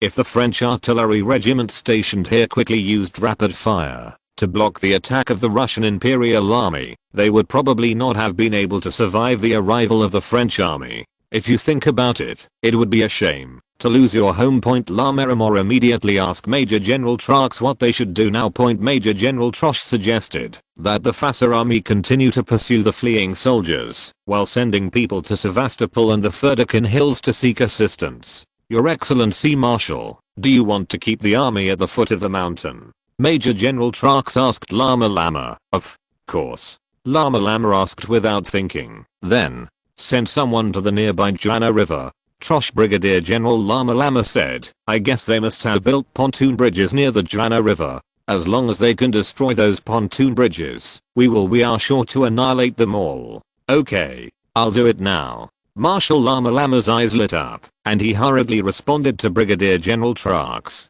Brigadier General Trosh shook his head and said to Marshal Lama Lama, wait a second. There are at least 50,000 troops under the mountain, and the two of us together are not as many as them. 20,000 in the 3rd Division, 20,000 in the 10,000 people in Sardinia. Still need some help. Okay, I'll listen to you. Lama Lama nodded to Brigadier General Trax. The message from Mount Inkerman crossed the ravine and reached the south bank of Sevastopol. At this time, the south bank of Sevastopol was also under strict alert, with 1 or 2 standing on each street. French soldier. After the messenger arrived at the headquarters of the expeditionary force, he was immediately received by Jerome Bonaparte, the supreme commander of the commander-in-chief of the expeditionary force. Defend Mount Inkerman. The messenger briefed Jerome Bonaparte on the situation on Mount Inkerman and the attack by the Russian army on Mount Inkerman. Very good. Jerome Bonaparte nodded and said approvingly, please help me tell the troops on Mount Inkerman, they are all good. France will be proud of them. Yes, Your Majesty. The messenger responded deferentially, and then said Troche's guess on the number of Russian troops attacking Mount Inkerman. Your Majesty, Major General Troche said that the Russian Empire was deployed near Inkerman. The army has exceeded 50,000. 50,000. Jerome Bonaparte picked up a pen and circled the quarry ravine under the Inkerman mountain. Yana River, 30,000. Epitoria, UU reading www.urkanshu.com adds up to 120,000. So Russia still has more than 100,000 troops that have not been used. Where will their goals be? After a moment of silence, the messenger expressed his own opinion. The subordinate guesses that the target of the Russian Empire is probably the south bank of Sevastopol. Only by defeating us can they possibly occupy the city. Then, why didn't he send troops to the Ferdinand Hills? It would be better to attack Inkerman Hill from the Vorontsov Trail to the outer periphery of the south bank. Jerome Bonaparte retorted. The messenger opened his mouth, not knowing what to say. I don't understand. What the asterisk is Gorchakov doing? Does he want to win? Jerome Bonaparte scratched his head, then dropped the pen on the table and euphemistically issued a eviction order. https://genius remembers the address of this site in 1 second. Lewin Novel Network mobile version reading website, chapter 649, stupid teammate. After the messenger heard Jerome Bonaparte's expulsion order, he hurriedly told Jerome Bonaparte the task that Major General Troche had given him. Your Majesty, Major General Troche hopes that you can send another group of soldiers to Mount Inkerman, and the two armies should work together to annihilate all the Russian troops in the valley. The messenger said to Jerome Bonaparte, destroy them all. Jerome Bonaparte showed a look of surprise on his face. What he did not expect was that Troche not only did not want to stick to his position and slowly consume the living strength of the Russian Empire, but also wanted to annihilate the army that far outnumbered him. Jerome Bonaparte immediately asked him how many people Troche needed to annihilate the Russian army and what his strategic goals were. The messenger told Jerome Bonaparte that since the army was attacking the Inkermans from the direction of the quarry ravine, they must have erected a pontoon bridge over the Jana River before reaching the quarry ravine. As long as if they can destroy the pontoon bridge, then the Russian army in the quarry ravine will be equivalent to being trapped on the south bank of Sevastopol. Soldiers with good water can swim across the Jana River, most of them cannot. At that time, they will be able to surround and annihilate this force. This is indeed a good way. Jerome Bonaparte used a pen to restore the strategy from the messenger's mouth on the map. He touched his chin lightly and took the posture of a contemplative, and then pointing at the quarry ravine, the Russian army said, however, your actions must be fast. Otherwise, the defenders of Bakhchisaray and the troops of the Joanna River will be driven out to support at all costs. The distance between Bakhchisaray and Sevastopol is only more than 20 kilometers away. What's more, there is also a Russian Imperial army on the north bank of the Joanna River. If they want to know that the Russian army on the south bank is persecuted, they will also rescue them. The messenger nodded and assured Jerome Bonaparte that this incoming enemy would be annihilated in the shortest possible time. Very good. You go back and tell Troche. I will let the Boskral division of the Ferdinand Hills and the Konrobel division of Sevastopol each send some people to support. However, before the support arrives, he must drag me down the Russian army in the quarry ravine. Jerome Bonaparte gave the order to the messenger without any hesitation. Yes, Your Majesty. The messenger Lang Sheng responded. Postscript. After the end of the Crimean War, the official newspapers repeatedly declared that this epic grand strategy was personally deployed and commanded by the Emperor Jerome Bonaparte. In an interview, Emperor Jerome Bonaparte also said modestly, the Battle of the Quarry Valley was just one of his many deeds. In the Franco-Prussian War, Troche, who was promoted to Marshal, had no trouble with this. Even a little to laugh. After the messenger left, Jerome Bonaparte ordered to call Marshal Perlesier and Conrobert. He took Major General Trosh's suggestion as his own, told it to both of them, and asked them what else they needed to add. Pelissier and Conrobert fully agreed with the goal proposed by Jerome Bonaparte, and at the same time, praised Jerome Bonaparte's military ability getting stronger and stronger, which is much like Napoleon's trend. The touts of Pelissier and Conrobert made Jerome Bonaparte feel a sense of relief from the inside, while feeling ashamed. No matter how much he respects the will of the people in his mouth, he is still a dictator in his heart. A monarch who holds absolute power usually prefers some flattering remarks, and does not like outspoken accusations, especially those who accuse him in the fields he is proud of. He is simply the kind of monarch who wants to get rid of them quickly. You are a little too much touted. I will be angry if you tout like this, Jerome Bonaparte said to Pelissier and Conrobert with a smile. From Jerome Bonaparte's face, there was no sign of anger at all, and his face always revealed continue to praise. I love to hear it. Pelissier hurriedly flattered Jerome Bonaparte. Your Majesty, how can this be called flattery? As the Emperor's nephew, it is normal for you to inherit the Emperor's talent. Yes. Conrobert was equally solemn in touting Jerome Bonaparte. Okay. Jerome Bonaparte smiled and waved to Conrobert and Pelissier. Let's go on, we don't have enough time. Conrobert, my subordinate is here. Conrobert responded to Jerome Bonaparte with a serious look. You immediately set off with the 1st and 2nd Brigades of the 1st Division, and proceed along the Drana River. Be sure to block the way of this Russian army, while destroying the pontoon. Jerome Bonaparte told Conrobert gave the order. Yes. Conrobert stood up and gave Jerome Bonaparte a military salute. Marshal. Pelissier. Jerome Bonaparte turned his head to Pelissier. You will find Jerome Patterson immediately, and then go with him to the Ferdorkin Hills to tell the news. Give it to Bosk. Let Bosk lead a brigade under the 2nd Division to go into battle with light equipment and detour along the Vorontsov Trail to the vicinity of the Joanna River at the fastest speed. During the period of Bosk's departure, you will replace General Bosk to guard the Ferdorkin Hills. There should be no problem. Please rest assured. Marshal Pelissier also stood up and saluted Jerome Bonaparte. Go. I'll be in Sevastopol waiting for the news of my triumphant return. Jerome Bonaparte waved his hands and said to Pelissier and Conrobert. Half an hour after Pelissier and Conrobert left, Adjutant Kingscote from the north shore of Sevastopol appeared in Jerome Bonaparte's office. After Jerome Bonaparte invited Adjutant Kingscote to sit down, Adjutant Kingscote said to Jerome Bonaparte with a wry smile, Your Majesty, I'm here to ask you from Marshal Raglan assistance. Hearing the words of Adjutant Kingscote, Jerome Bonaparte's face showed a look of astonishment. What's going on?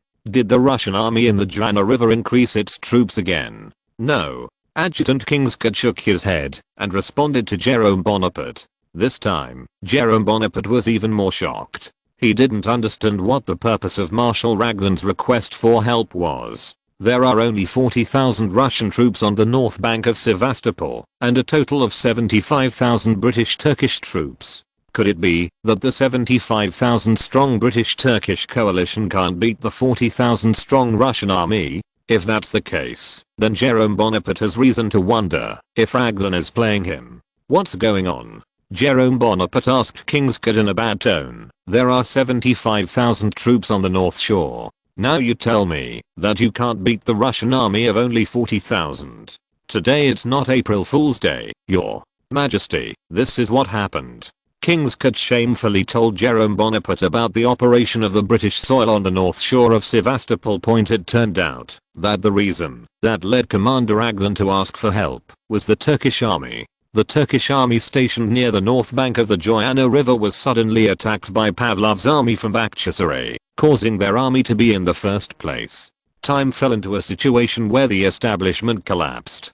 Tens of thousands of Turkish troops fled everywhere, not only disrupting all the defense lines that Commander Raglan had worked so hard to manage, but also attacking the ranks of the British army. The British army stationed on the north bank of the Joanna River has only 10,000 troops under the Duke of Cambridge. In the face of the sudden intrusion of a large number of Turkish troops, the Duke of Cambridge did not know what to do for a while, and the British army on the north bank of the Joanna River also became fragmented due to the raid of the Turkish army. The division commander and the brigade commander and the regiment commander lost contact, and many British soldiers fled with the Turks. Pavlov took down the positions built by Turkey and Britain almost without a fight, leaving only a battalion of the Duke of Cambridge's men to support him. After reacting, Marshal Raglan quickly dispatched some troops from the Star Fortress and the coastal fort to the north bank of the John Eyre River, and at the same time, sent people to the south bank to seek help from Jerome Bonaparte. The Turkish army is really. After listening to Adjutant Kingscott's words, Jerome Bonaparte didn't know what to say for a while, so he could only point his finger at the Turkish army. After all, he still wanted to save some face for the British army. However, Britain, which could be disrupted by a wave of Turkish army defeats, really opened the eyes of Jerome Bonaparte. At this time, Jerome Bonaparte couldn't help but wonder if the British army had come to fight.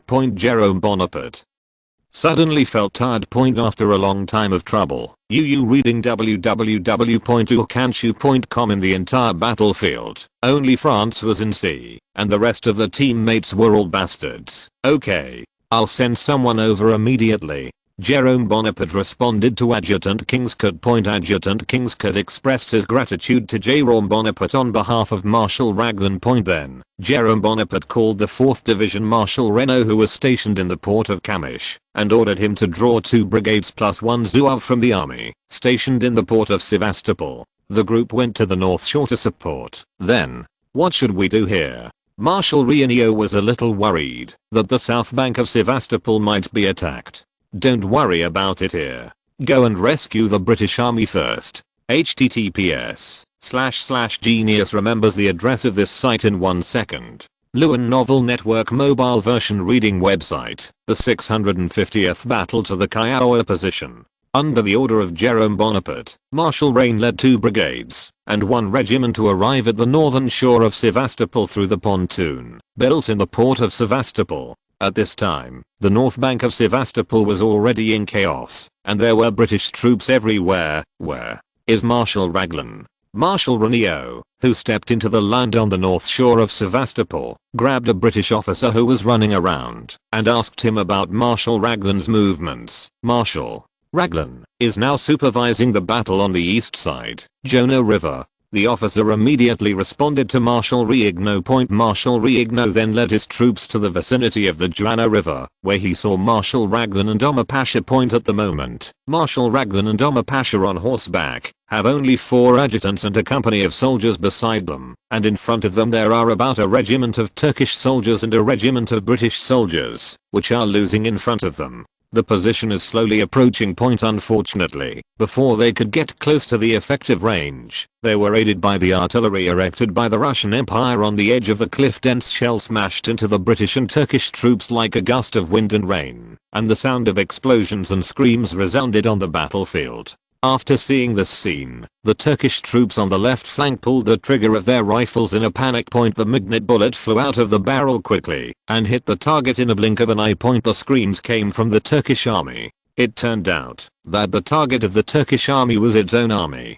Dozens of Turkish soldiers in the front row did not die in the hands of the enemy, but died in the hands of their own family. The left-wing Turkish army quickly collapsed, and many Turkish soldiers retreated spontaneously, without any intention of cooperating with the British army, to seize position standing at the foot of the mountain. Commander Raglan looked at the slowly retreating Turkish army with a look of annoyance on his face. And Omar Pasha next to him also showed a look of shame on his face. He hurriedly begged Marshal Raglan to let the army withdraw first, and wait for a while to attack the position. Hey. Marshal Raglan sighed. That's the only way. Marshal Raglan had to send an adjutant to stop the attack. After a while, the soldiers of the British Kingdom also retreated like a wave. There was a cheer of Allah from the position of the Russian Empire, and the expressions of Marshal Raglan and Omar Pasha became even more ugly. At this moment, Renaud's voice came from behind Marshal Raglan and Omar Pasha. Raglan, Omar. Marshal Raglan, who heard Renaud's voice, hurriedly turned his head and glanced behind him and asked, "When did you come?" "Just now." Renaud responded briefly. "I made you laugh." Marshal Raglan responded to Renaud with a wry smile. "It's nothing." Marshal Renaud reassured, "It's just a momentary mistake. I believe that, as long as the British Army and the Ottoman Empire can regain their strength and attack again, they will be able to capture this position." Marshal Renaud's relief did not comfort Marshal Raglan and Omar Pasha. Of course, they knew that, as long as they could mobilize all the troops on the north shore of Sevastopol, and then at any cost, Stud would definitely be able to take it. Get down. However, doing so would inevitably lead to a weakening of their defenses in the Star Fortress and coastal fortresses. If Bakhchisaray and Sak's remaining troops attacked them, they would be in danger. Judging from the map, the distance between Bakhchisaray and the north shore of Sevastopol is only more than 20 kilometers. As long as Bakhchisaray marches quickly at all costs, it is fully capable of reaching Sevastopol in 2 to 3 hours. Riegno, we need your help. Marshal Raglan pleaded sincerely to Jerome Bonaparte. The purpose of coming here this time is to help you win your position. Marshal Renaud responded to Marshal Raglan with a smile. Just as Marshal Renio, Marshal Raglan, and Omar Pasha were discussing how to attack the position with the least cost, a Russian soldier in a green military uniform walked slowly from the position with a white flag. There was a hint of curiosity on the faces of the three at the same time. They didn't know what medicine was sold in the good in Russia. After a while, the Russian imperial officer came to the British and Turkish troops' quarters and was brought before Marshal Raglan by the British troops. Marshal Raglan, Marshal Renaud, Omar Pasha. The Russian officer greeted the three on horseback. What do you mean? Are you going to surrender to us? Marshal Raglan, who was riding on a horse, still asked the Russian officer, arrogantly point in the face of Marshal Raglan's arrogance. The Russian officer still showed a neither humble nor arrogant attitude. Marshal Raglan, I'm here on the order of Commander Pavlov to discuss a temporary truce with your army. I believe your army doesn't want the bodies of your soldiers to be left like this. A truce? Impossible. Marshal Raglan decisively rejected the suggestion of the Russian imperial officer. He responded to the Russian officer with a sneer. Don't think I don't know. What kind of calculus are you playing? Don't you just want to take advantage of this situation? For a while, send people to Bakhchisaray to rescue soldiers. I can tell you clearly now, don't even think about this kind of thing. After a moment of silence, the Russian officer responded sincerely, if we are willing to return the flag of your army and the Duke of Cambridge, will your army agree to our terms? Hearing the Russian officer's second condition, Marshal Raglan fell into contemplation, knowing that asking for a truce now is equivalent to giving the Russian Empire an opportunity to dispatch troops to the north shore of Sevastopol. However, the return of the British Guards flag and the Duke of Cambridge did give Marshal Raglan a tinge of emotion. After all, the flag of an army is the soul of an army. Losing the flag is not only equivalent to losing the soul, but it may also be outright banned. Marshal Raglan's life would be over if the London newspaper reporters knew. Sevastopol will accompany him as a stain that he can never wash away. For a man of Marshal Raglan's age, his name is more important than his life. No one wants to be buried in the ground under the title of a guardian destroyer. Seeing that Marshal Raglan was shaken, the Russian officers once again assured Marshal Raglan that the truce this time would never exceed 2 hours, and they could also claim that the Duke of Cambridge and the Guards Division had persevered on the ground for a long time. For a long time, the Russian Empire released them out of respect. Your Excellency Marshal, please rest assured, we will never let you down. The Russian officer put on a look for the sake of Marshal Raglan. He seemed to be certain that Raglan would agree with him. After all, Commander Raglan is an old man who attaches great importance to honor, and he must not want to leave any stains. It is a pity that the Russian officers apparently did not understand what the honor of Marshal Raglan was. Marshal Raglan had a look of resentment on his face. He took out a pistol and aimed a shot at the Russian officer's foot. There was a bang, and the projectile shot into the dirt under the Russian officer's feet. The Russian officer looked at Marshal Raglan with a pale face. After the shot, Marshal Raglan seemed to have exhausted all his strength. He gasped and pointed the gun at the Russian officer and said, "You are insulting a soldier. Honor. If this is in the duel arena, I can shoot you just by what you just said." Marshal Raglan paused and shouted to the Russian officer with all his strength, "Now I tell you, there are only British soldiers who died in this world, and British soldiers who are absolutely unscrupulous. Want a truce? Yes, as long as you guys can beat us. Go away. Don't let me see you again." The guards beside Marshal Raglan looked at the Russian officer with a bad expression, with the intention of tearing him to pieces if he disagreed. "Okay." The Russian officer shrugged and said with a firm tone in his voice, Since the Kingdom of Britain is unwilling to accept our request for a temporary truce, then we can only speak with war. After speaking, the Russian officers left the seat of Marshal Raglan. Marshal Raglan was still breathing heavily and said to the adjutants beside him, "Go to the front line immediately, help those idiots to fight for the army, and then go into battle as soon as possible." "Yes, Marshal." The adjutants looked at Marshal Raglan worriedly. He wanted to say something, but in the end he couldn't speak. He just saluted Marshal Raglan and left. Afterwards, Marshal Raglan turned his attention to Marshal Rienio, and he almost said to him in a pleading tone, "Rienio, help me." "Okay." Marshal Rienio nodded, then stretched out his hand.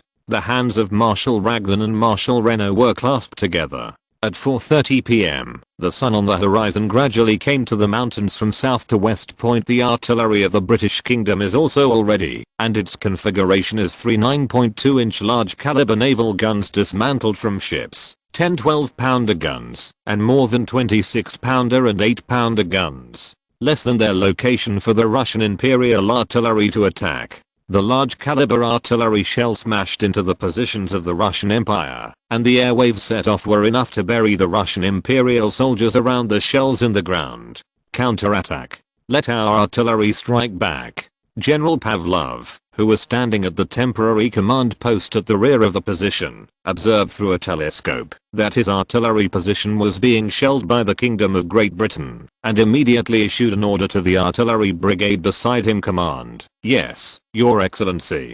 The artillery brigade commander saluted Pavlov and went to the artillery position. Reading www.urkanshu.com. After a while, the artillery brigade commander returned to the temporary command post with a bitter face. "What's going on? Why haven't you fought back?" Pavlov asked, pointing to the artillery brigade commander. "Your Majesty, the range of our artillery is far from that of the opponents of Britain, and they have naval guns in their hands." The artillery brigade commander replied to Pavlov. Then, "What to do? Just sitting like this?" Pavlov rebuked. The artillery brigade commander was not speaking, and his meaning was self-evident. "Hey, https://genius. Remembers the address of this site in 1 second. Lewin Novel Network mobile version reading website. End of this chapter. Thank you very much for reaching the end. Don't forget to like. Looking for more exclusive content and immediate access? Subscribe to our Patreon. Remember, every like, subscription, or donation encourages us to continue. Thanks to everyone. See you in the next video.